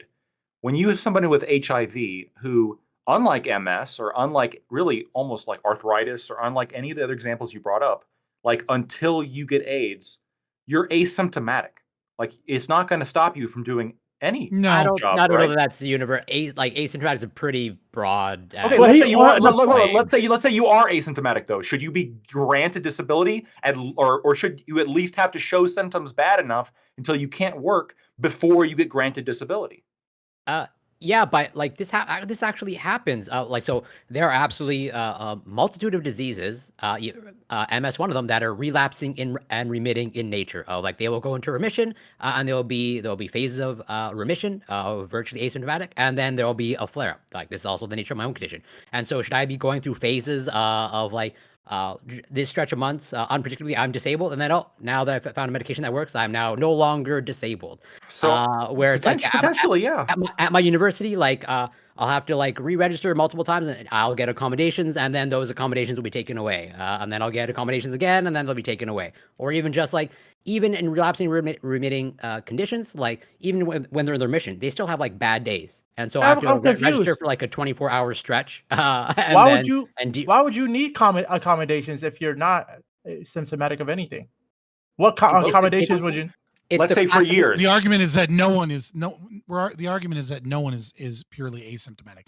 I mean, you can be largely. No, but Corey was If you giving have the HIV hypothetical that you were. That's what I'm. If you have HIV, if you take person A, right, and you clone them, and then you infect person A with HIV, and you give them HIV medication, and then these two people are like they're clones, right? And they do the exact same behavior. Person A is going to be more lethargic. Person A is going to have other medical issues that spring up. Person A is going to get sick more often, is going to get more severe in the sicknesses that they get, right? Like I'm like, look, I don't give a fuck, right? Like I'm a libertarian. I don't think any of you fuckers deserve a dime, myself included, as a disabled person. I have a degenerative connective tissue disorder. And they just go, I don't fucking know what that means. And my rheumatologist goes, we'll give you a new hip when you're 40 because that's probably the sweet spot for you to get one. Right. But I don't think I deserve government money or anything. And so like the situation is like, but to state that it's not, or that it's asymptomatic is just like, I'm not like, I understand the hypothetical as we're trying to engage with the hypothetical, but it's just like medically not true. So, but I get what you're trying to say. Yeah, let me again. It's just like it's not pertinent. But I can add nuance. I can add nuance to make it pertinent, right? Okay. Would you at least agree with me that some percentage, I would argue most, but maybe I'm just completely medically ignorant on this. Most people who have HIV who are in the asymptomatic phase, what they would call the asymptomatic phase, the one Magic Johnson has. No one would call that, but I get what you're saying. Right, sure, right. And the symptoms they have, maybe a little bit of lethargy, it's getting sick a little bit more often. That is within the normal variation of humans, right? Where I might just normally get sick more than John, my coworker, but like I don't have AIDS, like I'm not disabled. We're both just have different biology, so one of us is like maybe a little more tired and maybe more sick than the other person, right? If that difference is like within the normal variance of humans and they can still work a job, what basis do we have to call that disabled? There's a this is the problem with governmental definitions, right? Like there is a line somewhere, like, because day one of you contracting AIDS, right? Like there's essentially, or HIV, sorry. There's essentially no difference between you before and after, right? And then there is a certain point, right, where the condition becomes severe enough that it is hampering you. And then as that gradient continues, presuming that it does continue, right? Some people are able to manage it to where it stops at a certain point, right? But as that continues, you will be at what anyone would consider, whatever the arbitrary metric is, anyone would consider disabled. So sure, day one you have HIV. Also day one you have HIV. You're also not. It's almost an impossibility to spread it to another person because you don't have enough parts of. You don't have enough HIV in your system to really give someone else HIV, right? Like your viral load is so low. So I mean, like there's that too, right? But yeah. Let's go to Dippy real quick since he hadn't got a chance to speak, and then we'll go to Dream. Well, I'd actually like to drag it way back. Okay, I've been listening to you guys, and unless I missed it, I don't think anybody. Gotta write this down then. Touched on this. Okay. So when I was thinking about this earlier, I was asking myself, would I apply this standard to anything else, right? So something like COVID, for example, or some other sickness somebody might have, and know that they have, and interact with another person that could be infectious and cause that person long-term damage, right? Or potentially even kill them, right? If you're talking about like a sickness and you're dealing with like old people or something. And I couldn't really I couldn't come up with a satisfactory answer for myself. I think my instinct is to say yes, right? So if I know that I have this sickness that's infectious, and I know that it's something that I can transmit to other people, and I go and interact with people, especially people who might be especially vulnerable to this, like why shouldn't I be punished for that, right? But again, I like it, that there's something about that doesn't seem like satisfactory to me. So I was wondering what you guys thought about that. Well, I would ask you, Governor Cuomo, right? Like, would you consider that to be like, does it change if the government is the one that's doing it? Like when he sent thousands of COVID infected patients into nursing homes and specifically put them near the most likely to die and catch COVID, right? No, like, I think bare minimum. undoubtedly, yeah, I think bare minimum that's like hardcore fucking negligence, and he should be in jail. Yeah, absolutely. Right. Okay. So I'm just curious, like, is there a scale, right? Because it seems to me, maybe the gradient of HIV, the gradient of the problem is that like you don't have a problem when it's all the way at the extreme end, when one person knowingly infects thousands of people, right? But like maybe you don't feel like there's a satisfactory answer that it's a problem if like I've had COVID for 4 days and I think I'm fine, but I know I'm sick and I go visit grandma and I get grandma sick and then grandma like has long-term complications or something, but like doesn't die or anything. And it's like, you're like, I don't know that that's like worthy of a felony charge. Yeah, I think that, and I think my issue there would be primarily with like if the guy didn't tell grandma, right, that he had COVID for the last 4 days or something. Similar to the prostitution situation, right? Yeah, exactly. I think if you're informing people, it's if they decide to be like, okay, well, it's fine for you to be around me this way, then hey, they took on that risk. But when you're in public, right, in public places, and this was like going back fucking a couple of years, the mask mandates and all of this fucking drama around COVID, this was like a big talking point, right? If somebody's in public without a mask, should they be prosecuted if they give somebody COVID, right? Like, right. Assuming like masks worked or did anything, right? Instead of just spread fucking COVID. Right. So I feel like this touches on the similar YouTube strike incoming. Feeling, right? So the HIV. I disavow. And to be clear, I don't think that this is something that should even be limited to like sex workers or prostitutes or whatever the fuck you want to call them, right? I think that if you have HIV and you know that you have HIV and you're having sex with people and you're not telling me you have HIV, I think you should face the same penalties. I don't think there's anything special about the sex work here. Okay. All right. Well, I really want to jump on this point, but Dream has been waiting. After Dream, I do want to like jump on this point in particular. Go ahead, Dream. I'm gonna touch on both points that were talked about a little bit and just like pose a couple of questions. And it's so like my understanding is like it's possible to have HIV and have it also be basically non-existent in your body where it can't even be detected. Like a very slow. Rare. It's rare, but yes, it is possible that. It's just like it's like cancer, right? Like people say, "Well, my cancer's gone into a remission." They don't say, "I don't have cancer anymore." Right. You can no longer detect the cancer, but that doesn't mean that there's no cancer there. Right. Yeah, absolutely. Blasting you with chemo and hope we got all the cancer, and then sometimes we're like, "Fuck, it came back. We didn't go hard enough and killing the cancer." It just means that like the test isn't picking it up. Doesn't mean you don't have it. It's below the level of detection. Right. Mm-hmm. Okay, cool. So my point is, what if when you contract HIV, you catch it early, take the medicine, and it's essentially for the rest of your life from the moment you contracted HIV, you've never had any symptoms and it's never affected your life, then it's almost as if you didn't have HIV. That's impossible. If you're taking the medication, because at the very least, the medication. At the very least, someone paid for your medication. So somebody is financially impacted, be it the insurance company, yourself and your copay, or some charity organization. It's someone had. Well, I meant physically. Okay, yeah, cool. Like the question is, are you like the typhoid? You're the typhoid Mary of HIV, basically. I meant physically. Right, well, I'm just saying, like, fair enough. Maybe, physically, you've never been disabled in that regard, but you maintained that by digging in almost certainly into your own pocketbook. Sure. Right. So even if you're not physically disabled, what if it's through free medical insurance by your your employer? That's why I said somebody paid for it, right? Because there's no such thing as free, right? Like somebody paid for that, and that changes the way that you interact in the world and what you do with. Because if it's through your employer, for example, right? Well, you're real fucking reticent. If you need the fucking employer's health insurance to like be like, fuck it, I don't like this job, I'm gonna quit and go find a better job. If like you're fucking die of AIDS if you don't fucking if you don't fucking stay there, right? Like it changes the way you interact and engage in the world in ways that are harmful. I got you. What about depression? Is that a disability?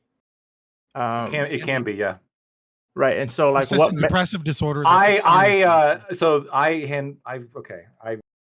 Jeez. I know cases like this. There have been cases. I'm not going to say who may have worked on them, but I know of cases where somebody was drunk at work, got fired, and sued because they're an alcoholic, which is considered a disability, and it was like an actual situation. So, wow.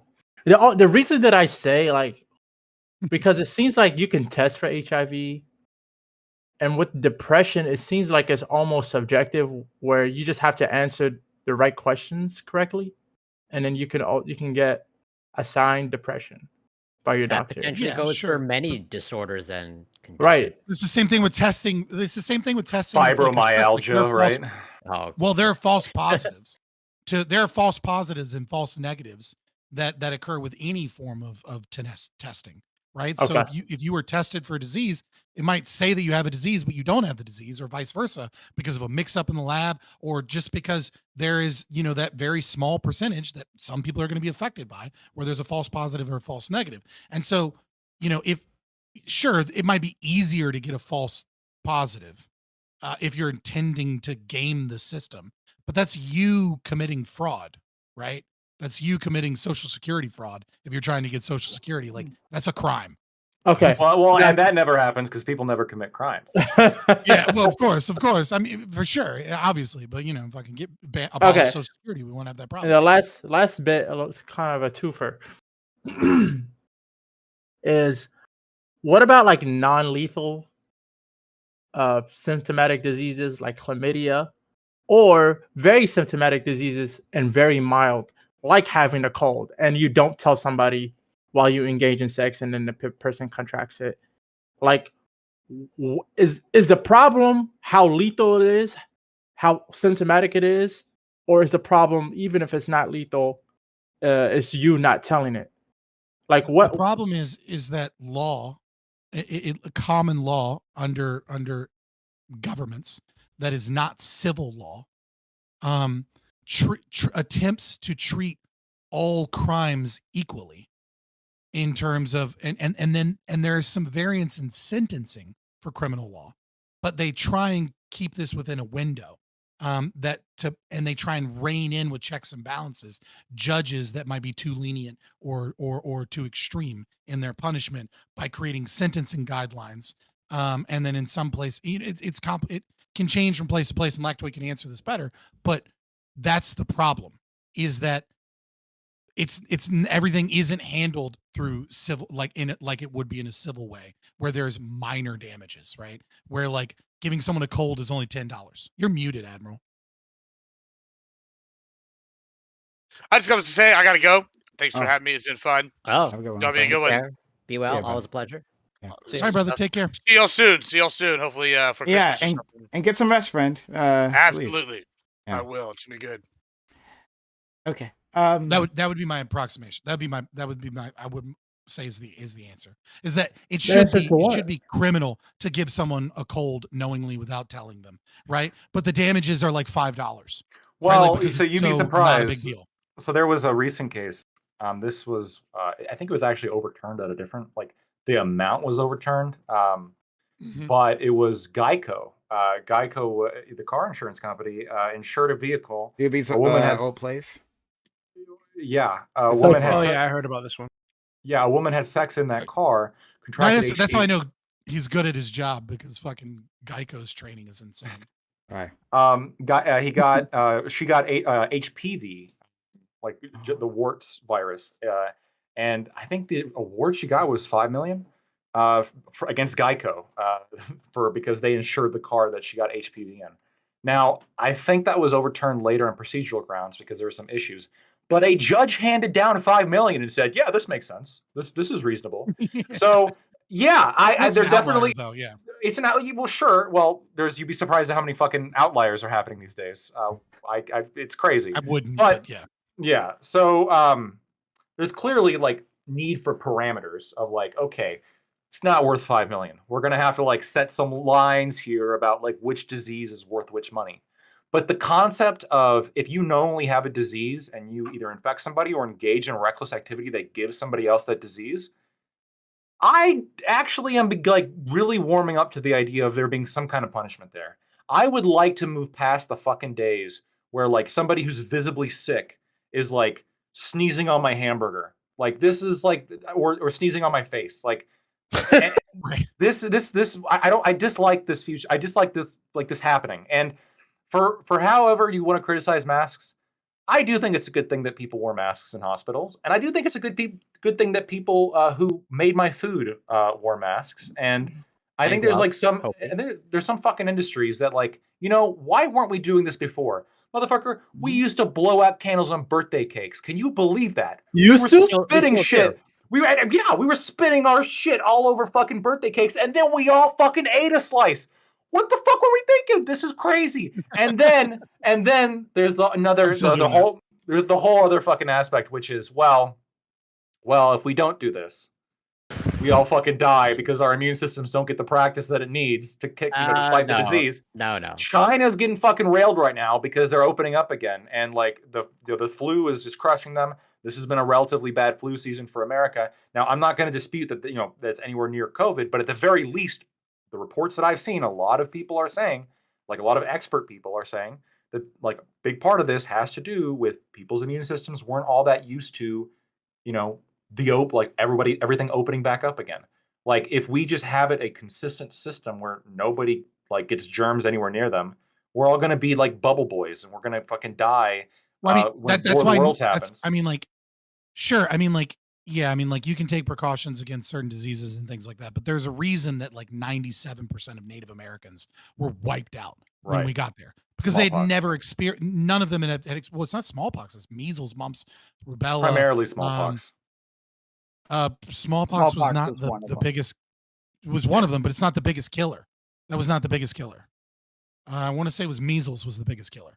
Right? It's communicable diseases that they called city diseases, right? Because Europeans living in squalor and fucking poverty-stricken cities like London, right, have been exposed to them over and over and over again. And so, like, the breast milk of mothers and like, exposure to children was giving them antibodies. And then these, the Native Americans had no antibody. They had nothing to fucking counteract, and it spread like wildfire. This is why we can't drink the water in Mexico, but they can drink the water in Mexico. Really? Like the Incan Empire was basically wiped out before any conquistadors ever got there. Like it was like a massive amount of them were killed, and then they had a civil war because it was the end times. That like the empire was basically destroyed from diseases that hopscotched before the white people ever fucking got there. And then they were already like, oh, look at these weak empires with nobody here. It's very strange. And it's like, 90% of the people are already dead. And then like another 5 or 10% died from a war. Like, but anyways, they didn't have soap back then. No, they didn't have germ theory back then. No. They thought everything spread through miasmas, right, through the air, and bad smells. Like the natives are like, holy shit, the gobs are mad at us. They've sent a pagan pestilence with these. But people. By the way, something interesting: the plague doctor outfits actually did provide some protection against the Black Death because they would coat the garments with like wax, and fleas couldn't get through. Mm-hmm. So they didn't know that was the reason, but it actually did help. So everyone should have to wear plague doctor outfits when they're making my food. Otherwise, they get sued by me once I get the Black Death. Yeah, real quick, Lactoid. I do want to point out just one error in your thinking, where you said that obviously we need constraints on judges. You're correct because we have a state, and that is the problem in the sense that because they have a monopoly and they don't exist in a competitive space where they're being provided funds for their services in being accurate is the reason that that's a problem. Right, like if we had private arbitration in competition, we wouldn't need those limits, other than the ones that they set themselves to customers. I do have issues with arbitration. I think I brought them up before as to the idea of the arbitrators getting paid by one party. That's great; they're getting paid by someone other than the state. But you do see a little bit of a trend of arbitrators, for some reason, being more favorable to the people who keep employing them, as opposed to the other people. For some reason, it's a weird. Can't figure it out. Yeah, but you can't compare arbitration for fucking Walmart against its employee versus like people competing and buying insurance, and then those arbitrators representing insurance and by nature of that representing you. Arbitrators are incredibly expensive, like incredibly expensive. It's oftentimes more expensive than even a trial. And the reason why companies still hire arbitrators is because there's a level of security there in terms of, we kind of know this Again, arbitrator. A company is hiring someone that represents them. What I'm talking about is you hiring someone that represents you. You hire an insurance agency. The insurance agency works with the other insurance agency, and for most things, you don't need arbitration, just like you would with car accidents. So you don't need an arbitration for every single thing, because not every single thing needs to go to court. You hire a rights enforcement agency to represent you, and in situations where they can't work with the other rights enforcement agency, I do want to. Okay, but your insurance company doesn't help you sue somebody else if you get hurt. No, literally, that would be the point of hiring the rights enforcement agency. No. Is that they represent you in those instances. Right. So, okay, hold on. So you get in a car accident. You haven't hired a rights enforcement agency. You're injured. You go to a plaintiff's attorney, right? And you're like, hey, I want to sue this guy for rear-ending me. He says, okay. And then they go, and then you would sue them in court, right? Who would have the arbitrator in this case? Would it be the plaintiff's attorney, or would it be the insurance company of the guy who hit me? So you immediately started with an instance where an individual is in society without insurance, right? Which is a potentiality in some places. Some covenant communities might not allow you to exist without doing so, without having some form of representation. Others might. In that situation, if you want to force a situation into arbitration, you would be spending your own money, but the rights enforcement agency would agree with plaintiff on a neutral arbiter.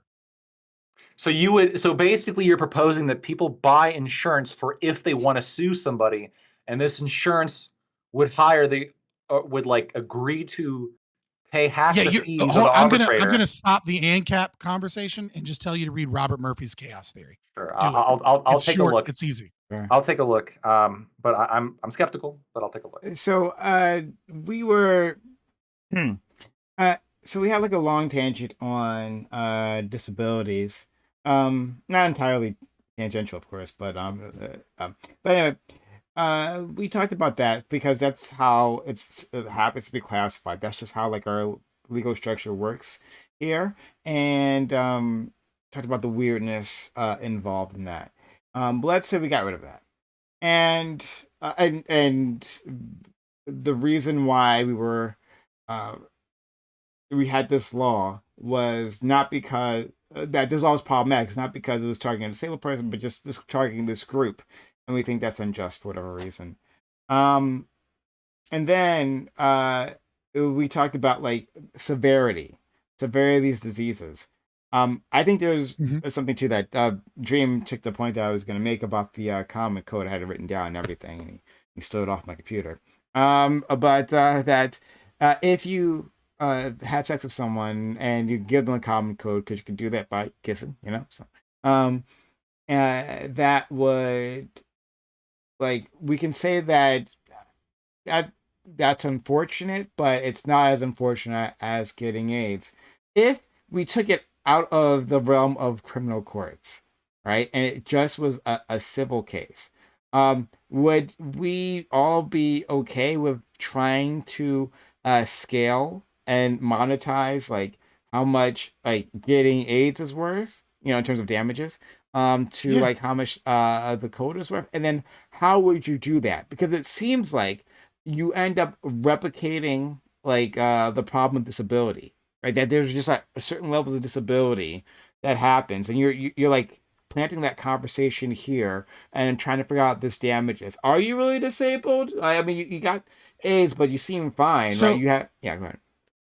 Insurance companies, like car insurance companies, do this they do this all the time. And like if you're in bodily injury or like litigation, right? Like they do this all the time. Like they know they can estimate that like a blonde 19-year-old girl that's cute, if she gets a facial injury, it's going to be worth a lot more than a 35-year-old male neckbeard, right? Like they will literally award you. Yes. And they have like whole conversations about it and training about it, recognizing, because what you're trying to do is you're trying to avoid court, right? You're trying to avoid court. You're trying to pay the other party if you're at fault, and it's kind of obvious that you're at fault.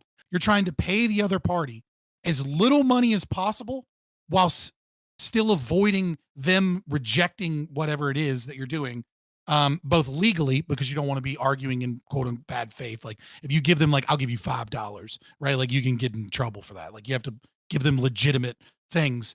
So there's a legal thing there, but mostly you're trying to get them like, what will this person accept? And that person's, if it sounds like bullshit, that person might have representation, and that representation is going to go, no, you can get way more than that. And so if these two don't match, that becomes a problem. So there's no reason that this shouldn't occur in situations where you're talking about one person knowingly infecting someone with a disease, right? If I knowingly infect you with HIV and you're 76 years old, you're not going to get as much money in civil court than if you are the 19-year-old cute blonde girl, right? That whose life has now been ruined, who has her whole life ahead of her. Like, you can say that that's wrong, but that's just the reality of the situation. A jury's not going to be sympathetic to a 76-year-old perverted John, right? That's like, that like looks weird. And like when he talks, he goes, I don't know what to tell you, it's like big titties, right? Like he's not going to get as much money for contracting HIV as like the blonde girl that like for whatever reason, like got a gigolo because like, you know, she was, you know, had an event she wanted to go to and she wasn't even expecting to have sex, I promise, but it just kind of happened. And then I ended up, he gave me AIDS and he didn't tell me. And the whole jury's gonna be like, oh my fucking God, that poor girl, give her 20 million. Right. Like, and like, that's just how that works. So yeah, I mean, like there's no reason that wouldn't occur for other communicable diseases. Add that to the list. I agree with that. We should cap privilege. We got to cap that shit, though. Okay, we can't have juries. Oh yeah, female privilege is super, super fucking strong in civil court. We can't have juries handing out $20 million shits for. There's no reason why you should get $5 million. Arbitration over juries. Fuck juries.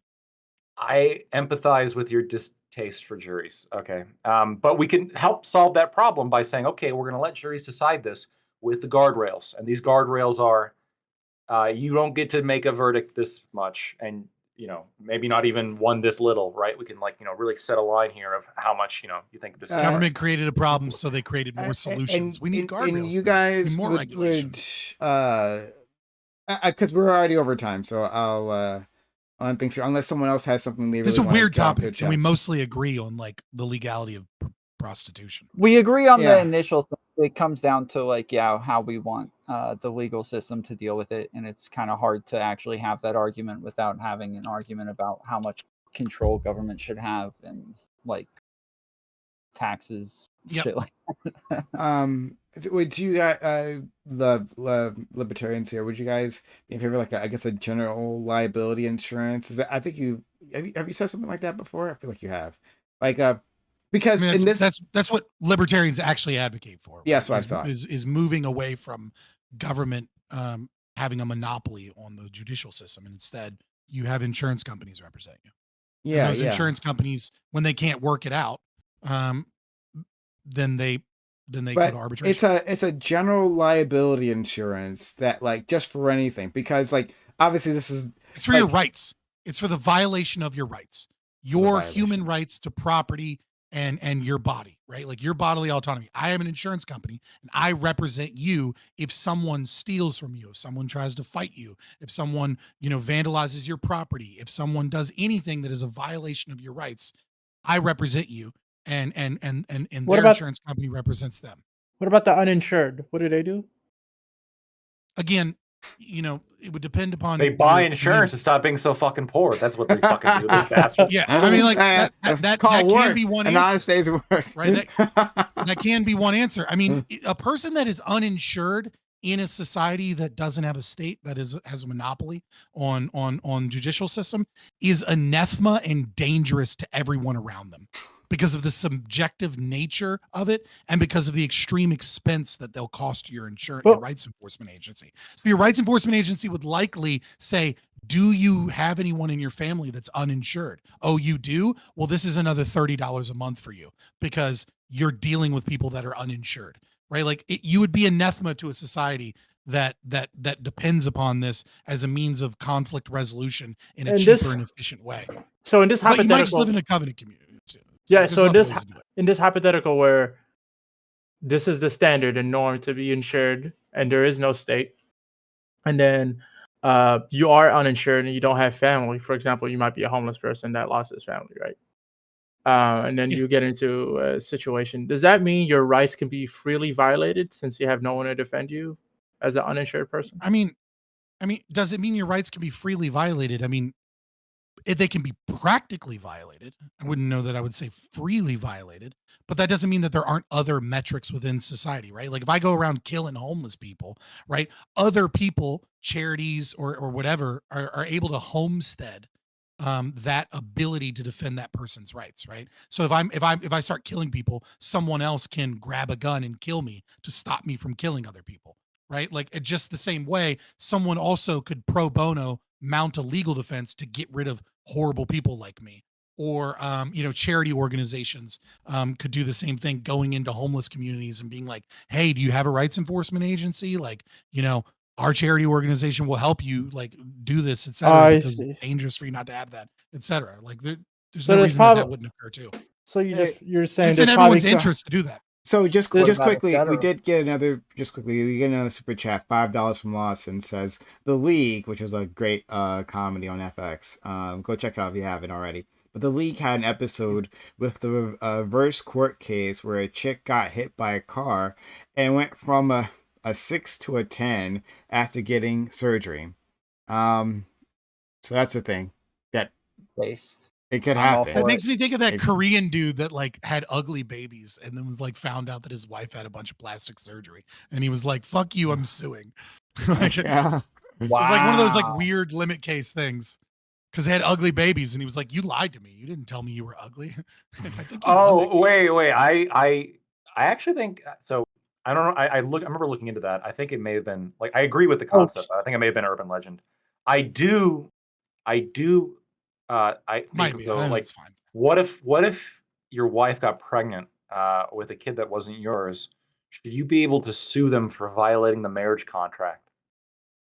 I think so. You should be able to, but it would depend on what's in the marriage contract, because that I would do the same thing when it comes to abortion, in terms of eviction, right? Like I would say that every woman has a right to her body and has a right to eviction, and even if that were to kill the baby, for example. But I would also say if I was going to do a religious marriage as a like a deacon or someone in the church, I would have an abortion clause. And if you fucking violate the contract and you try and have an abortion because all of a sudden but you're married, it's like, well, you can either pay all your fucking money and still owe me fucking $1 million or whatever, or you can not have this abortion until at least 30 weeks and you like evict, and then you can get the fuck out and I'll take care of the baby, right? Like I can force you into not having an abortion via contract. I just want to get a quick poll on that because that sounds like an interesting question.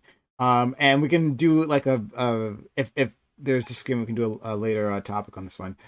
Corey, sue a person for cheating you, having a baby outside of their contract. I lean towards no, not right now. I don't think that's good. Tom? Without much research or thinking about it, I lean towards yes. You see, yes. DB.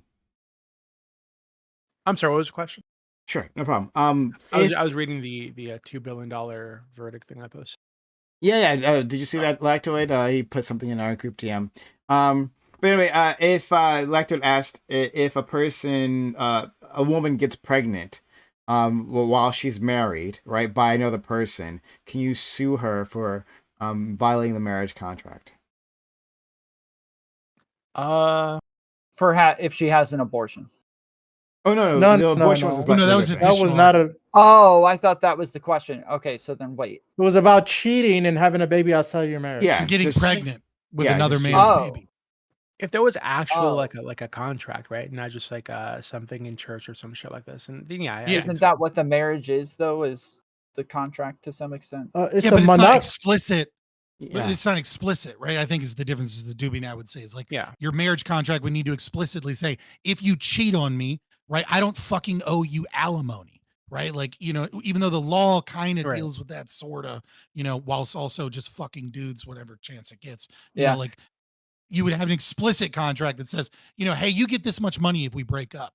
But if you cheat on me, sorry. you I get want to nothing, change my bitch. answer to no. Then I thought you were asking about abortion. Yeah, if it's just getting pregnant, I would say no. Yeah, without an explicit contract, I would say no. Okay, you would say no. All right. DB, you would say no as well. Without explicit contract. Yeah, but I am curious to like just think about it a bit more. Like, so if that cheating caused like severe depression or severe emotional distress, like there are like statutes or things that deal with like causing like mental duress to somebody, right? So I wonder if that might like cross over into that territory. That's interesting because I've never seen that applied to like a male in that way. Corey, we'll go to Dream, and then Corey wants to say something. Yeah, I was gonna say, I was actually literally about to say what Doobie just said. If makes sense that emotional distress is an argument in suing somebody, that you can use it here in terms of, hey, they cheated on me, and got pregnant, that's causing me emotional distress, and potentially can cause me emotional distress because I have to be reminded about it if the baby's being born, especially. Well, also there's the the rest of my financial life. situation of like, if we break up, right, I got to get a new apartment. Like there's a bunch of financial things that have to occur in a breakup, right? And depending on how long we were together and how many of like things are in both our names and how much property like we're ostensibly sharing that now has to be split in some regard, right? Like all of this costs money.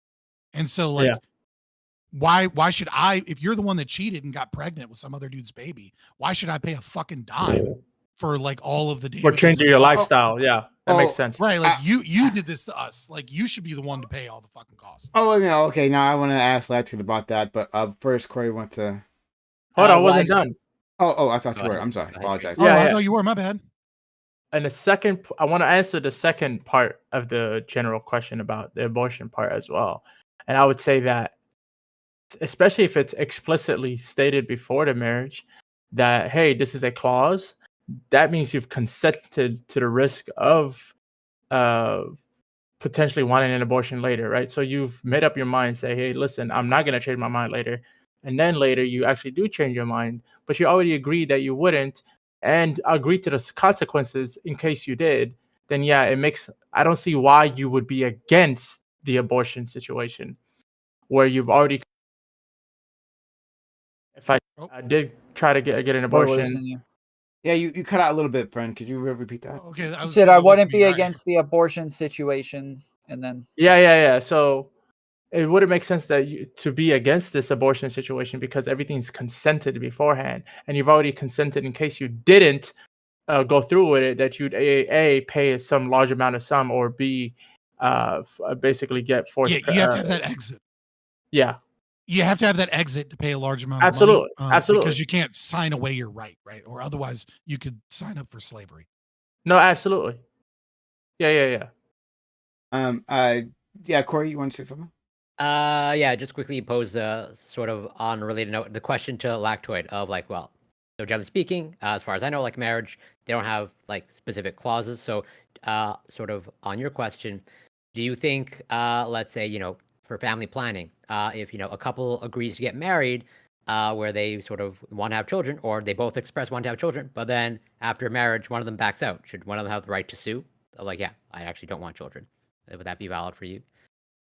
Not only do I think this, I think marriage contracts should be much more expansive.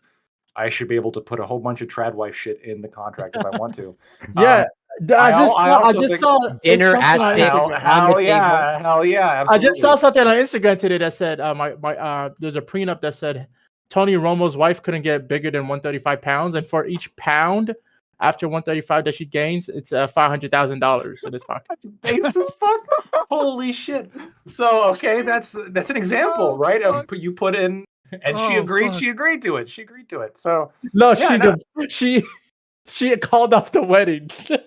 Well, good for him for standing by his principles. Bullet dodged. I would bullet dodged. I would even go so far for as both of them, probably. To be honest, I think marriage. There's something of a somewhat implicit, explicit agreement, right? When they're up in the altar and they promise to be faithful to each other, and if one of them cheats, I think that's sufficient. Like the court should take that into consideration, and oftentimes they do when it comes to deciding the terms of the divorce. I think that should be they should be deemed as like the contract breaker. And I'm a little bit skeptical of no-fault divorce as a concept, but Oh, okay. Even more things are coming up now. Yeah, so- no-fault divorce is tricky because of spousal abuse. right. Like, in a world without spousal abuse, no-fault divorce is horrible and evil. Why would you ever accept it? But like in a world with spousal abuse, putting up railroads that make it more difficult for a domestic violence victim to leave legally can be a serious fucking problem. That's 100% fair. But what if you just if you claim spousal abuse, then it's fine. Well, Yeah, you have something Well, that you avoid that problem by having no fault divorce. The other problem is that marriage becomes essentially meaningless. It's just a fucking contract with the government that you can get out of easily.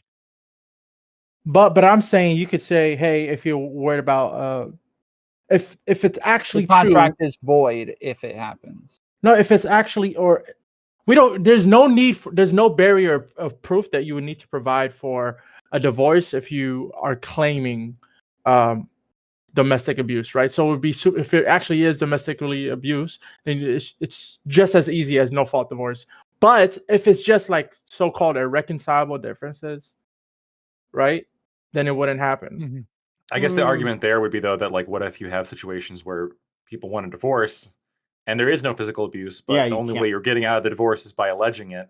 This could encourage false claims. That's a fair, right? Yeah. But then you can encourage false claims for the no fault for the divorce itself, but then you would still need to provide evidence for the crime.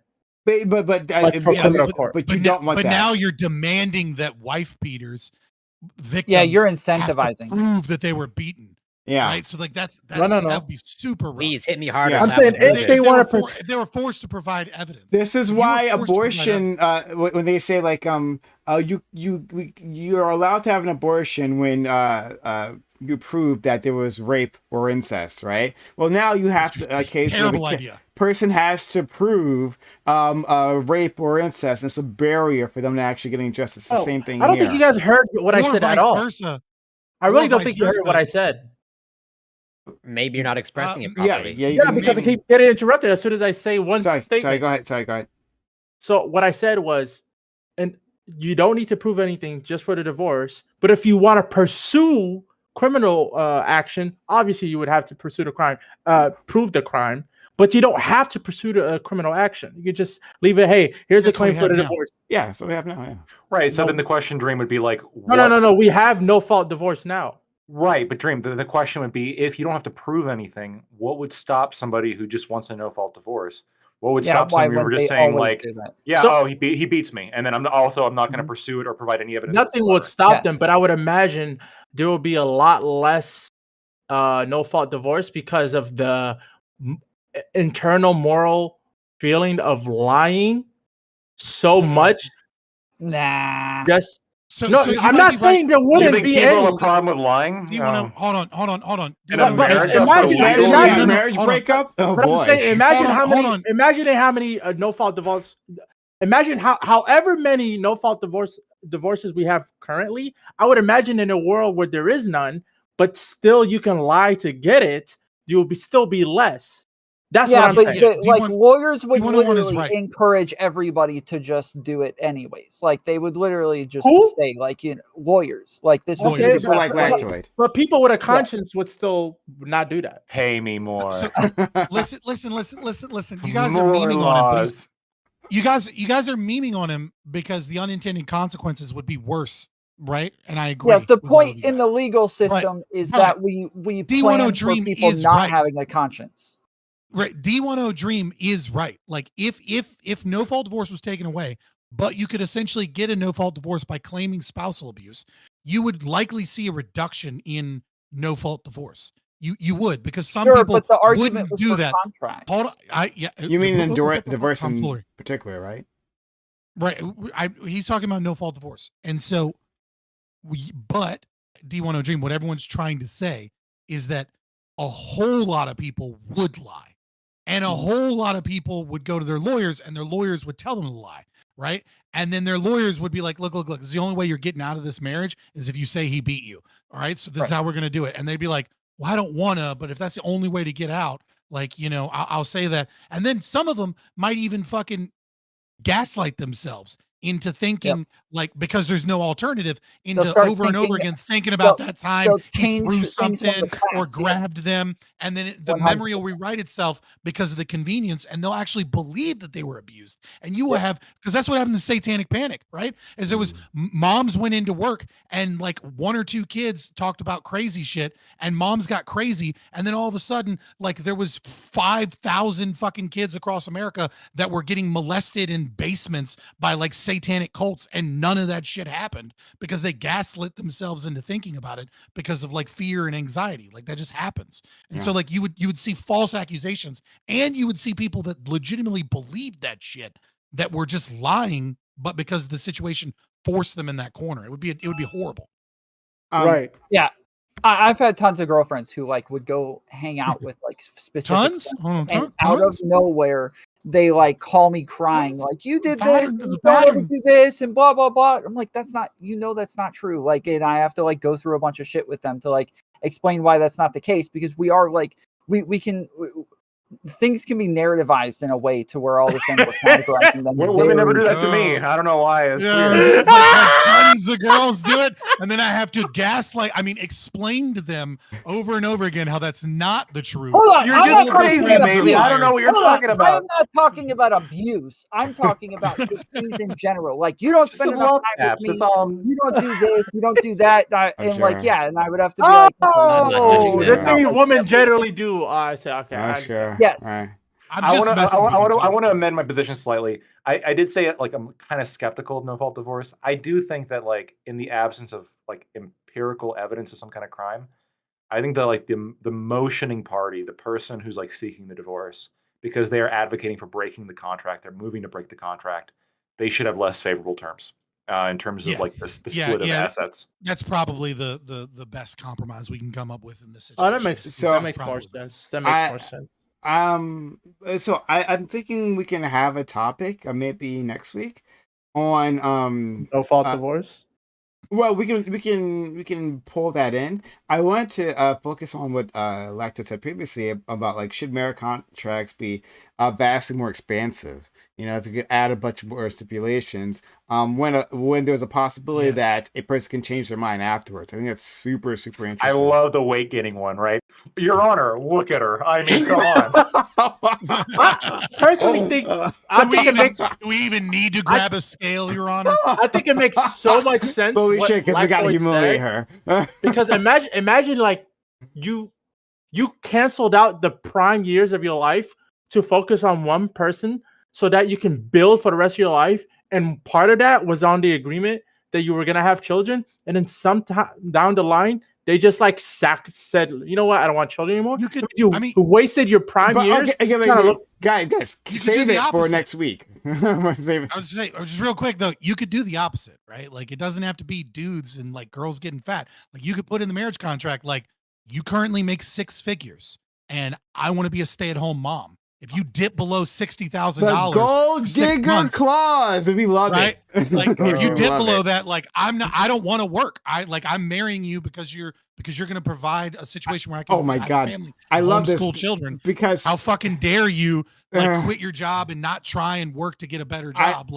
I love this, Scott, because I've defended gold diggers multiple times. I think you've been here for my defense of gold diggers before. Maybe, I don't know.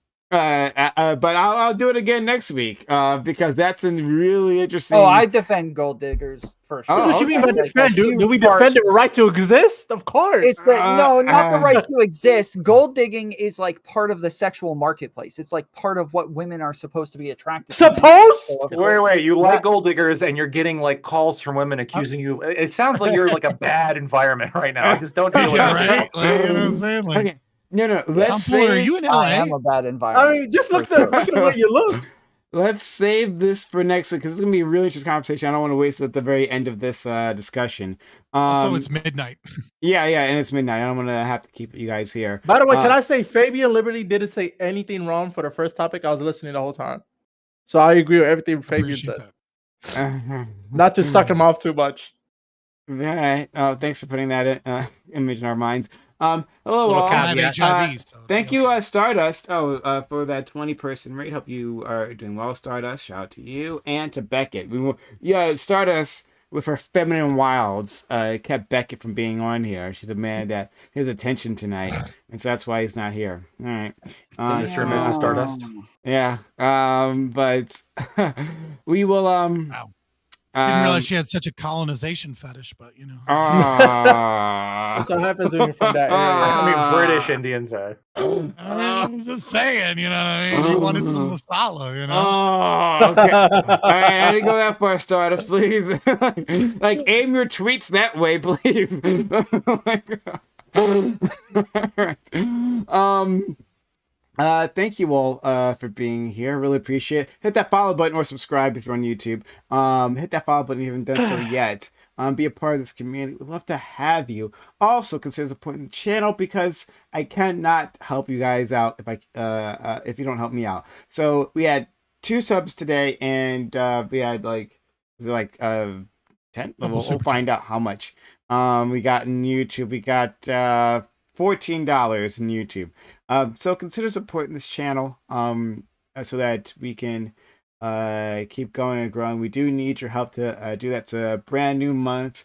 So consider supporting us and becoming one of our top donors here on the channel. So sub to the channel, give bits or give subs, hype chats, super chats, or resubs. Lots of options to help us out. So consider doing that. If not, then we can't do all this. All right, so we're gonna go on and we're going to give an outro to all these fantastic individuals. Start with friend Lactoid. Thank you so much for having me on. I've had a whole bucket of fun today. The topics were great as usual. The panel was great. Appreciate all of you for talking to me. If you liked what I had to say, you can find me at Lactoid TV on Twitch, Twitter, and YouTube. Thanks. Thank you. This was really, really fun. Funner than I thought it would be. And that takes me to Scott because I wanted to, ask what you thought about this conversation at the start. You were like, "Oh, I think I'll enjoy it." You think you like these questions, so after, hold on. Yeah, was this a good? I always leave the door open. All right, you know what I mean? Like, yeah, you know what I'm saying? You know what I mean? Like, I'm always trepidatious. I've been burned before, but it's fine. It's good. It was fun. I enjoyed the conversation. Yeah, so I'm Fabian Liberty, YouTube. You can find me on Twitch technically. I don't know what you're gonna do there except like follow me and not see anything because I got away from Twitch. It's too censorious, too much bullshit, too much of a pain in the ass. But find me on YouTube. Find me on Rumble. Find me on Twitter or X or whatever the fuck they call it now. Okay. All right. Well, shout out to my our friend, and I'm really glad you ended up enjoying this. This was like a relatively chill conversation for us, but yeah, I'm glad we had this great. We had a great group of individuals. I think we ended up having a good discussion where we could dig into these things. Next, Corey. Corey, thank you so much for all of that. You were great, and I loved your interjections. Yeah, I appreciate that. And like. Yeah, I actually can't express enough how happy I am to be here, not just like today and every week. But yeah, I kind of like needed this given the week that I had. I'm like, yeah, this was great. And yeah, I love everyone here. And also, even though Prime, you thought I would disagree with you in the first topic, but I could say that we found some common ground. We do agree. We both agree that Scott's eyesight is terrible. His eyesight is so bad, he doesn't realize that the R in Liberty in his sign is a 9, I think. And so maybe get that checked out. I don't have an R. It fucking is. See, you didn't notice until it was pointed out. I don't have an extra R, so I just used the 9, and like nobody has noticed for a long time. It's the eyesight. I also wear glasses though, so that's why I couldn't see it. But then Corey pointed it out. Wait, that means you're disabled and should receive benefits. I was about to say, you're right. Yeah. So we found some common ground, which I love to see it. But yeah, you could find me on twitch.tv, Corey Campbell 84, Twitter, X, Instagram, YouTube, it's Corey Campbell, Dream, Tomfoolery, Doobie, Scott, Lactoid, and Admiral Gibbs. Always a pleasure, and love you, Pry. Thank you. And I love that this is like a bit of a sanctuary, where you guys can relax. I mean, sort of relax until someone like calls your principles into question. It's a place to be here. And you guys looking at it as a highlight of your week. That actually means a lot to me. It really, really does. So, up to you guys. We'll go clockwise. Tom Foolery, thank you for coming through. It was nice hearing you once again, and this was a great combo.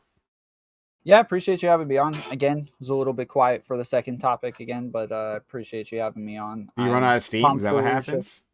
I know. It's just like I prepped for like a different direction of the conversation, and so when it went in one direction, I just didn't really have anything to say on it. But yeah, Tomfoolery Show on Kick. I'm currently banned on YouTube, but by far the majority of the time I'm Tomfoolery Show or youtube.com/Tomfoolery Show on YouTube. That's where I stream most of the time. I have lost hundreds of dollars streaming on Kick this week. So come over to Kick right now. Send me all of your money, and I'll see you there. Appreciate it. Thank you. It's what the preppers are always interesting, right? Like there are individuals who like they go get the prompt. And they'll have like a whole series of like questions, and and they'll think of like responses, and they'll like go back and forth, and they'll have them ready. But then these conversations go everywhere. So, but I mean, it would be great to just and this is not a criticism, it's just critique, right? To develop the skill, just to be nimble on your feet, and damn, I just didn't have disagreements, is what it is. Like of course. But I also don't have disagreements with anything that's being said. I don't have much of an opinion on the direction that the conversation went. So okay, fair enough. And again, this is not me calling out Tom. I do enjoy having Tom here. Next we'll go to Dream. Dream, thanks for making it. I know you were. It sounded like you were kind of talking shit. I you were kind of talking shit. I'm a little bit against him for sure. I'm gonna keep moving. Dream, thank you for coming through. I know you had work, but you still made time afterwards, and it means a lot. Yeah, I rush here right after work. Luckily, I live close by to work, only a 10-minute bus ride. And by the way, the first topic, I wish I was there for that one, man. I love that one. It was a great topic, and just a quick one-liner for me. You can do whatever you want at the privacy of your own home until somebody finds out what you do at home. And you can punish the kids for spreading it out, but then you still have that awareness of the kids even after you punish them. They're still going to be in that class, and it's probably going to be a worse environment in general because of the culture that you have. You have to go based off the culture what the majority people are liking, and in a democracy, that's what it is. And if some city, some school district where the majority voters do it, like, you know what, we're fine with this, and yeah, I guess in that society, in that city, that school district, then it'll be okay. But I think as of right now, yeah, it makes sense to fire that teacher. Furthermore, I love everyone here. It's pretty cool. I just love the Reverie. Top-notch quality conversations. Really, really good. As opposed to yeah, as opposed to literally, I think as opposed to every other panel on every other show. Really, in my opinion. Oof. Yep. Everyone here is really reasonable. For the most part, like 90%. 90% panels no, so that way I can get on them. You should watch my I will. Yeah. And the more I hear Fabian talk, the more I become libertarian. So it's kind of, he has a really nice way of talking. Very convincing man. Yeah, he's really good at that. Yeah, follow me on Twitch, D10 Dream, everywhere on IG, and Hatina Dream on Twitter. Thank you. So you beat me to it. I was actually going to say after you finished talking that like because I've known Lactoid and Scott for so long now, right? Like their ideas have been sinking into my head. Like that general liability thing. Like, oh, this is one of their things, right? This is like logicking myself into that. Like I see it. I see it. I reject it. I reject it on principle, but I see it. But no, but like it's. I think you can't spend so much time with a person and being exposed to their ideas for so long without like being able to sympathize with them at some point in time. Which is why we need to invite more fascists from this program. But just but, doobie these days, eh? We already have one. We have one right here. I was actually thinking, if you want to talk to like, you really should try and see if you can find like a Christian debater or something. If you're going to have a conversation about marriage, I can get your BPF on me. BPF? Yeah. I mean, if doesn't he have a thing on Mondays though? I thought he has a thing on Mondays. He usually does. Right now, he just did like his 4th appearance on like the whatever podcast. So he's third, yeah. Okay. All right. Well, yeah, that might be interesting. We had talked about doing that, and it just like kind of fell through. So maybe it actually might be really fun. So yeah, Tom, let's try to make that happen. Let's go to our friend Doobie. Doobie, thank you so much for coming through. I got to hear more of you today, and I was really excited. You had fun opinions, and you backed me up on topic 1 when I honestly did not expect you to do that. But I do appreciate you, Doobie, all the time. Yeah, thanks for having me. And I'm Doobie. I run the politics server on Discord. Discord.gg/politics. Okay. All right. Enthusiastic as ever for all the nice things I say to her. Yeah, sorry, I'm like super distracted. I'm arguing for terrible. Well, I don't know. I'm not arguing for it. I'm just saying we shouldn't ban users who advocate for marriage between children.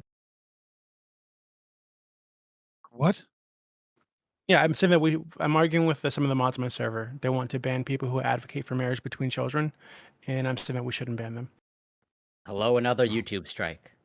I think the mods are pretty reasonable, dude. I don't really think there's a good reason to ban that or censor that topic or advocacy for that. I mean, plenty of cultures allow for parents to set up marriages between children. I don't really think there's a problem with it. Well, there's one culture in Papua New Guinea that you talk about often. Just so, are you saying?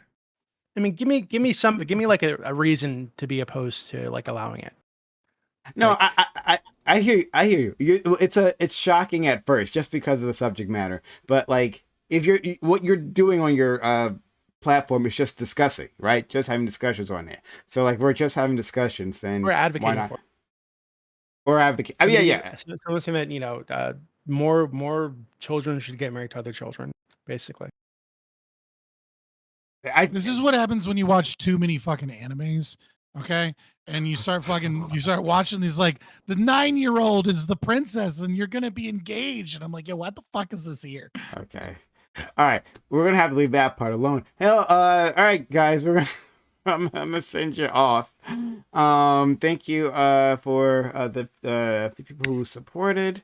Much appreciated to all of you. I am going to send you off to who else is streaming now, who's on Twitch, not Tom Furlery. Corey, are you streaming? No, you're not streaming now. I'm not currently streaming. Not Scott, not Dream, I guess. And all right. Lactoid. I'm streaming. I'm streaming, but I'm just gonna send them to somebody else. That's fine. That's fine. We it's an opportunity to support my friend, and I'll take it. So I'll send you. So you're transmitting this disease. Translate. Send him the kid, not Ken. You're gonna disable Lactoid. Kid not. Who is that? Kid not. Kid not Ken. You don't know who that is. I'll send it to him. Okay. Awesome lefty, really like pragmatic. Never mind. Yeah, I was gonna say what? Super cool, super chill dude. I like him. He's not that bad. Lefty and cool.